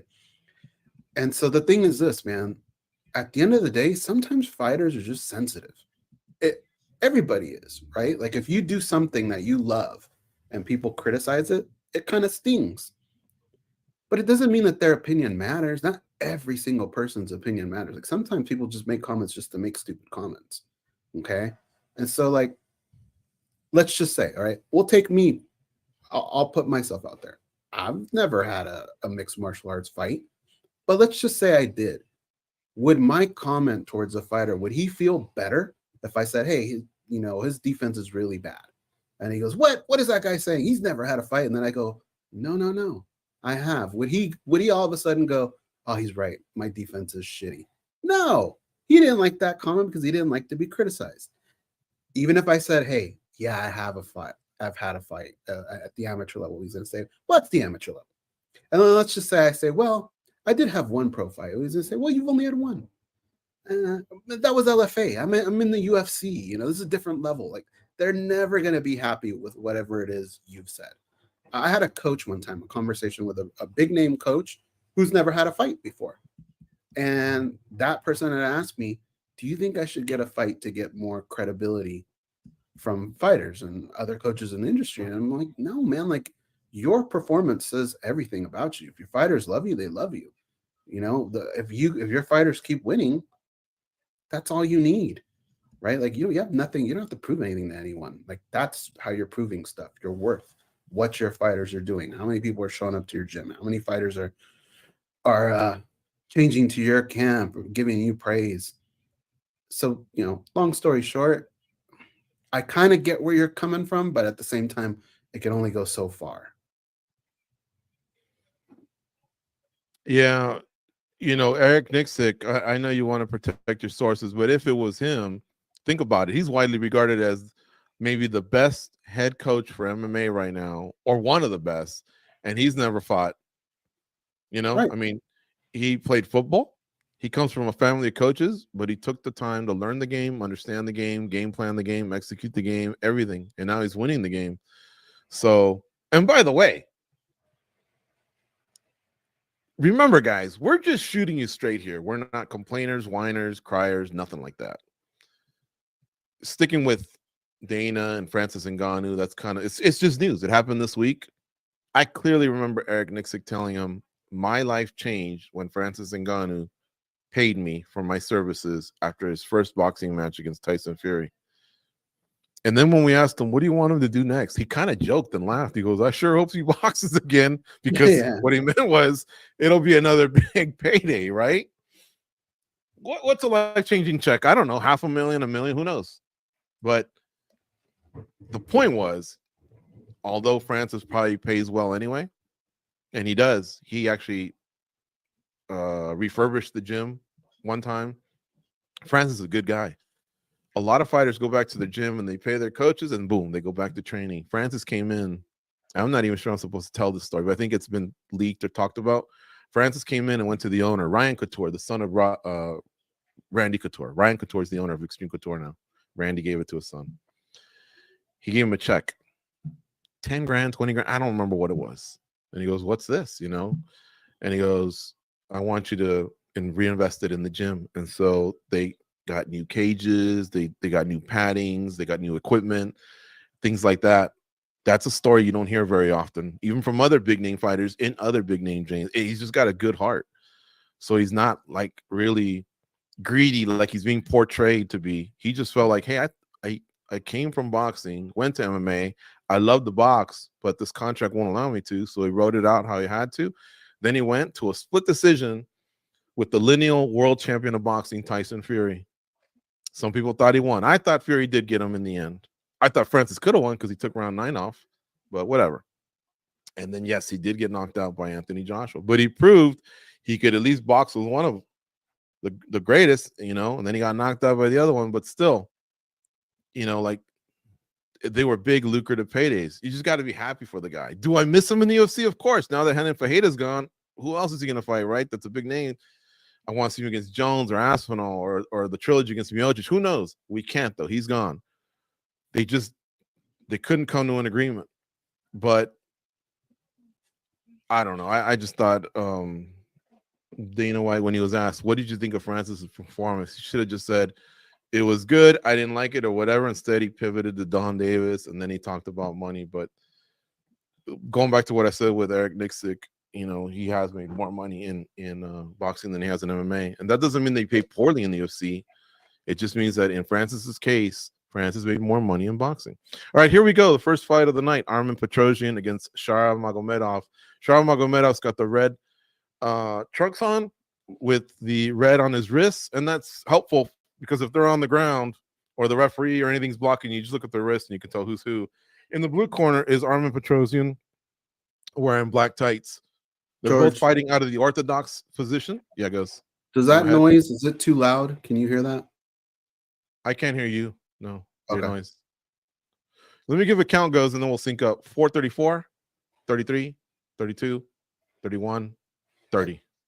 Mine is 44, 43, 42, 41, Okay. 40. All right. I'll figure out how to catch us up in between rounds. Because right now they're smacking each other really, really good. Shara Bullet's got a lot of potential. We're just not sure if he's there yet. So I'm getting asked about, are we showing the fights? We don't show the fights, folks. It's illegal. You can't do that. You're going to have to look for your own place where that can happen. But we can tell you what's happening in the fight. 1 minute in, they are smacking each other pretty good. Leg kicks, punches. No one's really hurt the other fighter, though, as of yet. I feel like Petrosian's had more pop on his, though. He's connected better, I think. I don't like that he leaves his chin out like that, though. His hands are a little bit lower, but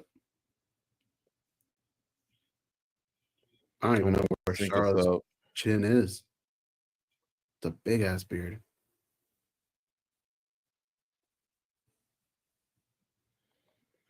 Okay, goes up at 29, 28, 27, 26, 25. Yep, we're exactly synced up. Okay. Leg kicks there being thrown by Armen Petrosian. Shara looks like he's in a little leaner. And Petrosian's a big cat, by the way. These are middleweights. Overhand right there by Shara. He also ate a leg kick.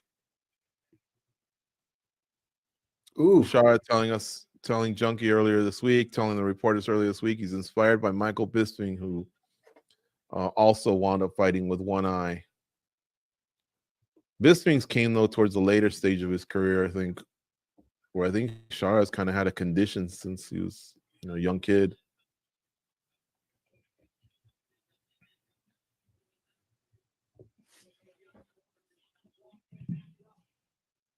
We're halfway through the first round.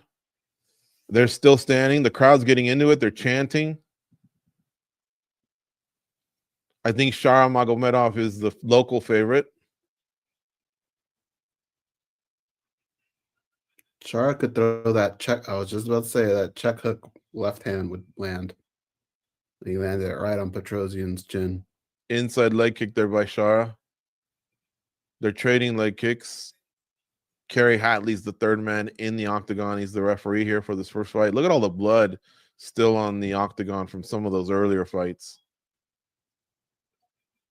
Nice leg kick. I think that's some of Rebecca and Mitzelplix's blood, right? Yeah, most of it. Oh, nice left hook there by Shara. Petrosian switching stance. He's going to a southpaw stance. Now he switches back to orthodox, giving Shara different looks.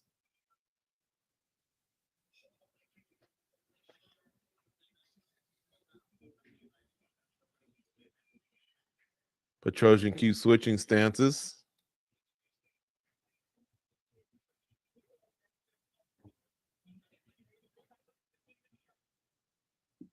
Petrosian with an inside leg kick. Shara goes to the body with a punch. Petrosian responds with a couple kicks. 55 seconds left here in round one. Oh, nice right hand by Shara Magomedov. Fun fight so Hands far. are a little low. What's that, Gus? It's a fun fight so far. It is, yeah. Oh, Shara kicks him and knocks him down. I don't know if Petrosian was maybe a little off balance, but it's not like boxing. It's a knockdown, but it doesn't give you a 10-8 or nothing, but it's definitely points. And remember, if you're the judge that's sitting on one end, how did that look to you? Did you think it was a damaging takedown or a slippage? You don't get that information right away. If this somehow does make it to round 3, I'm curious. A lot of calf kicks, a lot of leg kicks, what their legs are going to be like later on. Oh, spinning back fist by Shara, but it didn't land. Petrosian blocked it. Big reaction there from DC, though. Mm-hmm. Now, again, not to harp on this, but how did that look from the ref that was behind Shara? He might have thought that landed. Yeah. He might have thought that was the deciding blow. Petrosian's got a little bit of swelling on his eye. overwhelmingly win rounds 10-9 so that you don't get caught in that position of losing a split, man.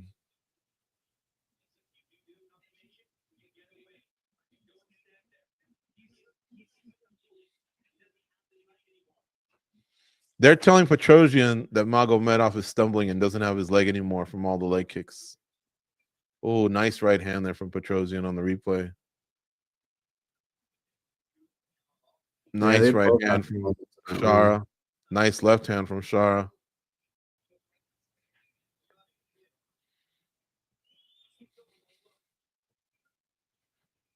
All right, here we go. They got to get that corner out. So some swelling, like a little bit of a cut under Petrosian's right eye. Shara's got a little bit of swelling on his eye too, on his right eye. This is a really, really exciting fight, man, for the first one of the pay-per-view. Like, the action's been great. Petrosian starts with a kick to the body.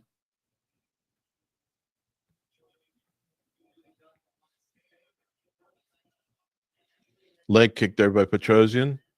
Outside thigh. They touched gloves. I don't think I missed it. I don't think that was any form of close to being a groin kick or nothing.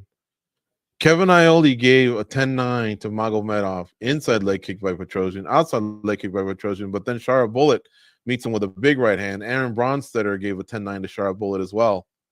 I think that's the right call. But it was close. So it was a good round. Nice body shot from Petrosian. Let's see if I can find some live odds for y'all. It usually tells you what the bookies think the judges are thinking, if that made sense. Uh-oh. We did get a groin kick. Kerry Hadley stops the action. 3:57 left here in round 2. He just stops the action timeout, not the fight. And that'll give me a chance to look at live odds. Shara minus 680, Petrosian plus 345. He did go downtown, that's for sure. That was a good one. Like the instep of the foot right to the bottom, man. Looked like he got both huevos. And if you guys could only see how hard these guys are kicking, I mean, they look like NFL punters out there. That one had to have hurt. Okay. Kerry Hadley gives Petrosian, I think, a pretty good warning. He didn't emphasize that a point would be taken away, but at least he admonished him, you know. See, and Petrosian goes right back to that inside leg kick, playing with fire a little bit there. Landed a nice right hand on the way in. He's been landing that right hand a lot. Yeah. We're at 3:30 left here in round 2. This is the first fight of the UFC 308 pay-per-view. I'm George, and that's Goze. We're the hosts of the MMA Junkie Radio podcast.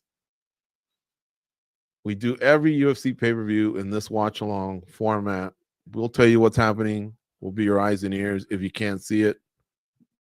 Hey, no shame in saying I just didn't feel like ordering this one. I've skipped a few in my lifetime as well. And then what? You go to Twitter and okay. So there was a little bit of a groin kick here, and Shara was looking for a timeout, but Hadley wouldn't give it to him. Luckily, Petrosian was kind of sportsmanlike, and he held back. They high-fived, and now they're good. But remember, if Kerry Hadley had given him some sort of a stiff warning, then then he's in a position where he could get a point taken away too. Petrosian is definitely stalking Magomedov. I think Magomedov answers with a big right and a left jab to the body. They're both great. Yeah, strikers, but it looks like Petrosian just packs way more power, goes in his frame. It looks like he's like 3 inches bigger than Shara. Just taller, and he looks like he whips them legs around. Yeah, everything Shara's been throwing has been kind of like off his back leg. He's not really committing to going forward. He needs to be a little bit more active. Damn, he just threw a missile right there, but it missed. Doesn't he almost make Shara look like he could go to welterweight? Oh, nice head kick there by Shara. And now he got kicked in the nuts. Did Petrosian. Fans are booing.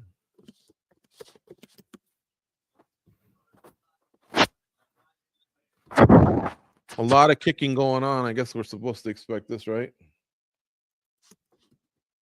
Mm-hmm.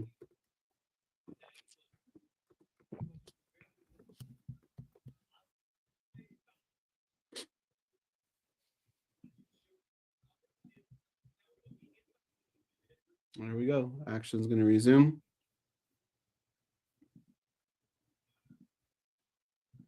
Right now, I have round 2 more towards Petrosian.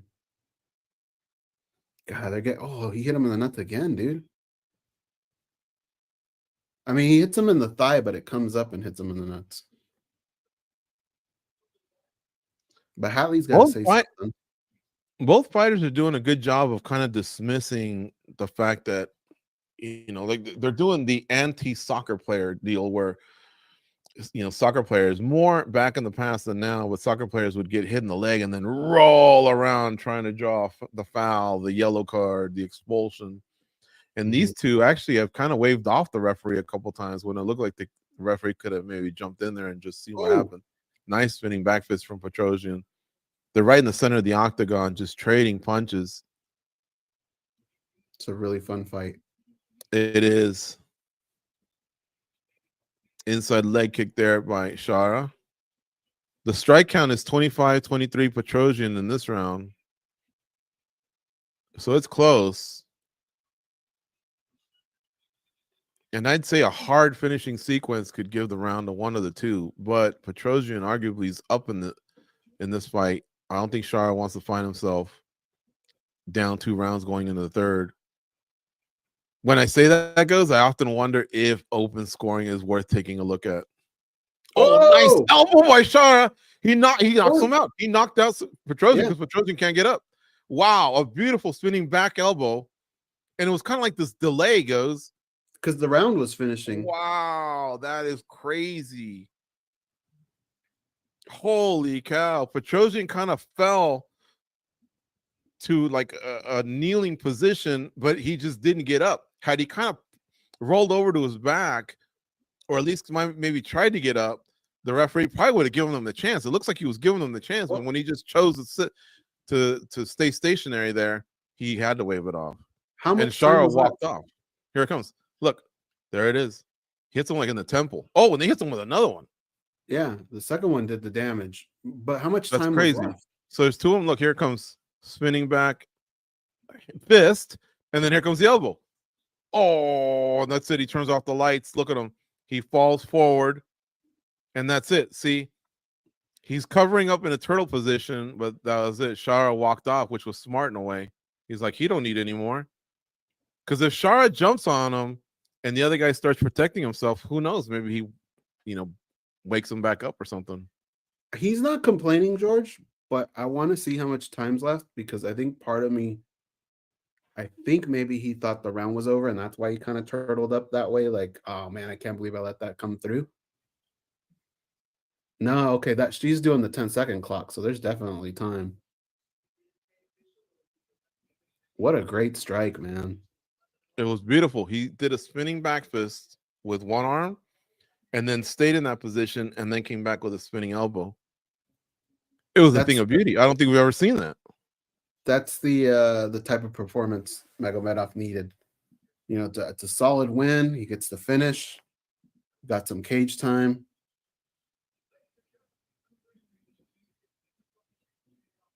Shara KO, yes. And Petrosian was clearly on his way to at least, well, I shouldn't say winning round 2. He was leading the strike count. At worst, he was looking at 1-1 going into round 3.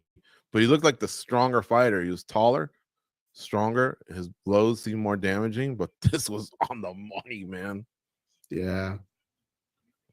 You know what? Like, our hunches have kind of lost tonight, but at the same time, like, that was a close fight. That was a good fight. Yeah. I'm the best striker in this division.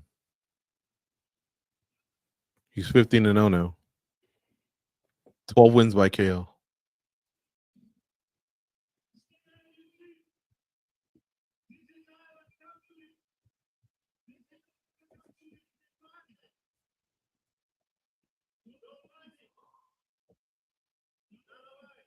Dana White.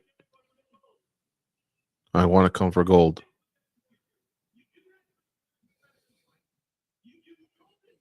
Here comes the spinning back fist and then a spinning elbow from the other arm. Or it looked like it was maybe more forearm, right, Goze? Yeah. Oh, yeah, it's a fist. Sorry. On the second one? Yeah, on the second one, it's like fist and forearm. So here it comes, spinning back. Right here, look. Yeah, and then okay, Yeah, I there you guess go. it is, yeah. That was amazing, dude.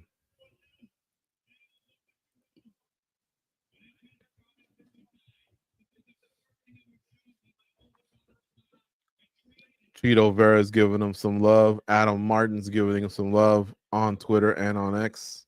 Or, sorry, X.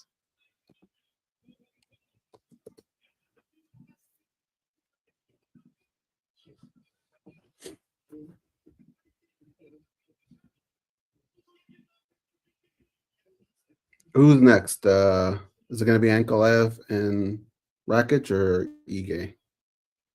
Shar is no joke, according to Romo. I agree. What goes?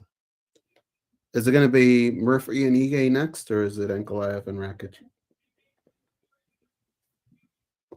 Good question. Looks like Ige and Murphy.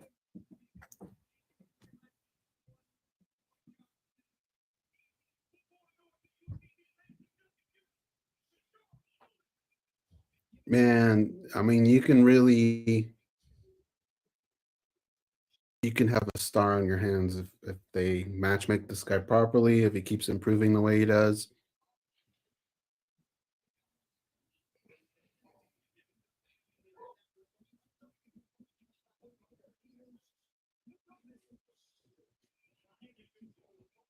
Notre Dame's winning. And who was the other one? Mississippi.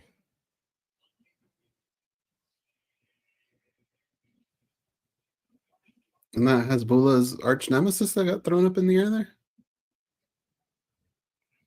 Is Hezbollah there? I don't know. If he is, there's going to be problems.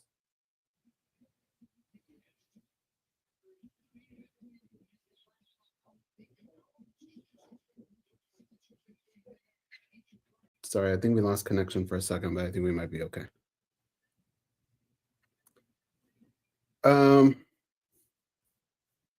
This one's tough, man. Murphy just hasn't shown me anything that makes me say he's not ready for this, or Ige has his ups and downs. I'm gonna have to turn in Lerone Murphy at minus 350. That's a lot, though. It's a lot, but I don't want to take an underdog. I'm gonna ride with Dan Ige on this one. Are you? Yeah, I'm just gonna that big right hand's gonna land. Okay.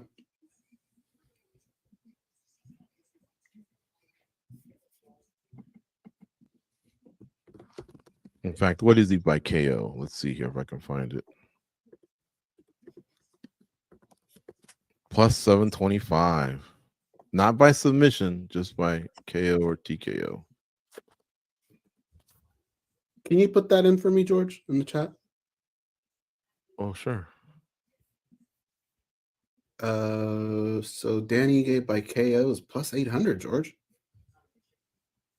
I mean, if you think that's how he's gonna win, I'm more inclined to think that's how he's gonna win than like a decision or something.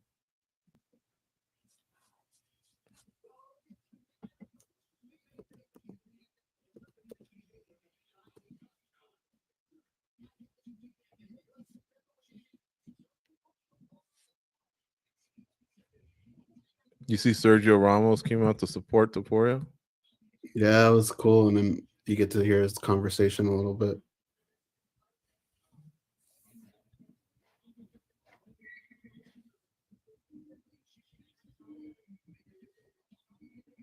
I remember when Max Holloway used to look like a little kid, dude. Now he's got battle scars.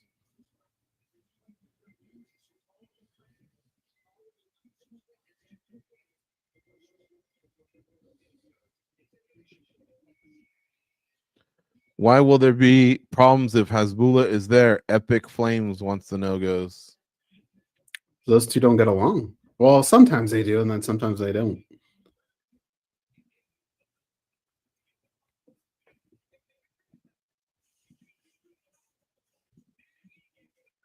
Do you remember what his name is, George? The other one? He's a singer, right? Supposedly, yeah. I don't know his name, though. Just rivalry between little people, I think, is the appropriate way to say it.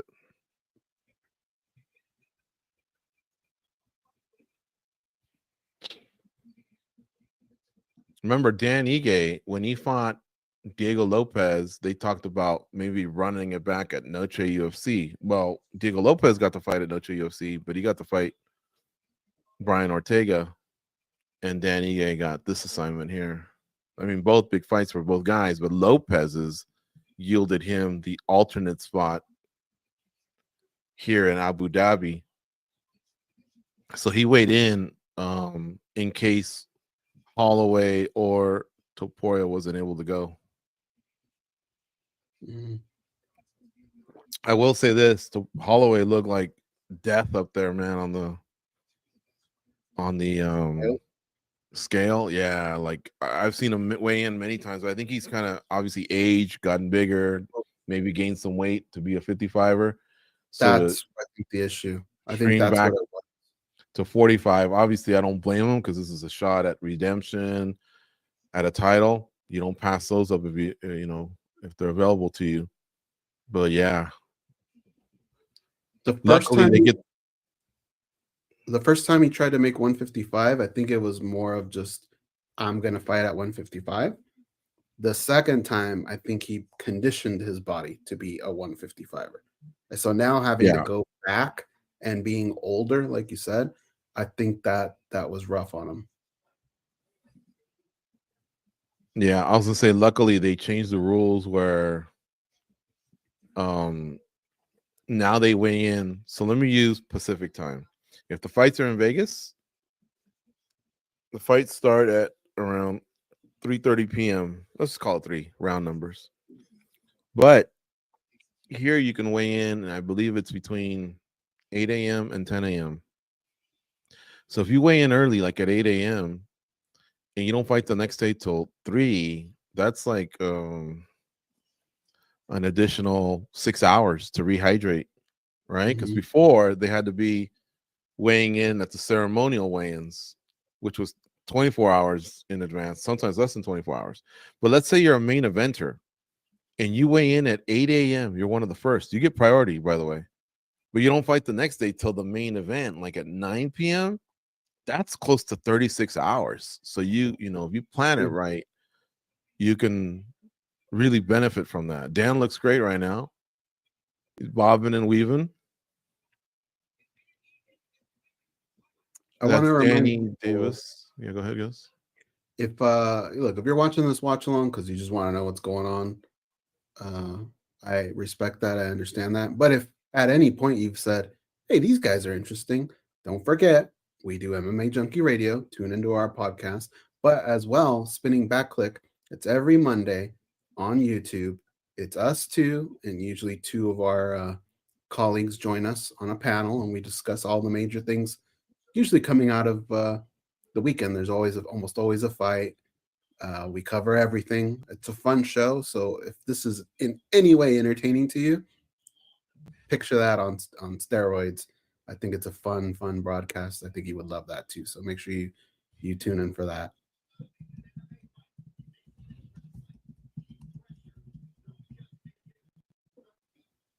The next fight is Dan Ige against Lerone Murphy. Still to come, Magomed Ankalaev against Alexander Rakic, Robert Whittaker versus Khamzat Chimaev, and Ilia Topuria against Max Holloway.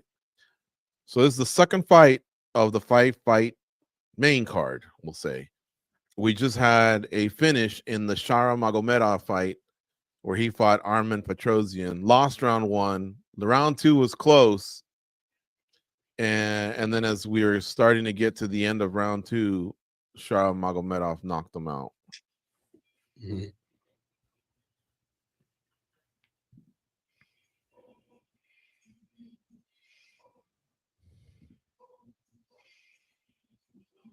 This dude's tough, man. Murphy's now walking out to the cage.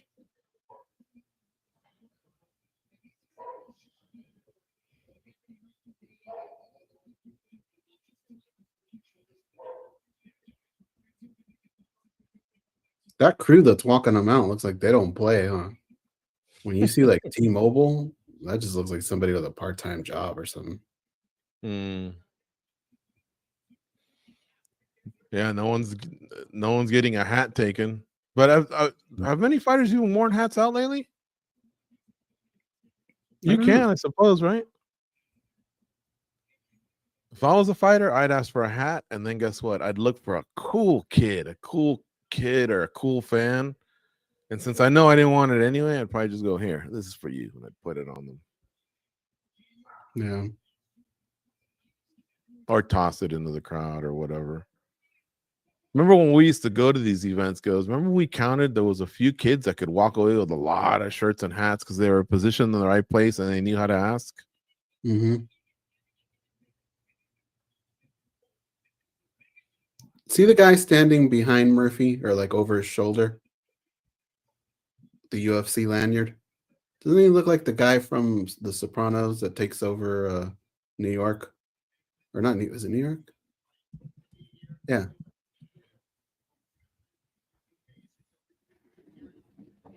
What was his name? John? Not John.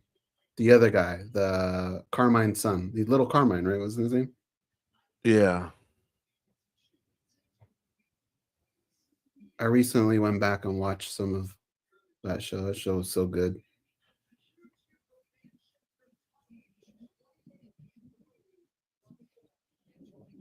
Okay, they're both in the octagon, so we'll get the announcements and we'll get going here.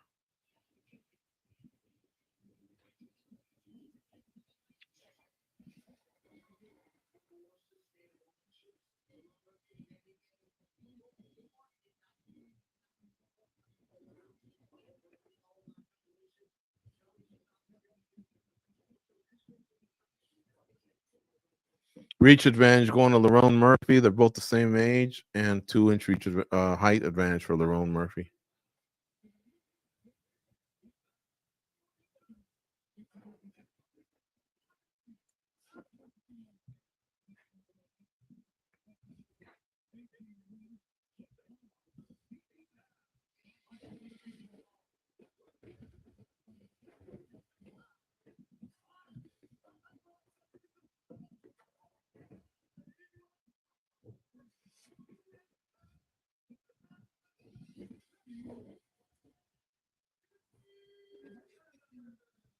Do you know how old Michael Buffer is? I can tell you in 10 seconds. Michael, not Bruce, right? Right. 79. Wait a minute. Oh, yeah. His birthday's November 2nd. It's next week. I was going to say same age as Dad, but Dad's 80, but okay, he hadn't had his yet. Really quick before this fight goes off in the chat, Dave P says, hey guys, what do you guys think of Power Slap craze? I think it's catching on a little faster than we thought. It's not my favorite. But George had mentioned, I think last broadcast, like maybe we just need to get to one and see it live and at least give it the benefit of the doubt, but not the biggest fan of it. Okay. Ige in the black trunks in the blue corner. Murphy, red tights, red corner. Ige stalking him. He's giving both Murphy guys have their hands up. Both guys bobbing and weaving. Ige with a nice leg kick to the thigh, outer thigh of Murphy. Again, Ige following Murphy, putting pressure on him. Murphy did kick him once, front kick to the face. It looked like it partially landed, and now Murphy went to a calf kick. George, you might be right. He's given Murphy a lot to think about, the way he's bobbing and weaving. And he's crowding him. He's taking away a lot of that space. That right hand might land the way you said.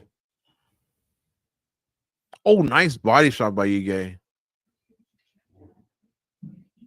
Oh, went It's to not the going to be body. Dan's first shot or second. It'll be his third. Dan's already cut, by the way. Like in the forehead, right? Yeah, I think like above the nose. Ige shoots Ige with a nice takedown, and he's wrapping his legs around, trying to grapevine him, making sure he doesn't get up because Lerone Murphy butt scooted back, and he's already got his back to the cage. But if Ige can tie up his legs, he can maybe keep him there, and he's doing a good job of it right now. He's on top. Murphy's threatening, kind of like with a guillotine, but I think Ige's safe. In fact, his head pops out now. So he still has the legs grapevine. It's going to be tough for Murphy to get up. He's got both of them wrapped up, actually. 3:15 left here in round 1. Second fight of 5 here on the main card, UFC 308. Goze is right. If you can please share the link to this watch along, retweet, reshare, retruth, whatever it's called, anything on social media, that'd be helpful. Thank you. And if you can leave a comment or a question, we'll try and answer them in between fights. And lastly, if you can hit the like button, please hit the like button. Hey, I've engaged with you guys on the chat, taking some questions, some comments. Help us out here. It'd really mean a lot if you could hit the like button on this broadcast here on YouTube. Thank you. 2:35 left here in round 2. Ige has Lerone Murphy. He had his bag, but Lerone Murphy's managed to get up. Ige couldn't get any hooks in. Now Murphy's got him in a Muay Thai plum. He did throw one knee, but it didn't look like it did too much. But now Murphy's starting to let his hands go. Actually, now it looks like a hockey fight. Both guys have collar ties, and now they let him go. Now they're back to the center of the octagon. Murphy's got a little spring in his step. He throws a nice calf kick. Hits Ige on the left leg. Looked like a good one, too. Ige switching stances, floating back and forth. I wish he could have done a little bit more with that takedown that time.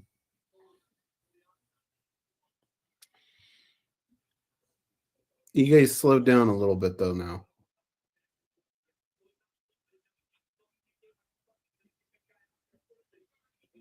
Ige has slowed down. The announcers were making that observation. Felder said it. Cormier backed him up. But I think both guys are starting to settle down a little bit. Murphy throws an overhand right and a spinning back kick to the body. Ige answers back with a left hook. Right hook, excuse me. Left hook, sorry.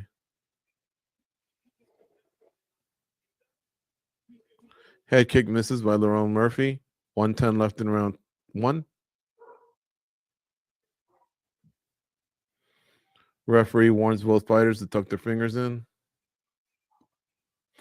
You know, another question came in, goes, I saw, I don't know if it was a TNT or someone asked Dana about the gloves and that KOs are down.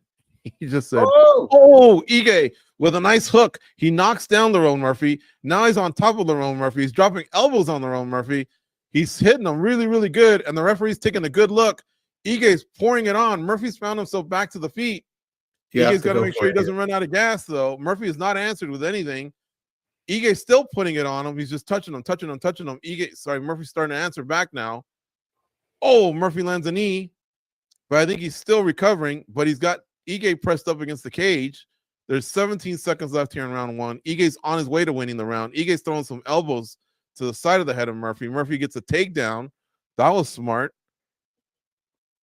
And now there's 5 seconds left here in the round. I think it's going to end like this. Actually, Ige gets a nice sweep, but there won't be any time to do anything because the round is over. Great first round for Dan Ige. That punch is what you called at the beginning of the fight. That's the one way I thought he would catch him. It was a missile, and it was right on target, too. Now, let's not forget, guys, you always hear about, hey, can a fighter gas themselves out? You throw too many strikes. Yes, they can. It might have happened to Ige a little bit.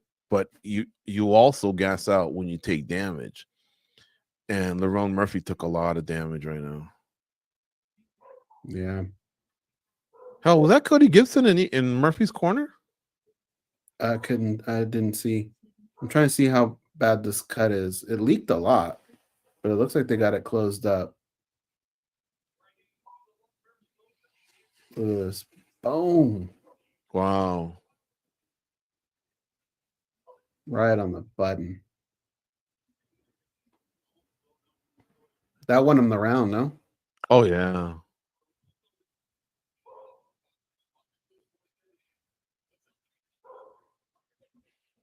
All right, second round's about to begin. Murphy comes out with a nice stiff jab.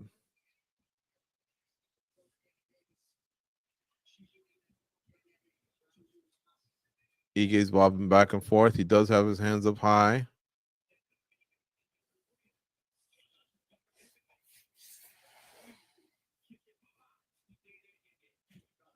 Straight front kick by Murphy misses.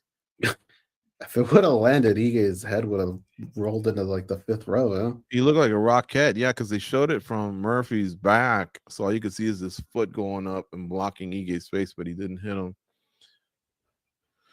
10-9 Ige, according to Aaron Bronstetter. Looks like he might be taking the first minute off, but that's fine. Nothing much has happened. Murphy hasn't made him pay for that yet. Ige starting to stalk again.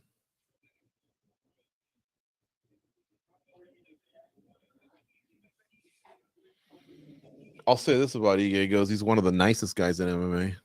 Oh, yeah. Good dad, too.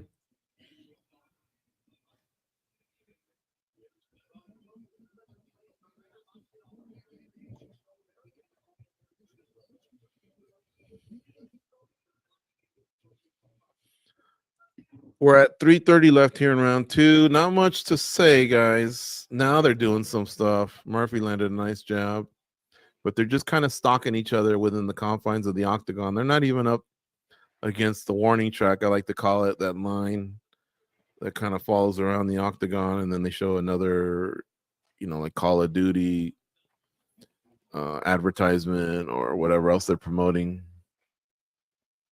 That front kick is so fast, dude. Left-handed punch there by Ige. Had a little on it. It pushed Murphy back into the fence. I think he's okay. I think it was just loss of momentum. A kick to the body by Ige, and it landed right on the liver, but Murphy's all right. Murphy now returns a punch to the stomach of Ige.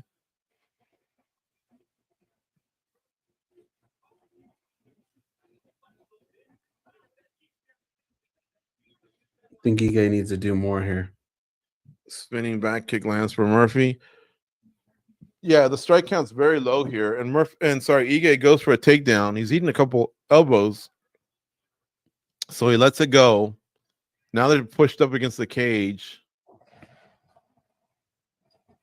and Murphy switches it. He puts Ige up against the cage.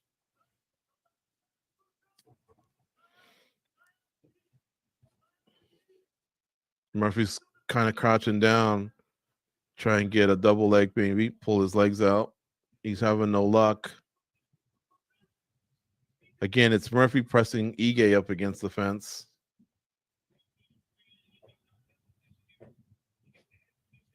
.145 left in round two. Still a close round. I do lean towards Murphy in this one. Ige now switches the position and has Murphy pressed up against the cage, and he lands a nice left hand. Spinning back kick misses for Murphy. 125 left in round two. Overhand right lands for Murphy. Murphy with a question mark kick misses. Head kick blocked by Ige. But Murphy is the aggressor here in this round. He's leading all the strike sequences.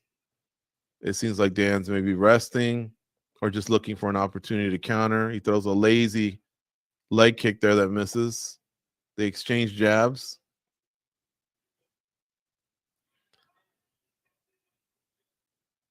Murphy's a now fight. pressed Ige up against the fence. Go ahead, Goze.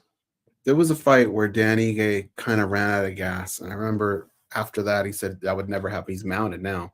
That would never happen again. This guy puts in so much work in the gym, but I think sometimes he's afraid of putting out too much output. He definitely nice. won this round. He had his back taken, but now Ige winds up in the top position. He's got to be careful of a triangle because Murphy's got his legs around his neck. Murphy does have a strike count lead of 21-11, and there's 15 seconds left here in round 2. Unless Ige can get some ground and pound going, he's probably going to lose this round. Hell, he's got to fight off this triangle first. Mm-hmm. And Murphy from the bottom is actually throwing fists and elbows. This is a round 2 for Murphy going into round 3. They're 1-1 Get now. up slow. We'll see how this goes into round 3. We need some Eric Nixick psych job here.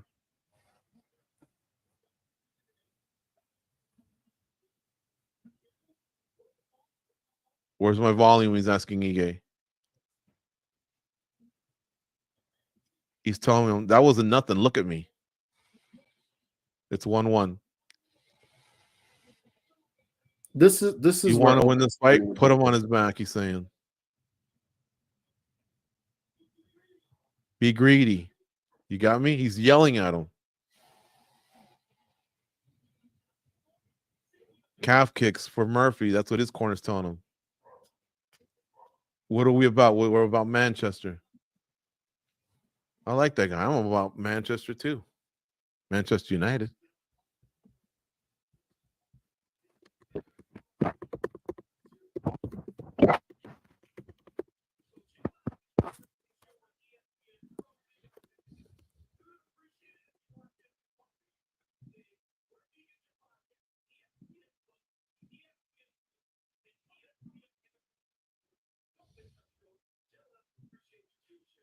All right.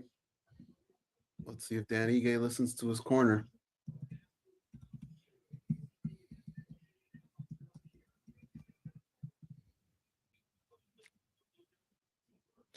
The corner was the announcers were observing that that Murphy was the fresher fighter coming out just by their body language. Ige was trying to get a takedown, but Murphy's got a nice whizzer. He's not allowing it. In fact, he's trying to get Ige down as well. He threw a nice knee there that might have landed there on Ige a little bit. He was off balance, so he couldn't get full thrust on it. Nice calf kick, though, by Murphy. He actually spun Ige around. He spun himself around.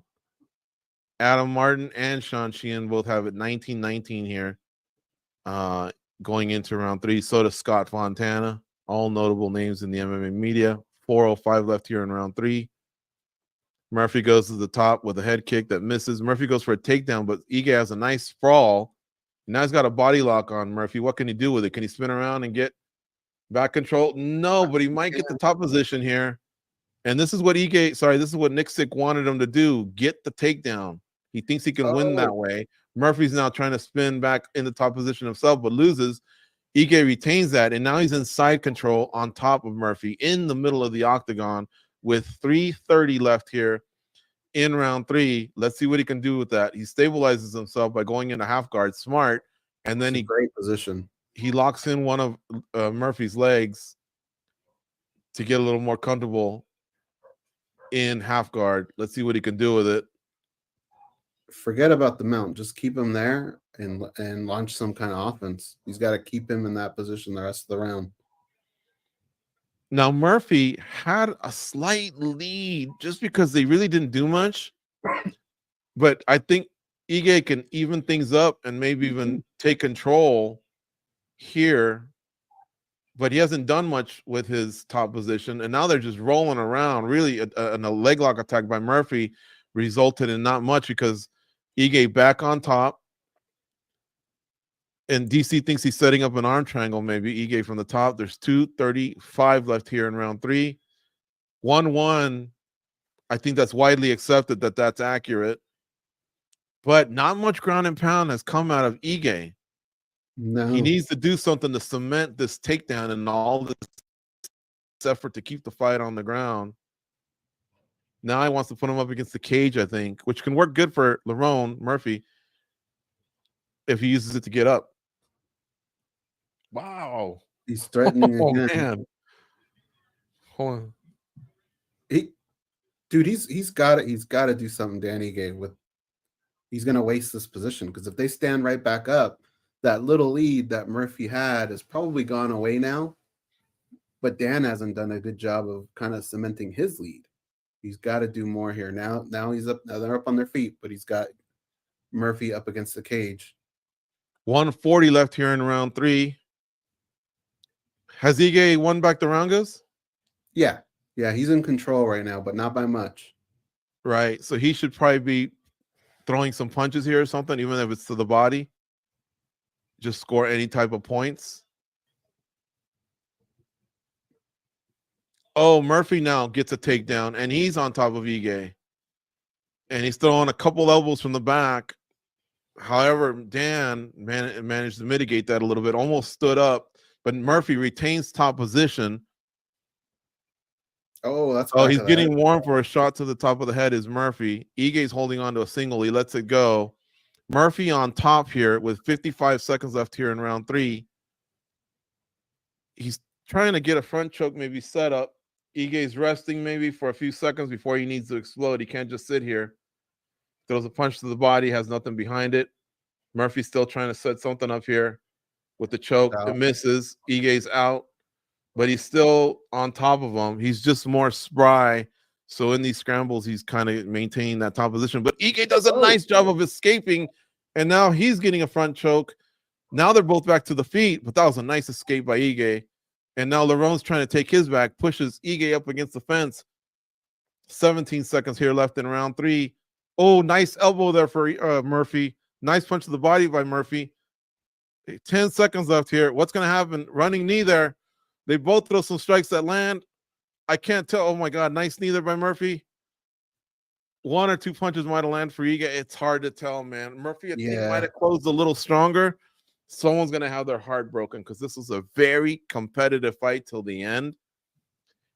It's almost like if the scoring system was, scoring points or whatever, and you got to give someone a 100, I'd give someone a 100 and the other one a 99. I'm not a judge, obviously, and they use the 10-9 system, but I'm talking about the overall fight was that close.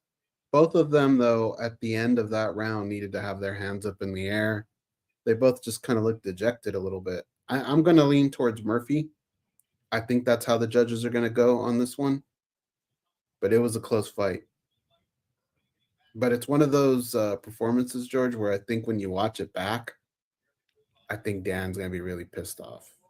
I think there were times where he could have done a little bit more to cement rounds. Well, see, Dan, definitely of all the rounds that he won, his round 1 was the more impressive. The other 2 were close 10-9s, and Dan had a clear 10-9. I don't know if I'd call it a 10-8.5 if we use the half point. But again, it's 3 5-minute fights, basically, is what it boils down to when it goes to the decision. Here we go, Bruce Buffer.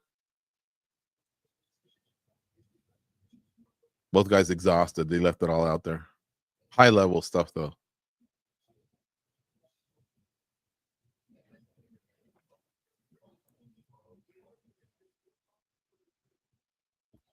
All 3 judges. 29-28.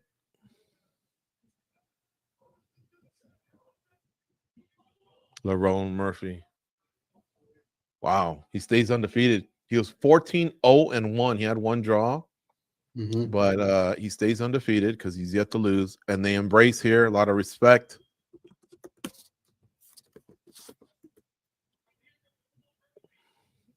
And I think the last 30 seconds might have won it for him, Goze. I think so, too.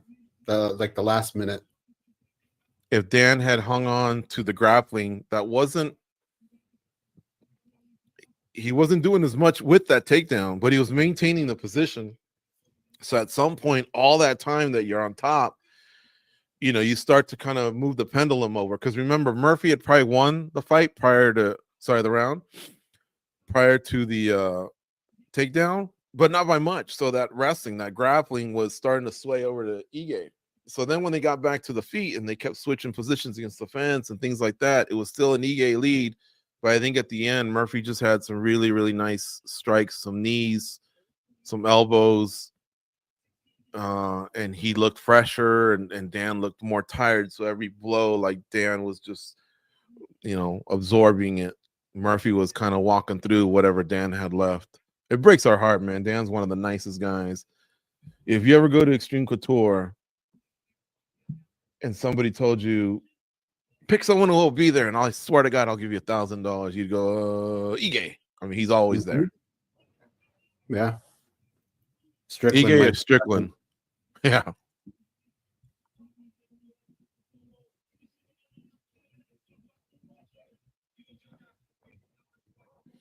Lerone Murphy calls out Josh Emmett.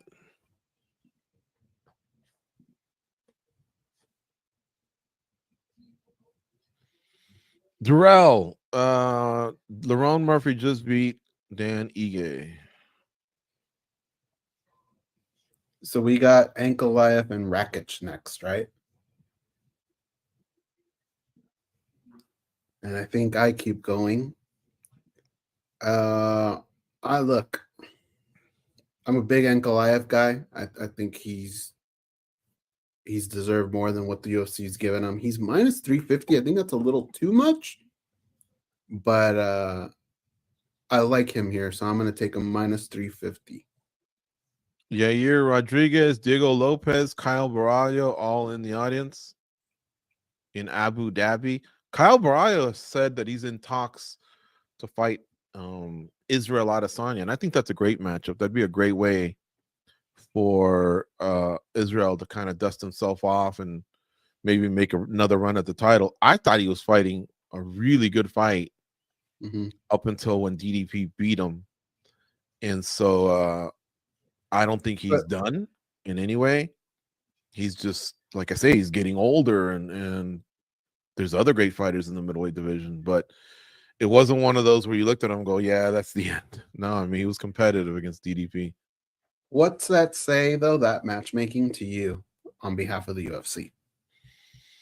Okay, it says a few things. Hey, Kyle, if you're really ready for the next step, get through this former champion and get more popular off of his name. And then for Israel Adesanya, it's, sorry, bro, we've given you a lot of rematches. You got to earn your way back, and now we're going to give you a young gun, and if you can get past him, respect. And frankly, I don't even know if that's a promise for a title shot, because you got Strickland, you got the winner of this fight, right, Robert Whittaker, and then you got guys like Fluffy Hernandez, for example, that are starting to gobble up other opponents, and they're starting to make noise. And so the UFC's got options for sure in the middleweight division. I feel like I'm missing someone else. Who just beat Brendan Allen? Out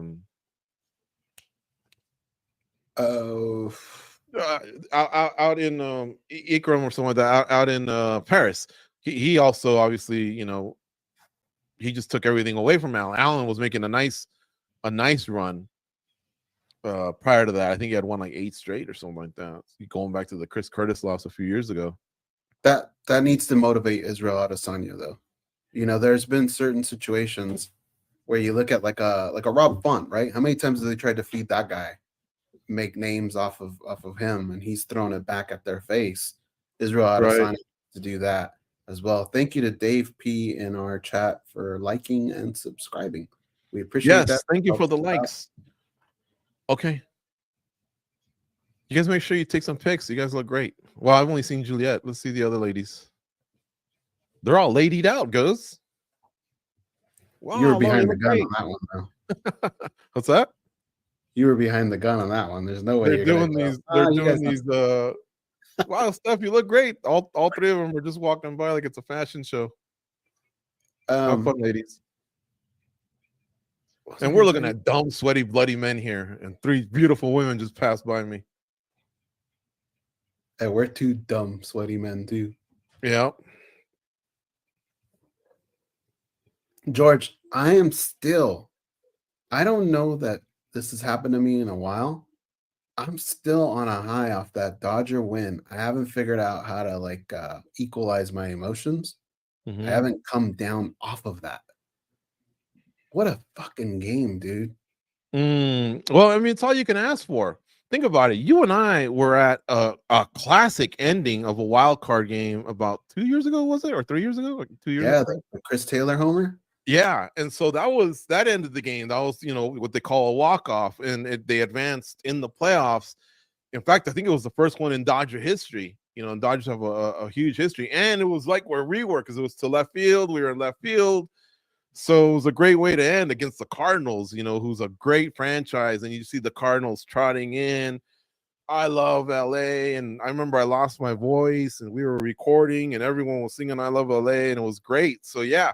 But this is a World Series against the Yankees, another great franchise. They're down in the 10th inning, and it's a grand slam walk-off. I mean, that's amazing. Like, hopefully that carries over, and they took out their ace, and they put a blow into their closer.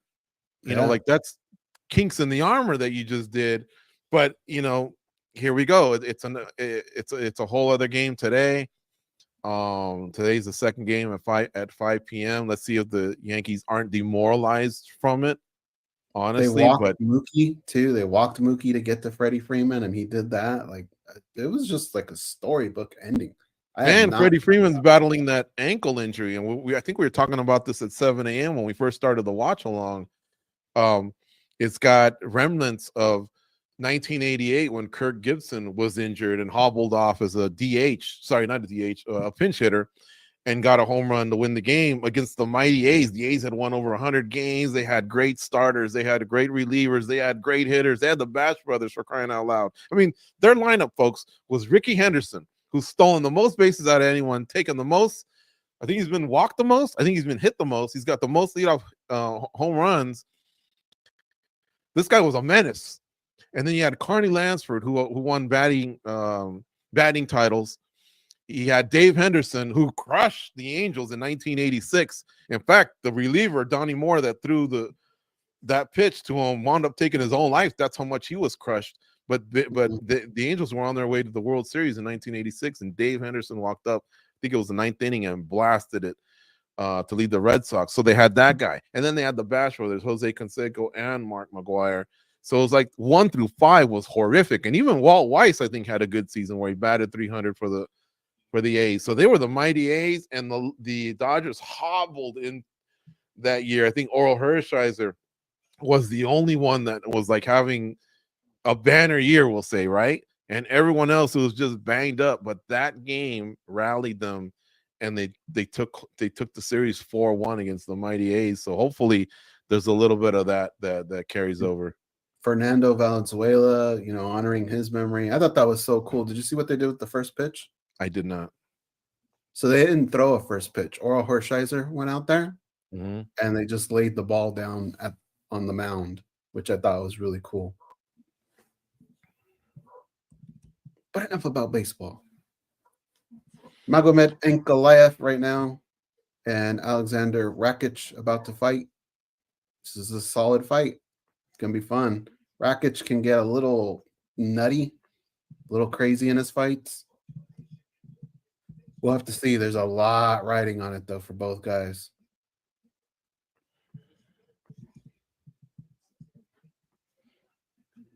Ankalaev could have actually been fighting for a title, but he was booked already. I mean, it's just nothing we could do.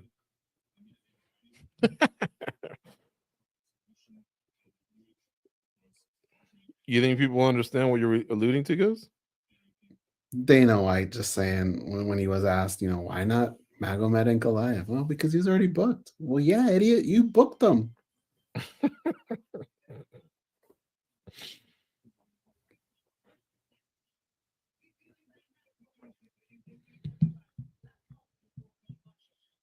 We have been up since 6 a.m. We started this broadcast at 7 a.m. We don't normally do all of the fights for anybody that's tuning in for first time on our watch along. We do this for every pay-per-view. We just did one for the PFL pay-per-view. We might have to have talks, George, about Tyson and Jake Paul. I feel like it'd be nice to be back here to do that. But normally we do the four prelims leading into the pay-per-view. But this time we did the whole card, and when the fights are good, it helps. It helps out. We had a couple slow fights to start off the night, and then of course your guys' comments and all that. Thank you so much for participating. Good questions in the chat. You guys' names just crack me up. I just got a message from, remember Carl from GP4? Yeah. He's with Don from Doncho from Rancho Santa Margarita, and they're all hanging out together at a fight party in Southern California. Did you see this? The picture? I don't know if you could see that. That's them. Yeah, I got another one. It was a group of them.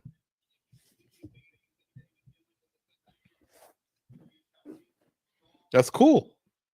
That's cool that the two guys from different eras, because we know Carl going all the way back to the Tag Radio days. When we first started, we were Tag Radio. We did about 500 episodes with Frank Trigg. Actually, about 250 of them. And we were kind of like incognito silent. We became MMA Junkie Radio. And then officially around the 500th episode, Frank Trigg left the show. Frank Trigg, who's a former UFC title contender in the welterweight division. Then he came back as I was gonna say as a middleweight, but no, he was a middleweight outside the organization. He won a title, came back to the UFC. Wasn't the same. I think he was just a little later in his career. But then he transitioned into being a commentator for HDNet Fights, which later on became what did he become? Goes at the end? Access TV. Access TV. He did Fox. He did Pride Fighting Championships on Fox. He was actually a color commentator for Pride Fighting Championships. And then after that was over, he became an MMA referee and judge. Mostly a referee, although he hasn't worked much in 2024 because he's been doing a lot of work in Hollywood as a stuntman and as a, I guess, actor for characters. Goze knows a little bit more about the characters he's done, but it's pretty formidable, right, Goze? I mean, well, yeah, you know, he's not doing jabroni shows or nothing like that. Like he's not like a a cook on Bravo or the Mediterranean. Well, I mean, here and there he's a jabroni here and there, but yeah, but I mean, he was Book of Boba Fett. He was one of the I don't know what the green guys are called, but he was in just about every episode, and he's done some Hawaii 5-0, and there's another Lioness. And then he came out in Shrinking. Those of you who have Apple TV. That's right. Just came out. He was in that. So yeah, he's done some stuff. It's actually funny, George. We were talking about this yesterday when we were driving to go watch that game. There's a bar. So, I mean, we've been doing this for a long time, people, all right? But in those HDNet Fight days, there would be these cards that they would show, at midnight. And there was only one like restaurant / bar that would show it. And I remember a lot of people didn't even have HDNet. So we'd have to drive to this bar with Trigg and just watch the fights there. And we passed by that bar. Do you remember what it was called though? I don't. But I know what you're talking about because it was on Durango and like Russell, right? Somewhere on there. Yeah. And I remember just being like, 3 people pumped up to watch these fights. Everybody kind of looking around like, what are these dorks doing here? And now, because it was like at 1 a.m., 2 a.m. or something like that, right? Yeah, but now you can watch MMA all the time. Like you go to Buffalo Wild Wings and watch the pay-per-views. It's so crazy, like what the hoops we had to jump through back in the day.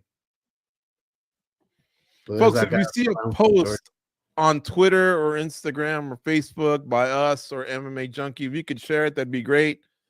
We'd love to get, obviously more viewers, and we're going to do some nice play-by-play for you guys for this next fight that's getting ready to go.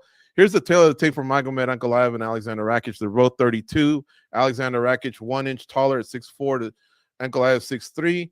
They both weighed in the legal weight of 206, a little lighter for Ankalaev, actually. And I missed the tail of the tape there for the reach. It looked like Rakic might be slightly longer than Ankalaev. Goes, we're synced up, right? We already took care of that. Yeah. Okay. Big favorite though is Magomed Ankalaev. Did we do our pickers? Yeah, I took Ankalaev. Okay. Yeah, minus 350 for Ankalaev, plus 260 for Alexander Rakic. Alexander Rakic's team is saying we're gonna look good for this fight. We didn't look good at UFC 300 when we fought Yuri Prochaska, apparently he was battling an infection or something because he had antibiotics. He had to make a trip to the hospital. He couldn't feel his legs between rounds 1 and 2, but he says he's ready to go in this one. And of course, Ankalaev has to be thinking, if I get a win here, I'll get a shot at Pereira finally, because they went all the way to number 8 to go to Khalil Roundtree for the title shot, right? So they skipped over number 2. Let's see what happens here with with Magomed Ankalaev, should he get the win. And if he doesn't, does Alexander Rakic steal all that? Goes, that's the question. Oh, I don't know. That's the first thing I'd say. Hey, you were going to give it to him. I just beat him. Give it to me. I don't know if that'll work, though. I'm pretty sure whoever gets a good win here should make Khalil Roundtree move up in the rankings. That makes the most sense to me. Now, Rakic, to be fair, is working off losses, so it may not work out that way for him, but it would just be a good way to up your stock. And I'm sure Jamal Hill wouldn't mind a loss to Ankalaev, because that gets Ankalaev out of the way. Hill's probably thinking, if Yuri Prochaska got a rematch, why can't I, right? Anyway, the fight's underway. Rakic is fighting out of the blue corner. He's in the white tights. Ankalaev in the red corner, and he's got the black trunks. And they're both exchanging big old leg kicks to the body. Holy cow, Goes, you can tell the difference in these guys, man. They cover a lot of ground quickly. They are dwarfing the referee, Vitor Ribeiro, who we talked about earlier, a former lightweight. These are some big dudes, dude. Yeah, Shaolin's got to be on his toes for this one. That high kick that Rakic throws, that Ankalaev's got to worry about that. When he comes in, he tends to drop his hands a little bit. That's a shot you do not want to take from Rakic. All right, 4:10 here left in round 1.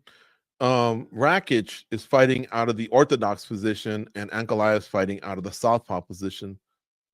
So they're fighting for that outside foot. Look at their feet right there. They're trying to get the outside position. It gives you a more direct line for your 2. Rakic throws a nice kick to the body. Ankalaev answers with a nice kick to the legs. Look at the feeling out process. They're pairing. They're touching. A nice punch thrown by Rakic, but it misses. Very nice slip by Ankalaev. Feeling process. The big strikes haven't really come yet. They're just trading leg kicks, inside and outside leg kicks here. 3:35 left here in round 1. I wonder if Ankalaev is basically just kind of disguise the soon-to-come takedown, and if Rakic is just throwing feelers out so he can make sure to stop the takedown from happening. That's the advantage of having that wrestling in your pocket, right? Yeah. Oh, big left hand there by Ankalaev. Stings Rakic. He doesn't get enough credit for his striking. What's that? He doesn't get enough credit for his striking. He'd be an idiot to stand with Pereira, though, right? Yeah. If you got the wrestling, take him down.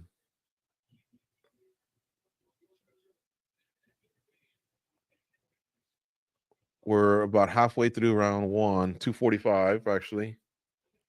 They're still standing. Ankalaev is really even yet to feint a takedown or try a takedown. Kick to the body by Ankalaev lands.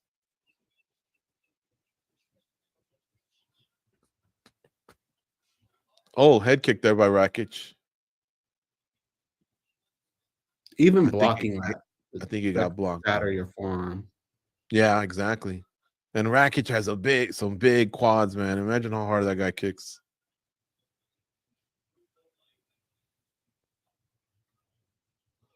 Overhand left there lands for Ankalaev. Kind of pushes Rakic back against the fence. The crowd kind of goes, ooh and ah. I think that strike gets a lot of credit from the judges, that type of strike. Kick to the body by Ankalaev. It lands. I think if you're the UFC, you're rooting for Rakic, right? Yeah, I think so. Good kick to the legs there by Rakic. Last one was more of a feeler. Rakic, though, is using a lot of energy. He's moving a lot. Sideways. And Ankalaev is kind of staying stationary, just stalking. Can he do that for 15 minutes? Leg kick there by Rakic. Ankalaev with a couple shots to the body.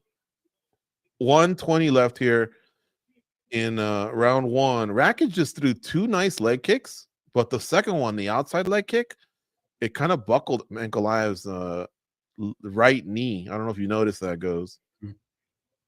And there's an angle where when you look at their legs, man, Rakic has tree trunks compared to Ankalaev. And goes, when we've seen Ankalaev at the gym, dude, he's almost as big as Ngannou. He's just not thick, but he's got size. Yeah, he's massive.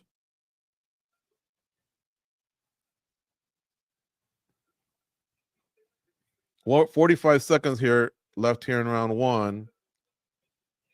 No one's really clearly walked away with the round. Right. Because a damaging strike is yet to land, but a lot of punches have landed. But the damaging type, the one that scores rounds for you, it's yet to really land. Someone can really, really take this, especially in the last 30 seconds. It seems like those weigh a little heavier. Leg kick there, blocked by Ankalaev, but again, a nice thick one from Rakic. Put full body and hip into it. It wasn't a feeler, that's for sure. 10-second clappers out. Both guys missing there with strikes. Oh boy, this is going to be a tough one. And the last strikes landed by Ankalaev was straight left. Not too much behind it, but it did land. I think if they're going to give it to someone, it's going to be to Ankalaev. You think so? I think so. What do you think? I think it should go to him, but I have a feeling it's going to go to Rakic.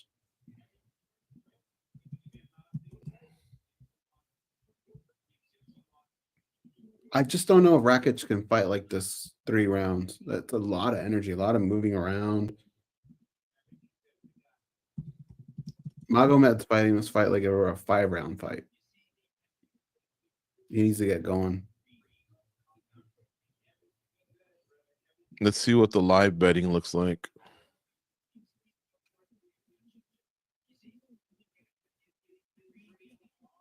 The translation isn't nothing technical. It's basically just breathe, relax, keep working, look at the other guy. We didn't get too much out of that, so that's why we're not really relaying too much of it. They're both in foreign languages, and the translation's pretty basic. And Ankalaev is now minus 920 in live betting. Alexander Rakic is plus 410. So we're of the opinion, more than likely, that they gave that round to Ankalaev because he was already a favorite going into round one. Now he's secured round one, at least according to the bookies. And they're out for round two.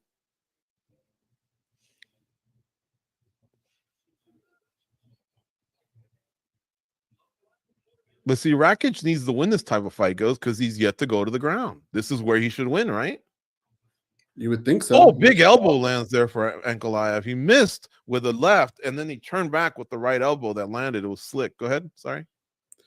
I think at some point he's just got to dip under one of these shots and take him down. Like it's just playing around too much here. Bronstetter has Ankalaev 10-9.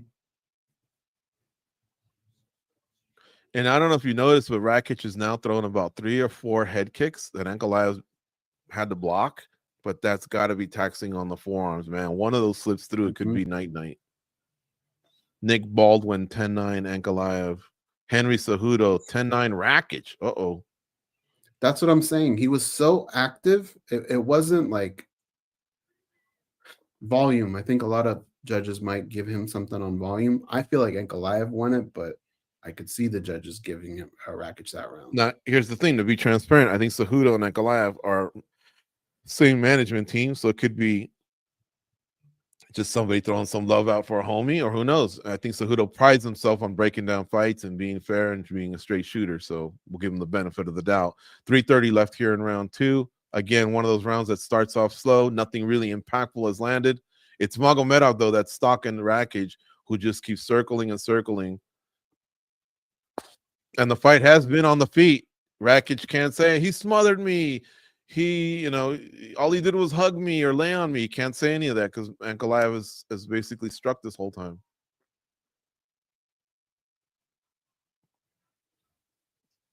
Now we're down to 3 minutes here left in round two.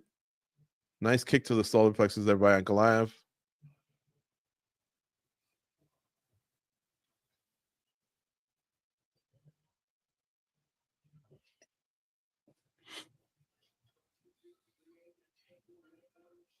Oh, nice shot to the body by Ankalaev.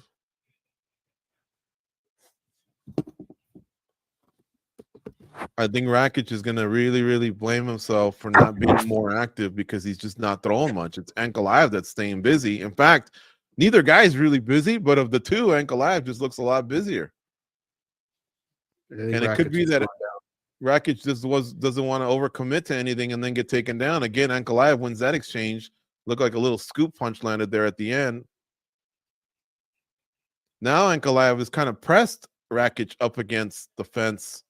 Ooh. As they circle. Ankalaev is definitely winning the striking exchanges right now. He just landed a nice punch and a body kick.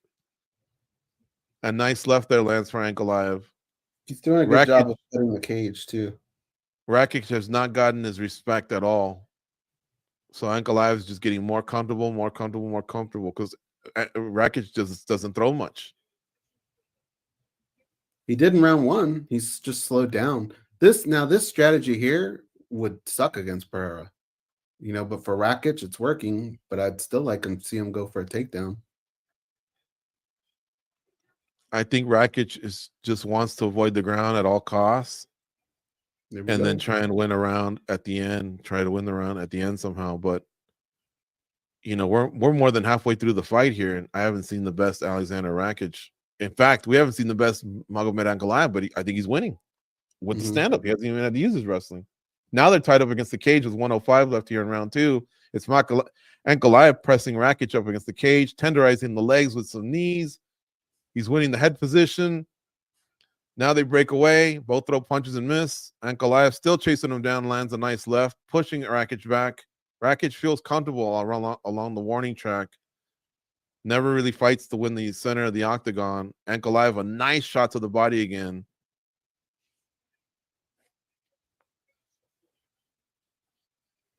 So the significant strikes was 23-16 Rakic in round one, 18-16 so far for Ankalaev in round two. About 25 seconds left here as we end the round. But Goze, the more damaging strikes come from Ankalaev, right or wrong? Right. Yeah, I think, that being said, Rakic just threw something that had a lot of pepper on it still. But I think he's going to lose this round. Should be down 2-0, but I could see it maybe being 1-1 on a judge scorecard. But Rakic seems like the guy that's tiring. Ankalaev still seems like he has steam. He's just touching Ankalaev. He's not really punching him. He's just touching. I know they call them significant strikes, but I'm talking about the damaging ones, the ones that win your rounds, I think. I've seen more from Ankalaev attempts and the ones that are landing.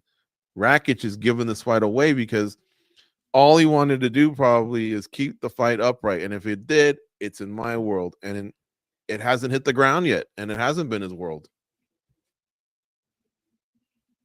The bookies think Ankalaev is winning because he's minus 3,080, and Alexander Rakic comes back at plus 675. Really? Yeah. We'll see what the scores are that come in from the media. These are big dudes, man. But this one isn't as exciting as that first one, dude. Shara Magomedov and Armen Petrosyan really went after each other. These guys look like it's just a heavy day of sparring. Like, hey, we're going to go a little harder here, but we don't want to injure ourselves. Whereas the first one felt like the winner has a bag full of $1 million in the back waiting for him, and they went after it.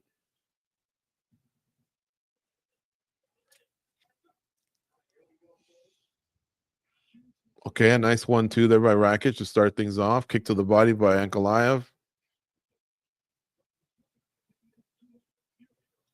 DC said that Rakic's corner thinks he's up 2-0. Come on. Oh, no. There's no way you could get that advice. The most I could look the guy in the face and say, hey, it could be 2-0 us. It could be 2-0 him. We got to get the finish. Right. We don't know what it is. And that's me being as positive as possible. But that's just misleading a fighter there. Oh, big left hand lands for Ankalaev. He snapped his head back with that one. Sean Sheehan laid it out perfectly. He says 19-19 for me, but I could see it being 20-18 for Ankalaev for others. The most we're seeing is it could be 1-1 or 20 or 2-0 for Ankalaev. No one's saying 2-0 for Alexander Rakic except his corner, apparently. And even if they thought that, they shouldn't say it.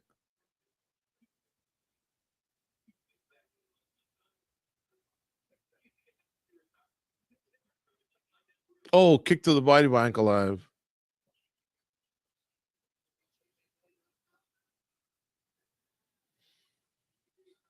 Man, Ankalaev's trying to prove a point, huh? Yeah.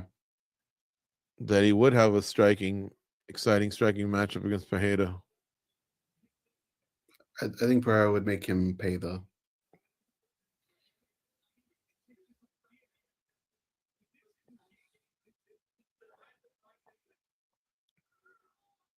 Another nice left hand by Ankalaev.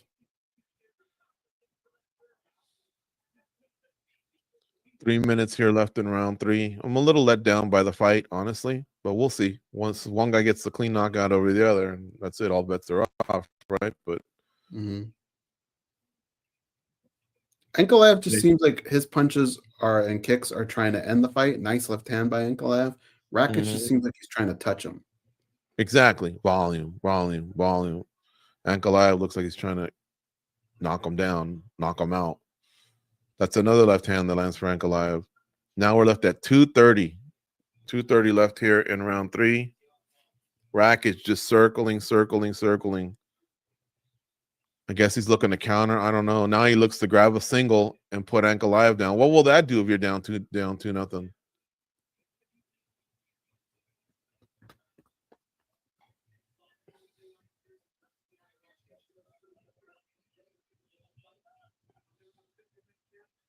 I mean, look, if he gets it and it was 1-1, then I guess I'm wrong, but no one knows that, you know?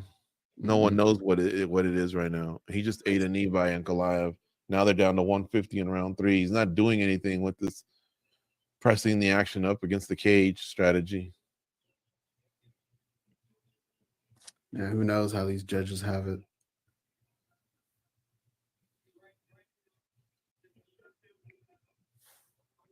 I mean, they both have 2 different types of pressures. Rakic has lost 2 straight. You lose 3 straight, dude, you really take a fall from grace.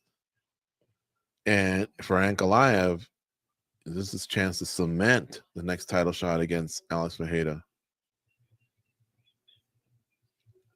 And he has struck, but, you know, 105 left here in round 1. They're just pressing each other up against the cage, taking turns putting the other guy up. Not much is happening, though. Just fights for underhooks, the occasional knee. Ankalaev went up the middle there with a knee. He forced Rakic to change it up, though. That knee right up the middle, right into his gut. Yeah, 40 seconds here left in round 3. The crowd popped for just a moment, but still.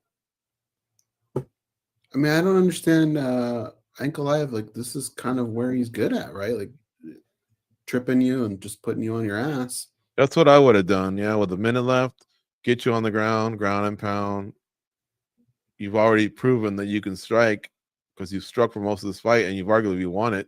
Now they're throwing some pretty good exchanges. The strike count in round 3 is 12-9 Rakic. In round 2, it was 19-19. Who knows, man? We could be setting ourselves up for something crazy here. You guys should see what the first score was. Rakic keeps making it look like they're low blows, but they're not. Alexander Rakic, I think, finished stronger in those last 10 seconds. Fight's over. Both hands come up. They hug. But I think Magomed Ankalaev won, honestly.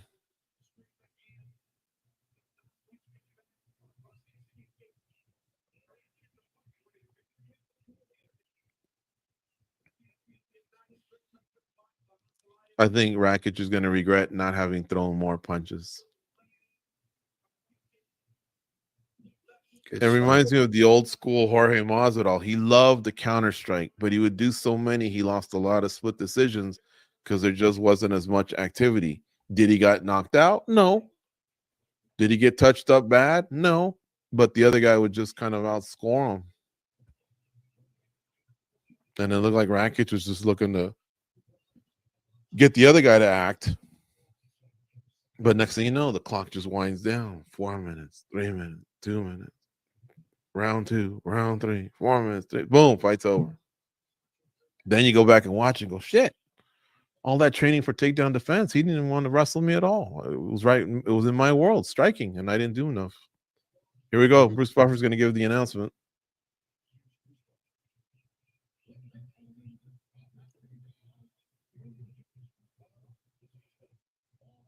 All three judges. 29-28. Magomed Ankalaev. I'm curious to see what rounds were what.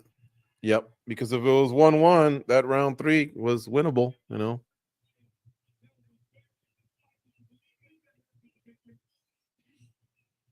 It's very important what Ankalaev says here in this interview.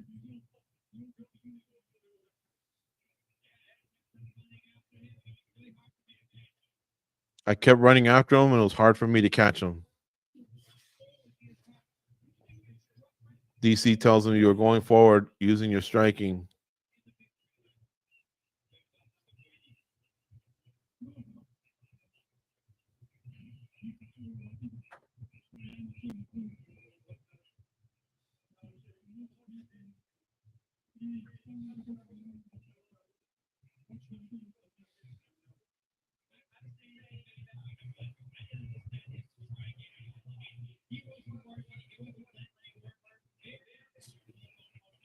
He says, I don't want to say anything bad about him, but his striking, I really couldn't figure it out. He goes, he wasn't letting me work. He wasn't working. He was a very hard opponent for me to fight.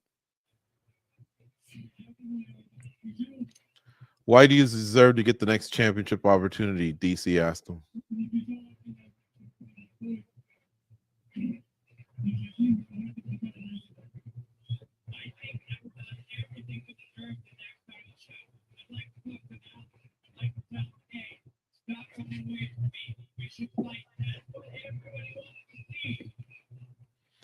I think I've done everything I can to win the title. I love to talk to Alex and say, hey, stop running away from me.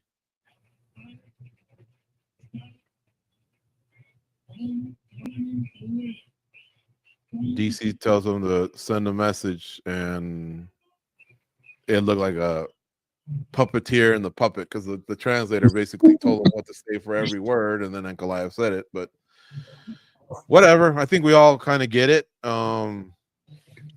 That probably should be the next matchup. He really doesn't have to ask or beg. It hasn't been the most exciting run, but he's winning. Okay, Hasbulla. Here's Hasbulla.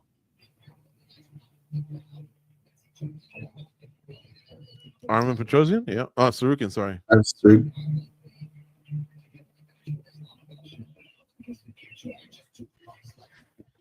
Two fights left, like John Anik just said.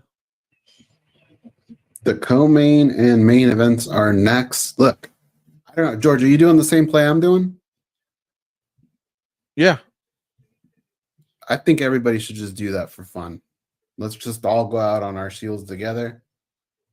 We're thinking Holloway to Whittaker. So I get to pick again here. I'm just going to go Max Holloway. He's plus 210. Every underdog I've bet tonight hasn't hit, but this one here, I just feel like he's got more tools to win in that one. And then in the Chimaev Whittaker fight, I just feel like Bobby Knuckles, like, I think he's turned things around. Chimaev, just, there's still question marks for me. What kind of pace can he fight at? Bobby Knuckles is just so good. Like, he's proven so many things, and there's so many question marks on Chimaev still. I'm going Whittaker, but I'm also going Whittaker to Holloway.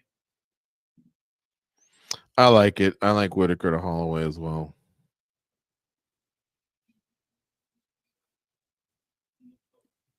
Now, if Khamzat comes out here and starches Whittaker, I think a lot of people need to shut up, right? That's a big statement. Say that one more time. If Chimaev comes out here and starches Whittaker, I think a lot of people need to shut up. If he can dominate him over 5 rounds, I think that makes an even bigger statement. Goes, go to your Instagram and share that story if you don't mind.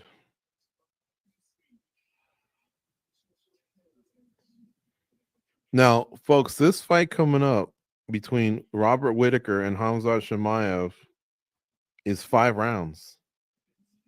So it's not for a title, and it's not the main event of a fight night, but it was negotiated for it to go 5 rounds. Now, remember, Khamzat Chimaev seems to be one hell of a fighter in the first round, like almost unbeatable, I'd say, at welterweight and middleweight. But coming out of that, he looks like a formidable fighter in the second round, especially the first half. And then he starts to wane in, but he's pulled it off against good fighters like Gilbert Burns and Kamaru Usman. 2 different weight classes, too. Now, I know you're saying, wait a minute, they're in the same weight class. But the Gilbert Burns fight was at welterweight. The Usman fight was a late notice fight that Usman took about this time last year, and they agreed at middleweight. And it was a pretty competitive fight, actually. I don't think Usman's fought since then either. Mm. But Chimaev won, and I think the winner was going to get a title shot. That didn't happen. But anyway, now you're fighting a guy who at middleweight has only lost to DDP and Israel Adesanya twice. But other than that, he's won 12 middleweight fights. He's gone 25 minutes. If he can get out of that the first round, then I think Whittaker's on his way to coasting to a victory. But the first round, I think, is going to be the tough part. But like I say, Chimaev, I don't know if it's just been his genes or that long COVID he had or the illnesses that he's had. I guess he works really hard in the gym and sometimes overexerts himself, but he just has a little bit of a drop-off in these fights against the tougher competition. To his credit, he has dug deep and still won both the Usman fight and the Burns fight. So it's not like he just crumbled either. Mhm. But Whittaker at middleweight, not on late notice, proper notice for both guys. That's a tough out, man, is Whittaker. You know, that's kind of how DDP got to Whittaker, right? Like he rushed him early, landed one shot and was able to capitalize on it. Of course, Khamzat Chimaev could do something very similar, but I feel like Robert Whittaker learned a lot from that loss. I think he's turned things around. I think he's more into MMA than he used to be. Before it was MMA, video games. MMA, video games. I think now he didn't like that feeling, and I think he's more dialed in now. This is going to be a great fight. I love this fight. This and the main event. Like, hats off to the UFC there.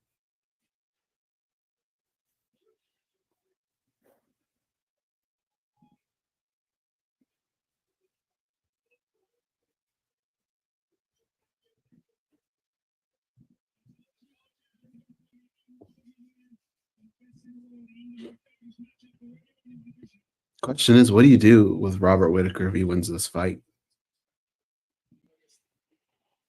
It does look like they're committed to Strickland. Does it though? Because like, I agree, it's kind of what he said, but why haven't we heard anything? They did say they tried to go to South Africa, but they're not going to. So I wonder if they would go back to Australia.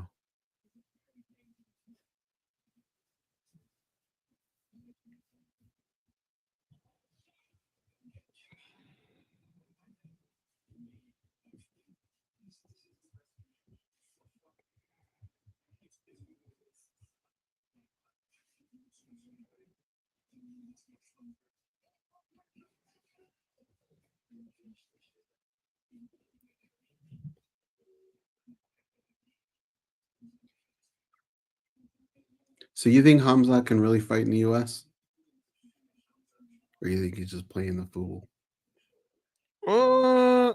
See, I've heard it from about 3 to 5 different people that he can't.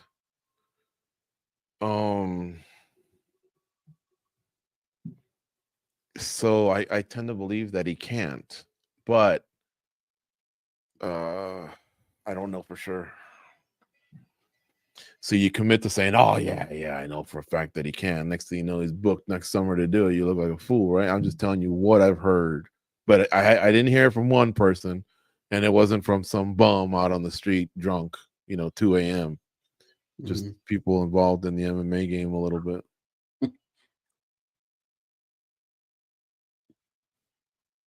Okay, coming out first is Khamzat Chimaev. I heard he had trouble making weight and that there was a questionable weigh-in, but I looked at the replay again and it didn't. His weigh-in looked like the same as other weigh-ins.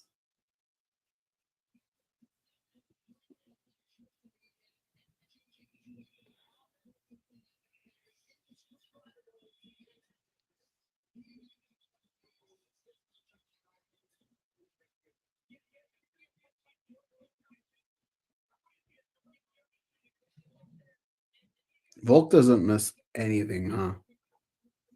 Mm-mm.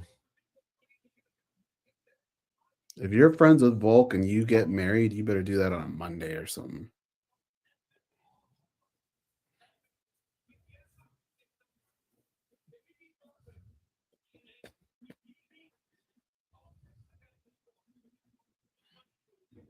Doesn't it seem like Diego Lopez is at a lot of events too lately? Yeah. Like you just wouldn't expect him at this card, right? Jamal Hill, Aljamain Sterling, I see them a lot as well. Yeah.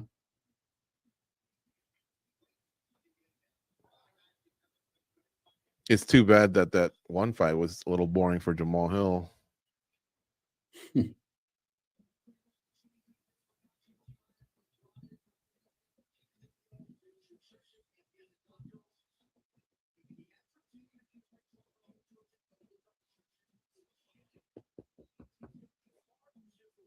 I'm fired up about this one, dude. This is going to be interesting.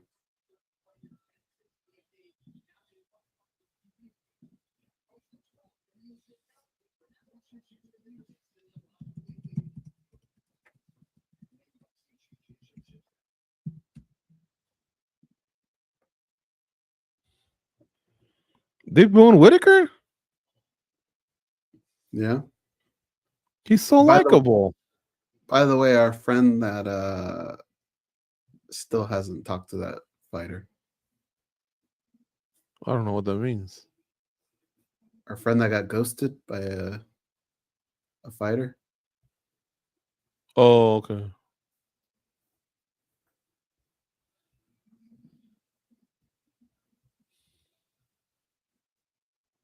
Oh, like Clever Lane.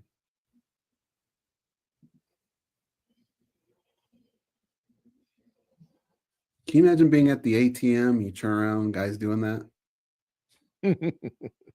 I'd give them all my passcodes. Here you go, partner.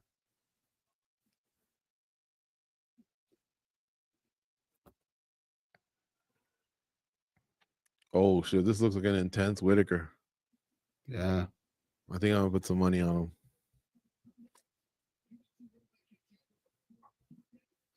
Hey, let me get some on that too. Okay, put how much? This much. Okay. That's separate from the other one, right? Right. Everybody that's wondering, how much did he type? You could tell George wasn't really blown away by what I said.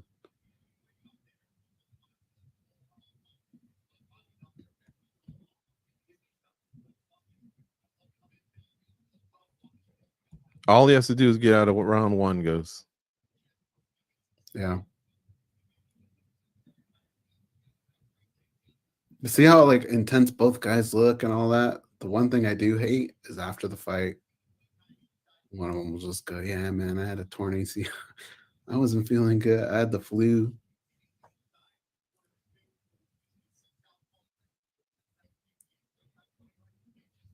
See, there's no way Whittaker is intimidated, and I'll tell you why. I'm not saying Khamzat Chimaev isn't one of the most terrifying human beings on the planet. Trust me. I'm giving him my passcodes and my money too. But this guy's been in there with a lot of killers now, including Yoel Romero twice. Remember, he had to fight him twice. Obviously, Israel Adesanya. And now, I mean, all the valuable experience that he has, still relatively young. And the way somebody told him, yeah, he tells the story about, taking the fight, and one of the matchmakers said, what are we going to do with Khamzat Chimaev? And he goes, I'll take him. Like, it turns him on to get a tough matchup, like to prove wrong that matchup. Rest in peace, Josh Saman. But remember Josh Saman and Bubba McDaniel on one season of The Ultimate Fighter? I think when Jones and Chael were coaches or something like that. Remember, they were always trying to negotiate and manipulate the matchups to their favor. And look, there's nothing wrong with that either. But that's the opposite of Whittaker. Whittaker's like, no, give me this guy. Give me this boogeyman. Like, not even thinking, like, could I be in the running for a title shot? I'm a former champion. I'm a main eventer. I'm a company man. Nope.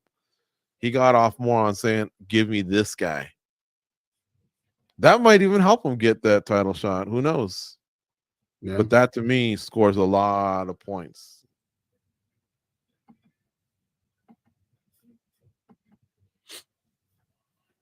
This broadcast is so long that I had to go in and make sure we had room.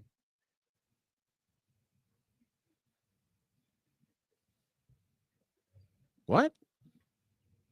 So normally between like us and Farah, our broadcasts, you have to make sure that there's enough space. So I actually had to go in and like delete old stuff just to make sure we're good. Because we had got at least one more hour left, right?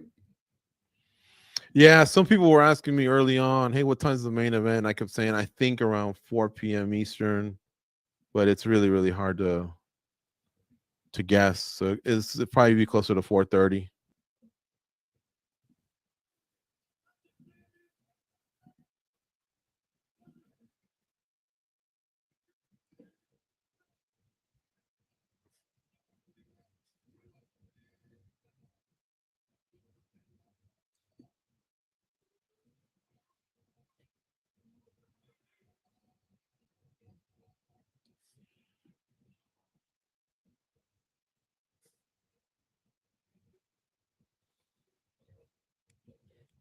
Whittaker's dad looks like a big guy. Have you ever seen him in the embeddeds? Yeah.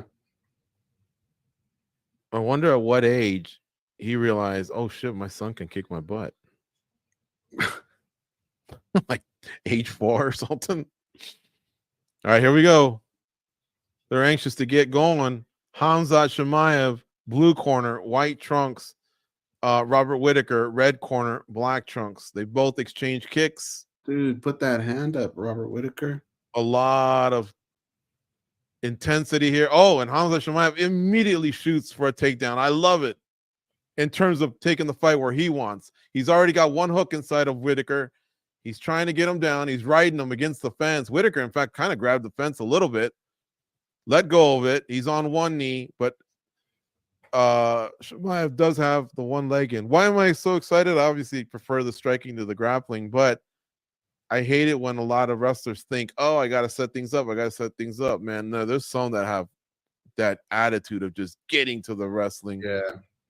And they're real good at it. In fact, I'll point to Chael Peace, and he was really good at saying, this is what got me to the dance. I'm going to show it to you quickly. And look, we're not even a minute in. There's still 4 minutes exactly in round 1, and Whittaker's already battling for his life. Chimaev is attacking the back. He hasn't gotten a hook in yet. To Whittaker's credit, he's been okay with that.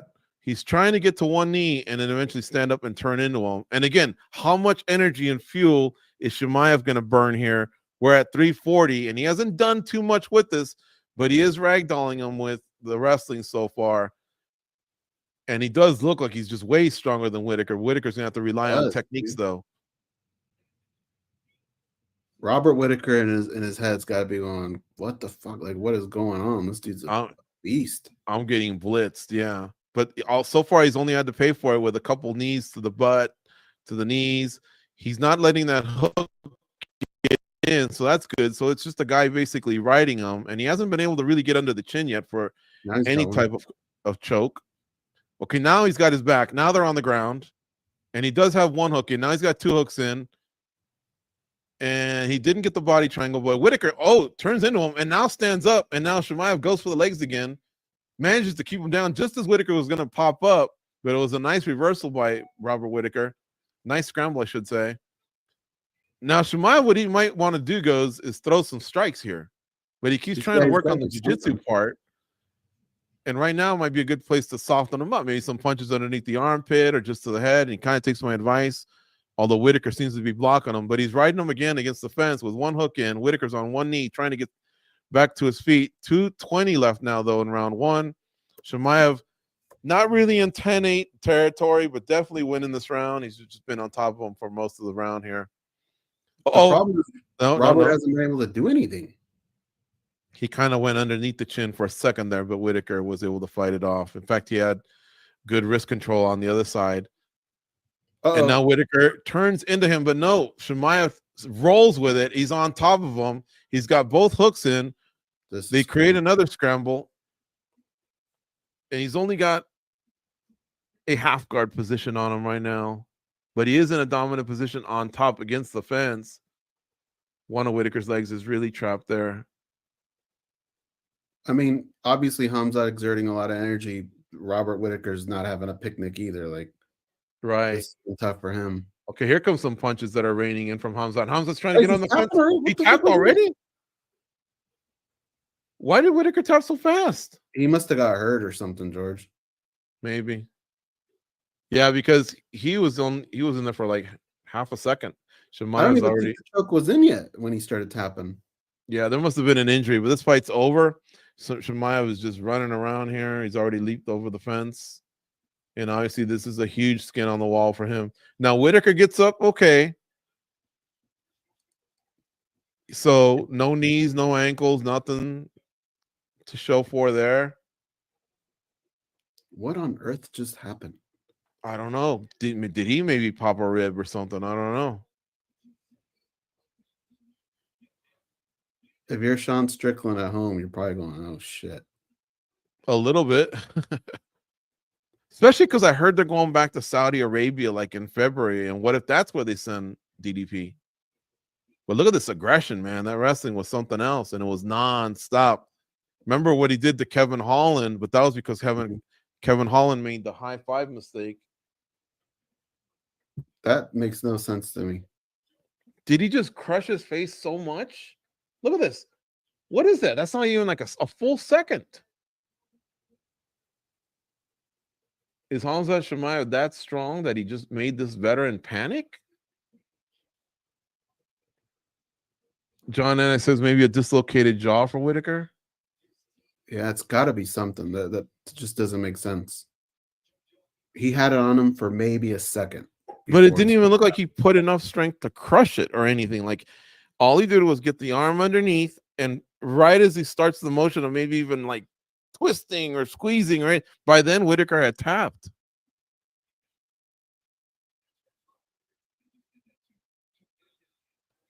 I'd love to hear from Whittaker what the hell happened, man.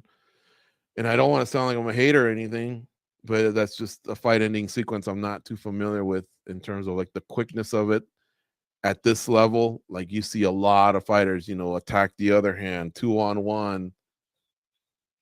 He didn't even like have him like stretched out with hooks or anything like that. Yeah, I would have loved to see that fight play out more. So Whittaker standing up okay. I don't see anything swelling. I wonder what the deal is. Maybe this guy squeezes so hard that first moment is like a crocodile biting your arm or something. You're like, what the fuck is that?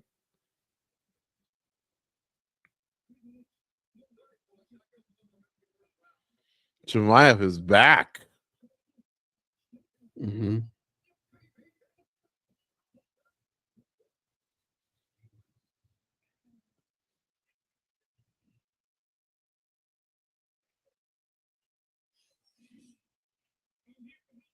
I don't see Whittaker offering any excuses. I don't see him pointing at anything.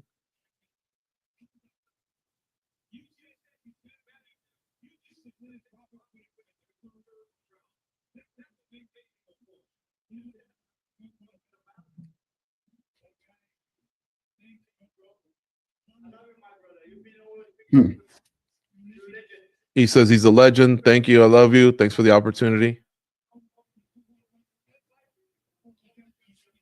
He says no one wants to fight with me. All the champions are running from me.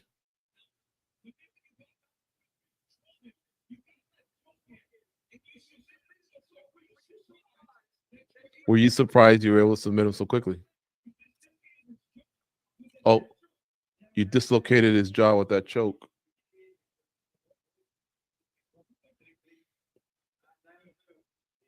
Did you see that elbow goes in the replay here? Could that have started things maybe?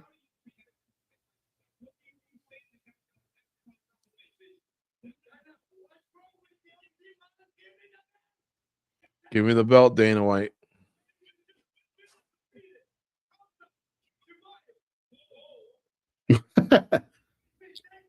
Abu Dhabi, thank you.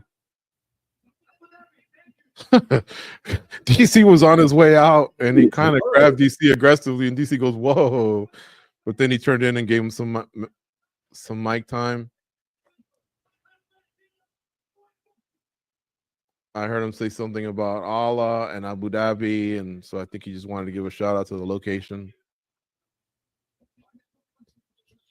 He mauled Whittaker, dude.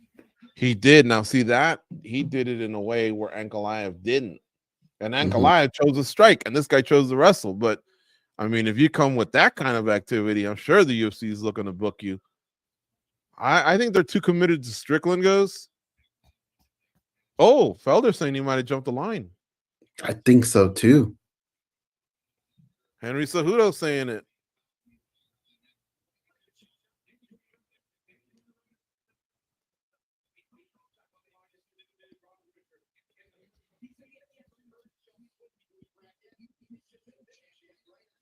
So he heard his jaw click. So, yeah, there did seem to be a jaw injury. I don't know if it came from the elbow prior to the submission or just that quick squeeze. I'm led to believe that it could have been something prior goes, and therefore when the squeeze just happened, there must have been this jolt of pain where he's like, I need to get out. You know, I don't know that it was even initiated yet. Is that Steve Harvey? Yeah. I just saw him on Don't let him make any decisions. I saw him on Family Feud. Obviously, it was like a reel. It was something from the past, but it was hilarious because the guy, I literally just saw it. So I'll tell you what happened. He goes, hey, we asked 100 people, name, what is a word that follows pork, right? And so the lady said, pork loin. And he goes, pork loin, ding, number 4. And then the other guy said, pork belly, ding. But he was less. So he asked the girl, and she goes, we want to play, right? So they go to the next person. And this is an African-American family. And so they, you know, when she said pork loin, it sounded like she had a southern accent. So Steve Harvey was still kind of reacting to that because she said pork loin. He was like, what? You know, he had to clarify it. So Steve's like real playful and all that. And then he gets to the guy and he goes, all right, you know, we asked 100 people. And he goes, you pine. And Steve, you know, Steve Harvey kind of makes that face where he stares off into space or whatever. And he goes, did you just say pork, you pine? And he goes, you pine? And he goes, yes. And he started laughing and saying all kinds of things. And so he was like asking, ain't no way it's going to be up there. He goes, I'll put all my money, you know. And then he goes, all right, you know. And he goes, you pine. And gives him an X. But it was so hilarious. I literally watched it earlier today. I guess the pork chop had the thing ends. I imagine pork chop was up there, right? It's gotta be. I think that would be number 1. There was still 3 more left, but pork belly, pork loin, pork chop, but pork you pine. The guy said, I don't know what would have been another one. Pork rinds. Pork grinds, yeah. I would have been interested to see what else was up there. I mean, if you're gonna do U Pine, you might as well do E Pig, right? At that point, like Mm-hmm. pork and beans. I'm seeing in the chat.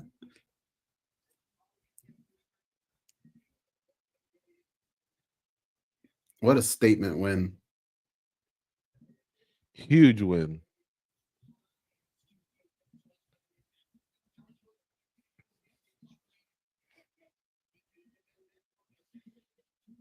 Wow. Time for the main event. Max Holloway is going to be challenging Ilia Topuria for this featherweight title.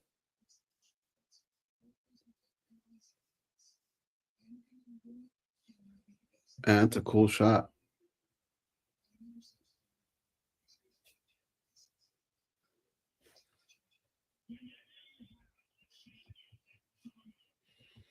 Now, this is going to answer a lot of questions.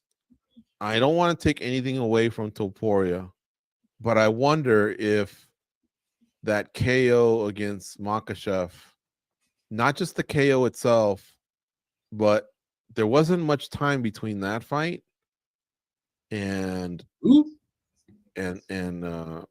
Volkanovski lost to Makhachev. So let me reset it. Volkanovski lost to Topuria in February of 2024. In October of 2023, so that's about 4 months, Volkanovski got knocked out by Islam Makhachev. At lightweight, he took the fight on late notice, so he wasn't well prepared, and he got knocked out pretty viciously. So now you come back, and you're still the featherweight champ, and you defend, but you're only 4 months removed from that vicious KO. And, has your body, I guess, just kind of recovered or whatever. But Volk likes to be active, so he goes in there and he gets smoked by Ilia Topuria. Mm-hmm. So did he get a compromised Alex Volk? If he beats Holloway pretty bad, then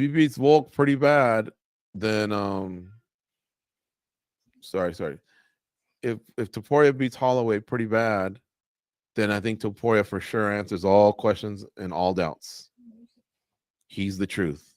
But if Holloway beats him, some people might say that he was just a one and done and he just caught Volk on a bad spell, like who knows? That's what I was saying. These are just storylines. Yeah, no, that's what I was saying on Junkie Radio is like the spectrum of where this dude can end up can be so radical. Mm-hmm.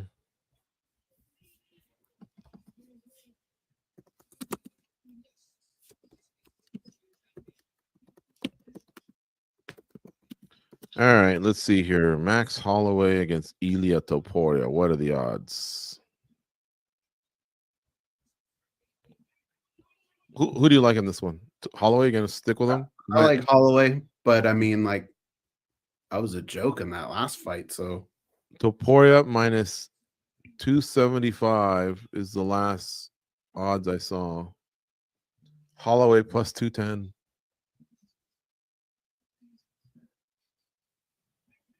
who do you pick? Because it's on you. I'm just gonna go with the dogs. Holloway. Dogs haven't been barking today, though. Tight.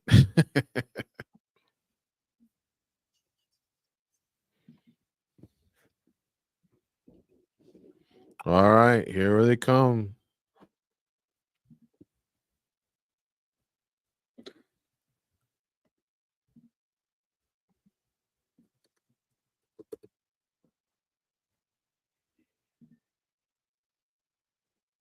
How much does this arena sit? It's probably one of those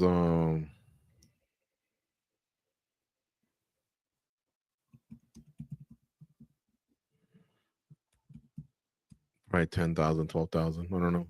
It looks like maybe 10 or something.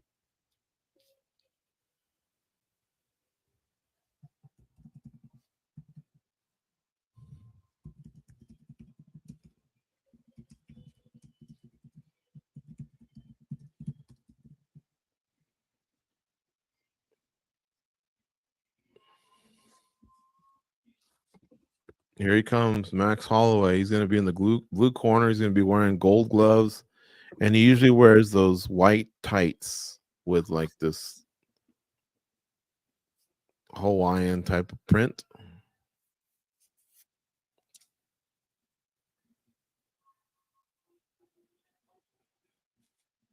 I'm a fan of the Hawaiian print. You don't like that one, huh? I like Poirier's more tropical print than this guy's.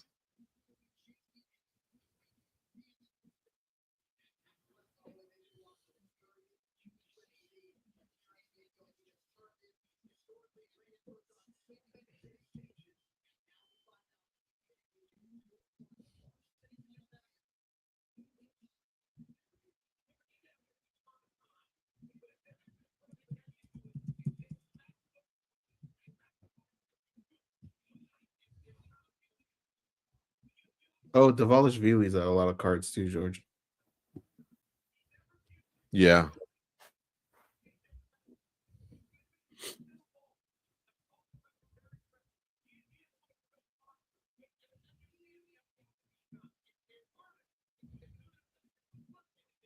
He's there too, I think.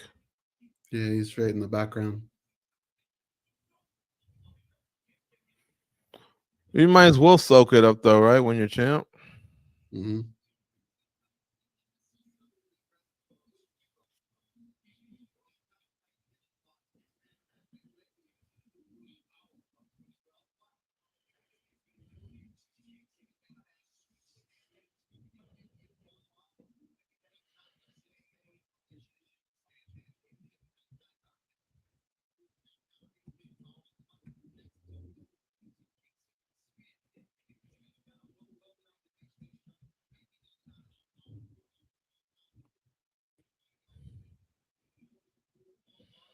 Unrivaled fight shorts.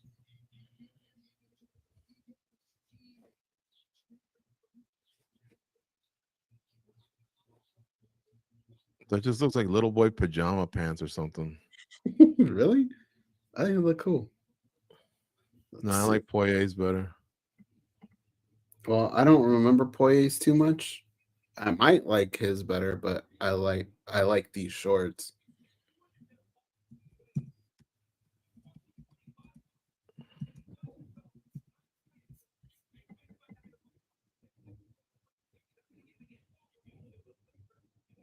I can't believe that the Dodger game is going to be like in 3 hours when we're done here. Meaning you don't even have time to like recharge the battery? No. Well, guess what I had given thought to? After here, just going straight to California to watch Logan's game. But I don't think I got it, man. Dude, you're out of your mind. I haven't slept enough. I don't condone it, folks, but I still stand by a tipsy driver, not a drunk fucking driver. A tipsy driver is not as dangerous as a sleepy driver. Because the couple times I've made that mistake when I was younger, I had both hands on the wheel, driving slow. I just wanted to get home. Whereas a few times I've been asleep and I'm awoken by those little rudders in between lanes. They're like, oh, whoa, whoa. You know, you jerk the wheel back. You're like, holy shit. Don't do either one. Now, and that was when I was young and dumb. Now you got Uber. That right there alone. See, in my day, you'd have to ask a buddy and then owe him lunch the next day. So the buddy's pissed. He's got to come get you. And then the next day, you got to get a ride to work or something. And then you got to ask someone from work to take you. And then you got to buy them lunch. Now you got to do is just jump in an Uber. Mm-hmm. Easy. And then you just take an Uber to your car in the morning or whatever. You don't know that guy's shit. Just the ride. That's why I'm shocked when people get them. Someone recently got one. Who was it? I think it was an athlete. A DUI? Yeah. Remember they apologized right away? Oh, it was Mike Perry. Mike Perry, yeah. Yeah, I mean, look, he's got the resources and everything.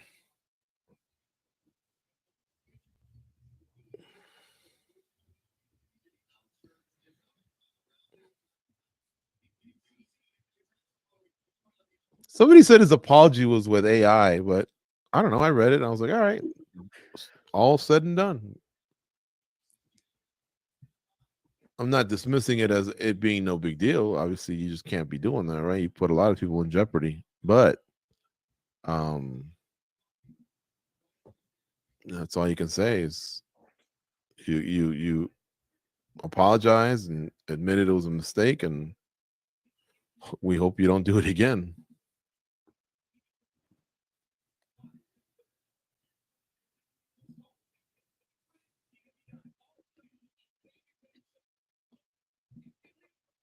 Here comes Ilia Topuria.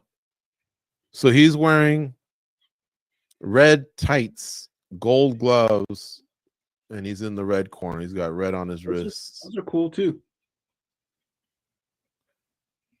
He's got similar tattoos to McGregor, and that's why they've been calling him the copycat. Now, what he did say was that he said, I was a fan of Holloway, man. I'm kind of giving him props. You know, I'm a fan of these guys. And then I just got to the point where I felt like I was good enough to beat him, and I beat him, and I got to say what I got to say. But in reality, he didn't grow up with like hate towards either one of these guys. But in a way, when I heard the copycat thing, I was like, well, I guess I do see some similarities to, you know, the design on his chest and his back having a little bit similar to McGregor. Look how loose Holloway looks. Mm-hmm.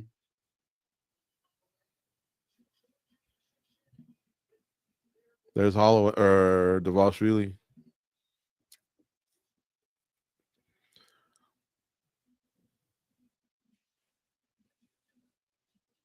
What do you think? Are we in for a long fight or a short fight? No, I think a lot of bravado is out on display. So I actually think that this one's going to end before the 5 rounds are needed. George, you know what I didn't see? The shorts that you sent me. I put my response in the chat, by the way. The shorts, they're $114. So that's the equivalent of like that's more than if you were to buy your favorite team's jersey. It's a bit much, yes. Yeah, I don't know if I'm spending that. For one, when the fuck do you wear these? Well, his look like you could at least wear to the beach or something. They're trunks, you know? Yeah, but you can't go to Walmart in those or something, right? Like, I think Shit, I've seen people in PJs at Walmart. So that's true. My bad. You know what I mean? Like going out. I think I just get my favorite team's jersey or something. But between Holloway's tights and Poirier's trunks, which ones would you get? I go Max's. I like better. Then I like Topuria's, then Poirier's. Where are you gonna wear those? I mean, they're underwear. I'm gonna wear them. I like them. Do you know how fucking dumb I would look in those? That's what I'm saying. So what would be the point of buying it? Just to hang it up on a wall? Well, I thought we were just talking about like which ones do you like better?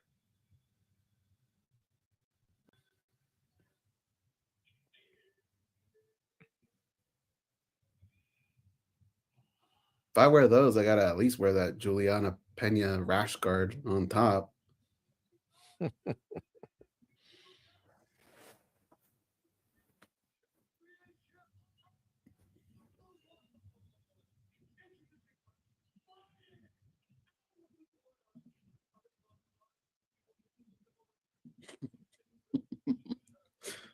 Dude, it's gonna be 2 p.m.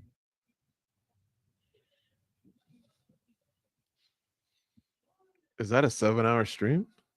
Yeah. We're at 6 minutes and 30 minutes, or 6 hours and 30 minutes. Is that seat cushion helping, the new one you bought? I think I might have ruined it. I think I've gotten up twice this whole once to go get that coffee, and that's it. Where's Yogi? It's at daycare. Oh, he's at daycare? Who took him? Laura. How come? Because they were going to leave, and we didn't know if he'd be. Plus, like, I think those sessions expire at the end of the month, so just figured it'd be a good time for him to play. Who took him and at what time? I never noticed. Laura took him about 8 or something like that. Oh, when she went to get that breakfast? Yeah.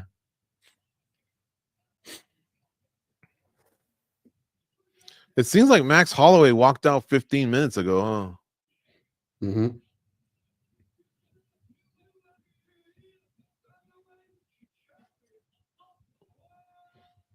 I think one of the biggest things that would suck for me if I was ever a world champion was if I didn't defend it that first time.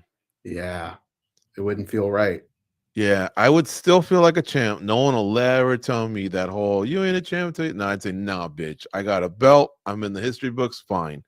But now this is where you distinguish yourself as a possible all-time great rather than just a quick hitter, or a hit and run or anything like that.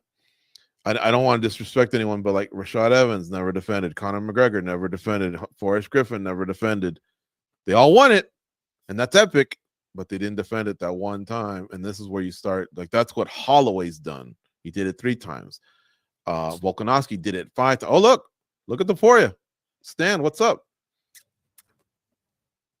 Oh, the other guy's acting like a matador. Mm-hmm. Wait, I thought Ilia was the matador.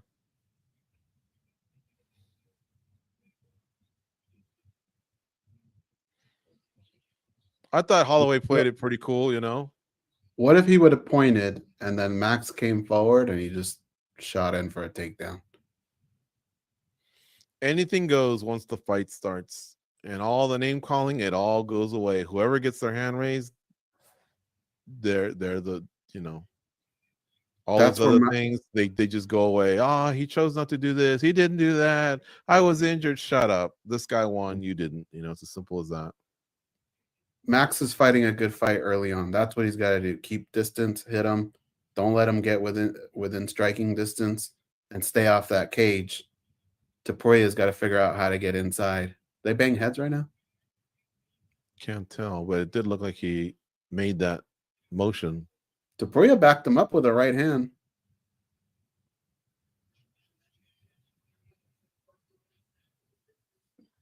Holloway looks quick. Mm-hmm. Topuria. Okay, this is interesting right here. Oh. That usually doesn't happen to Max. Max is usually pretty quick to get up. But I had thought about this, but Topuria was so gung-ho on like knocking you out and this and that, but he could submit him, man. Topuria's got a very underrated ground game. And remember, he may lose that bravado thing, but if he gets the win, he gets another belt, the ruby, right? He gets the pay-per-view points, all the spoils, maybe the fight in Spain. But at least he put it in his head. He took him down and they separated now. So now it's kind of like a little win for both of them because he picked them up, slammed them down, which not a lot of people do to Holloway, but Holloway found his way back up. And now nice left hook there for Holloway.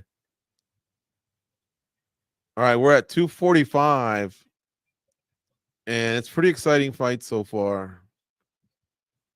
That takedown from Topuria was really, really nice. Holloway's kind of throwing jabs. Topuria's got this little Mike Tyson nice bob and weave, and then he unloads really, really big punches. They just traded leg kicks right now.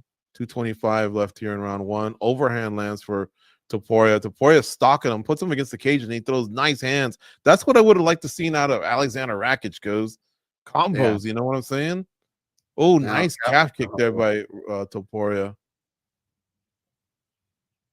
Okay, I'll tell you this much. Topuria looks like a very talented fighter with a lot of weapons. And looks like he can use them at championship level. Like he deserves to be here, not like he caught Volkanovski on a bad day or nothing like that. You can see it early on. Max is going back to what he was doing earlier in the fight. He's got to back him up a little bit, keep him at distance, because when Topuria can throw off them hooks, those 3-punch combos, that's where he's most dangerous. Those punches he's throwing there, that's not going to have much on it. He's got Max's attention, though. 1 minute and 33 seconds left in round 1. Nice little exchange there. Both guys landing. Now, Topuria has a little bit of a Khamzat start. Very aggressive. But see, Holloway's weathering the storm. He's even gotten back up from a takedown, whereas Khamzat didn't let Whittaker breathe for 1 second. And so now we'll see how this fight, plays out a little bit. Now, there are no rumors or proof that Topuria does wear down, kind of like how Khamzat has. So it could be a nothing burger, thinking that as this fight drags on, Topuria's going to be that much weaker. Nice counter combo from Holloway. And by the way, the crowd couldn't be louder. I mean, they're really, really popping for every strike. Both guys having success with the hands. 45 seconds here left in round one.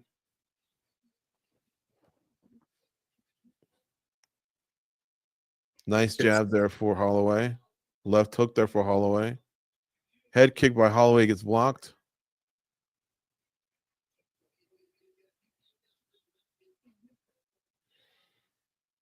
John Anik pointing out that Topuria got takedowns but did nothing with them. Oh, left hook lands for Topuria. Knocks down Holloway.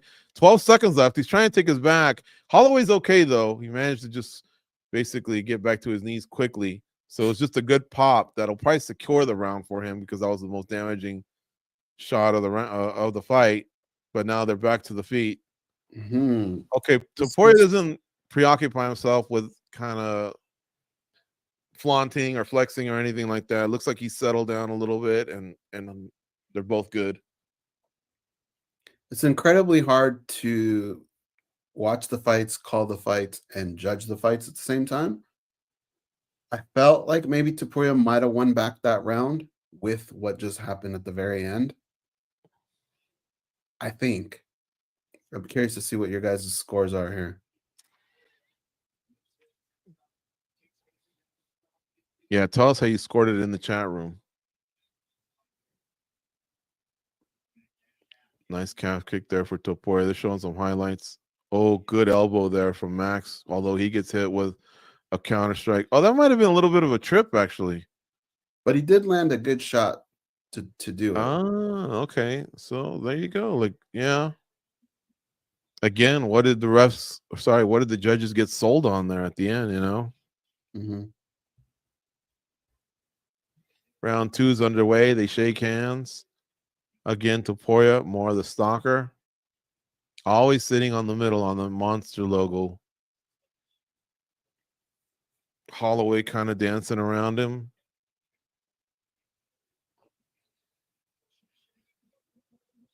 Oh, nice jab there by Holloway. Holloway throws nice punches and then slips the counters from Topuria. And I will say Topuria looks like everything he throws, it looks like he's got bad intentions in both hands, man. He does. Linear kick there by Max Holloway. Overhand right there lands for Topuria. Kevin Ellie says first round was close, but he thinks it's 10-9 to Max. And I may agree with that, because that last one looks like it was counted as a slip. I just saw another 10-9 for Holloway, but then I did see a 10-9 for Topuria. And the first round of Pena Pennington was the deciding round. The judges agreed on all the other ones, but they were split on round 1. So round 1's just as important as round 5. Don't buy into this whole to be the champ, you gotta take it from it. No, you just gotta win 3 rounds out of 5, and it could be uneventful rounds or whatever. See, I buy into that. I feel like when the round did starts, Pena really beat the champ? I mean, I think what people mean when they say that is when the fight starts, it's 10-9 the champ already. And then if a fight is close around where a judge may not really, like, he's like us right now, like, I could go either way, they're more likely to give that to the champ. And it's only because in boxing, the history of boxing, you're always afraid to be that guy that gives the wrong score that costs the champ the score. Yeah. So that's what I think. Big punches there from Topuria, including a left hook. Sorry, finish your thought. I think that's why people say it, what they kind of mean when they say that. I just think it was a convenient saying by someone slick like Muhammad Ali, and people ran with it. But I've just seen so many fights where the champ wasn't beaten, and yet the challenger walked away with the belt. So, including this Pena fight. Oh, nice head kick there by Holloway. And what a chin on Holloway, because I'm telling you, he got clocked with the right and a beautiful left hook. He kind of stumbled, But then he was okay. And right now, Topuria is still firing off beautiful punches that have power, man. Mm-hmm. And I think Holloway's got to make sure he maintains distance and he doesn't get into phone booth fighting. Every time he phone booth fights, Topuria seems to light him up pretty well. Like right there, right where they're at right now, throw that jab. You can't be that close to Topuria. You can't give him that.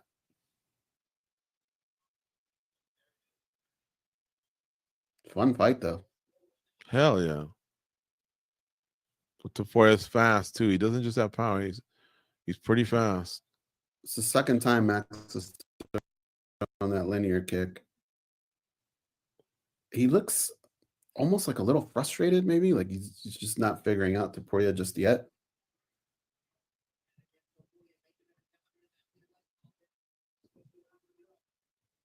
Kick to the body. There, when Max throws that lazy kick, he always eats a couple punches. Mm-hmm.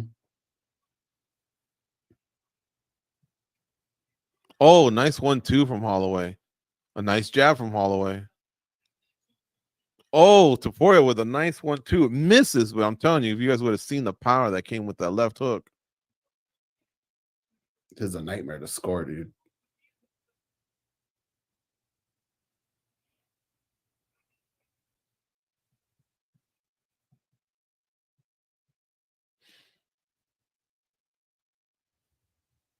Okay, I got a question for you. If Holloway wins today, does he vault to #1 greatest Hawaiian fighter ever over BJ Penn? He's matched BJ Penn in that they both won titles and they both defended it 3 times. Mm-hmm. BJ obviously put Hawaiian fighters on the map. They'll always get that type of respect. But at some point, Holloway, if he were to regain his belt and he's still young, I don't know, man. It seemed like after Penn lost, he kind of had a little bit of this, downhill trajectory. Whereas Holloway's been able to rally. I mean, he fucking went up in weight class and BMF'd Gaethje, and then to win this in the same year. I mean, Danny Segura has a strong point for Fighter of the Year. I don't know if it's a slam dunk, but he's got a strong point. I think you would. When you're breaking down their accolades, I mean, there's a lot to go through. If you think about, like, what if they just fought each other? If you pick a weight class and they fought, who would win? Prime BJ, prime Max. I feel like Max would edge that one out.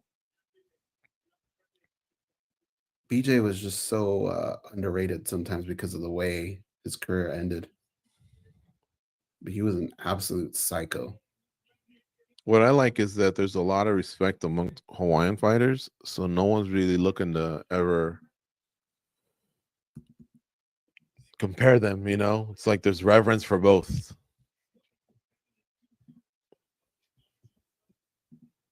The broadcast team really excited about these first 2 rounds. They're loving it. I love them too. And I feel like as the fight's unfolding, I'm feeling better about Holloway. You are? Mm-hmm.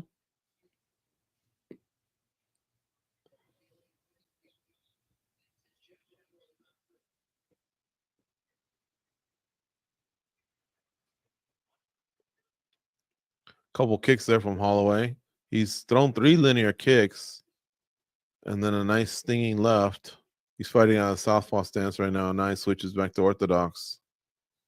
Topuria looking to land a left hook. Oh, he throws a nice left hook to the body, though. Oh, so they just yeah. I'll tell you what, man, if they do have 10 seconds in the middle of the octagon at the end of the fight, I would favor Topuria in that scenario. I think I would too.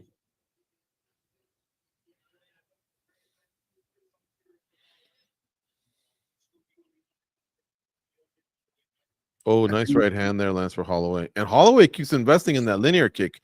It's this jumping kick right at the thigh. Mm-hmm.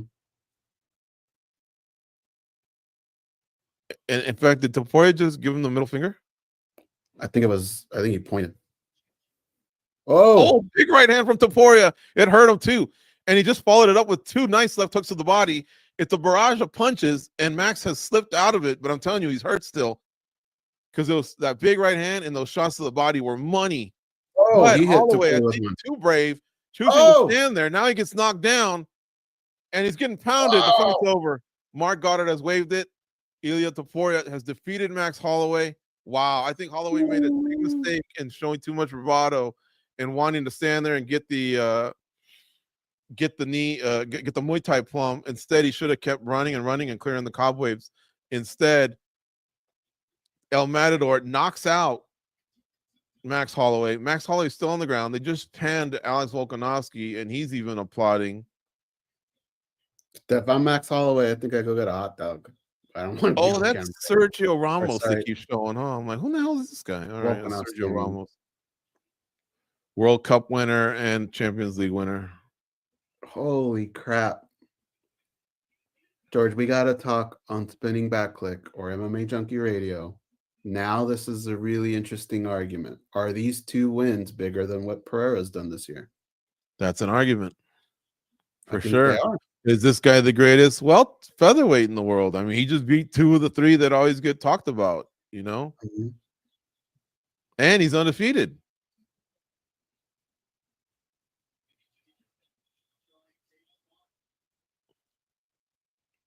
Steve Harvey.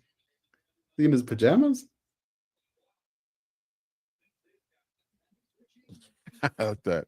Daniel Cormier goes, wow. He goes, this guy.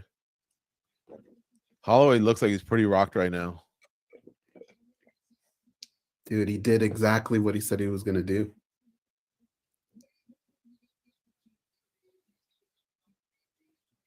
If you're Volk, though, like, I don't know that I'm that fired up to fight this guy again after that. Holy shit, dude. Well, he's had some time off, and that's good. You know when they show Clubber Lang walking away on Rocky 3, he's like climbing up the stairs or something? That would be me if I was Volk. It looked like Topuria just paid him a lot of respect. Both and the team. So that's kind of cool to kind of clean that up, you know, a little bit. Okay, here we go. There's a big stinging right hand from Topuria. And watch, I think this is where the body shots come in. Okay, now by then, oh yeah, he gets him with the left hook right here. Just because you could tell he was rocked. And Holloway, as a veteran, should not have tried to engage. Instead, he should have tried to either grab him and take him down, like to tie him up. But instead, he kind of looked like he wanted to go for a tie plum right there. And he wanted to just get in it, you know, mix it up. And again, what did we say in the phone booth fighting? No good. And then right here, Topuria gets on top, throws some nice strikes. Mark Goddard waves it off. Boom, boom, yeah. Okay. So that's a proper title defense. For one, you beat an incumbent, a great incumbent like Alexander Volkanovski, and then your first title defense is the great Max Holloway. Holy cow, that's a nice start, man. And yes, chat room, what do you think? What's a better year so far in 2024? Ilia Topuria beating Alexander Volkanovski and Max Holloway, right? 2-0 year. I don't think he's going to fight again in 2024. 2-0 year with 2 finishes. Or Alex Fajeda's 3-0 run over Jamal Hill, Yuri Prochazka, and Khalil Roundtree. Yes, 3's more than 2. But these 2 names are bigger than the 3 names that Fajeda's fought. And Fajeda did it in 175 days, just under 6 months, sorry. They got to talk to them both, right? Space them out a little bit, but still, that's the argument we're going to have on, or discussion we're going to have on Monday.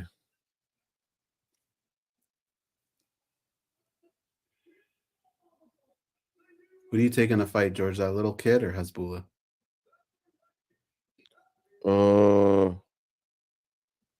It's got to be Topuria's kid, right? I would imagine. I haven't seen the kid yet.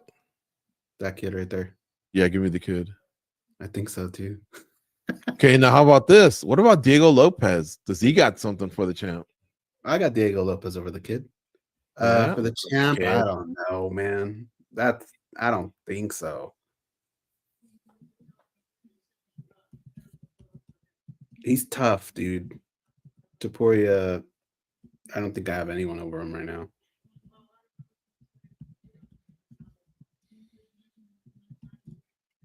Don't talk about 155 though. Cement your legacy at 145.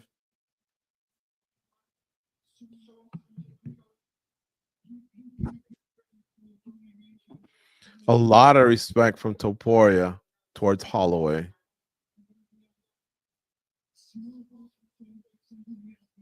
He says, if I can just be a small portion of the example of what this guy is to be a fighter, I'll be happy. So ultimate respect there from Topuria.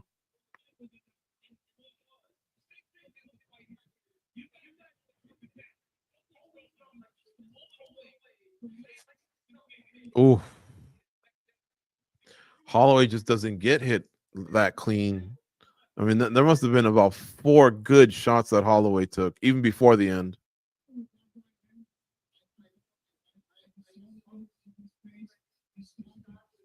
Damn. Oh, there's another one too. Jed Mishu says, best fighter in the world. Okay, does he leapfrog Alex Fajeda? Does he leapfrog Islam Makhachev? I don't know.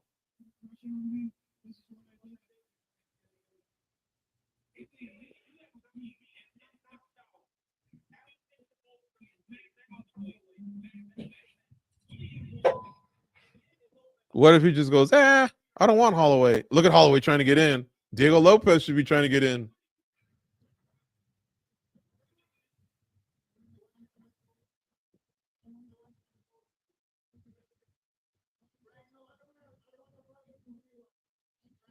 Yeah, Diego Lopez needs to storm that cage right now. He's telling Volkanovski, you deserve that. Oh, is he choosing Volk over Lopez? See, I would take Lopez out now before he continues to get better. Mm-hmm. And it's a flex, right? To say, hey, Volk, you're great and all, but I'm the guy now. Who knows? I don't know. This is the mind game. Because Diego Lopez seems to just keep getting better and better and more experience. But what do I know?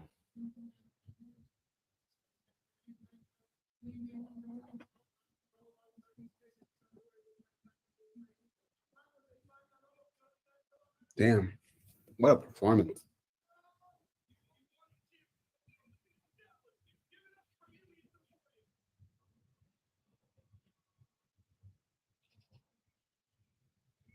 Wow.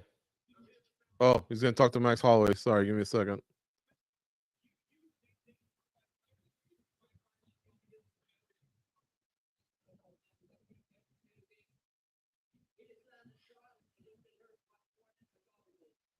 He said he landed a shot and it hurt much worse than I thought.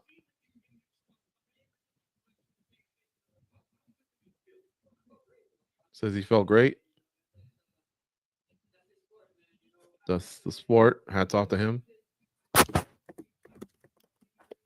had a great camp, no injuries. He's just a better man tonight. Respect. Voice is a little shaky. Says he wants to bounce back. Goes, what if Holloway had beaten Topuria? Would he have been fighter of the year? Because to take out somebody in a division higher and to get your belt back, that would have been an interesting argument. It could have We're been going to make the whole 2s more than 3 argument, right? Yeah. But it didn't happen. Topuria is the champ, and he knocked out Holloway. So we'll talk about that on Monday's Spinning Back Click for sure. I'm sure glad I didn't put my hair on the line. My hair versus the mustache bet against Danny Segura. But yeah, congratulations to Ilia Topuria. This is his first title defense, a 2nd round TKO win over Max Holloway. And in the co-main event, Khamzat Chimaev took out Robert Whittaker. Now, will that net him a title shot? I'm not sure, because it's been promised to Sean Strickland, but so many things happen that it's just hard to predict, honestly, what the UFC may want to do next. I don't know. But congrats to Ilia Topuria and his team. They're taking pictures here. And folks, I hope you enjoyed the 13 fight, almost 7 hour long watch along that we just did. George, we really enjoyed doing them. where Yeah, Goze. We're 4 minutes away. We might as well just go 7 hours just to say we did it. All right, sure, yeah. Sergio Ramos and Ilia Topuria are taking a picture here. So Sergio Ramos is a defender, an interior defender who played many years for Real Madrid, and then I think he finished with Paris Saint-Germain. But he's like a Spanish legend, basically. And but he really loves MMA, so he supported the fellow Spaniard here and Ilia Topuria, and he's won a World Cup. He's won multiple Champions Leagues and many titles in Spain. So he's a big legend in the soccer game. One thing I would have said if I were Topuria was, there's a lot of people. Volkanovski's deserving of a rematch, of course. Lopez is waiting, but whoever it is, that shit's got to happen in Spain. I'm sure he does say it, and I'm sure if they could, they will. Like I'm surprised they haven't gone to Spain, but if they couldn't, then they figured they have to locate him somewhere, right? And it seemed like the location for him was going to be in Abu Dhabi. Mike Bond told us on Spinning Back Click last week that they had offered him Salt Lake City, and he said no, he didn't want to fight at a higher level. So I guess he must have a little bit of say, because I don't know that you can just turn fights down. I mean, you can, but sometimes you suffer the repercussions. But maybe the UFC really likes him and respected that, and I don't know. His stock just grew higher. His leverage just got stronger. Holloway, respectful in defeat. Volk did the right thing. He was there, right, guys? What do we always talk about? Being there, being a pendejo, but in the good sense. He didn't want to let Diego Lopez, who was weighed in as the alternate, kind of steal any type of shine or whatever. If I was Diego Lopez, I think I would have leaped over the fence and said, what about me? And, maybe shoved Volk. I don't know, just anything to kind of like keep his name going, right? But he didn't. It seemed like Volk just kind of almost came in there and solidified the deal. And, the UFC's going to Sydney. Obviously, if the UFC tells them, look, we're not going to Spain, we've looked into it, it's just not going to happen. But if you do this solid and headline in Sydney, then we'll bump your pay. I mean, I don't know. You see what I'm saying? They said that the arenas are just booked up. Yeah, I thought that was dumb. Did Dana White say that? He said, I won't do it at a stadium. And they said, what about a stadium with an enclosure? And he said, maybe. Well, then why haven't you done Allegiant Stadium?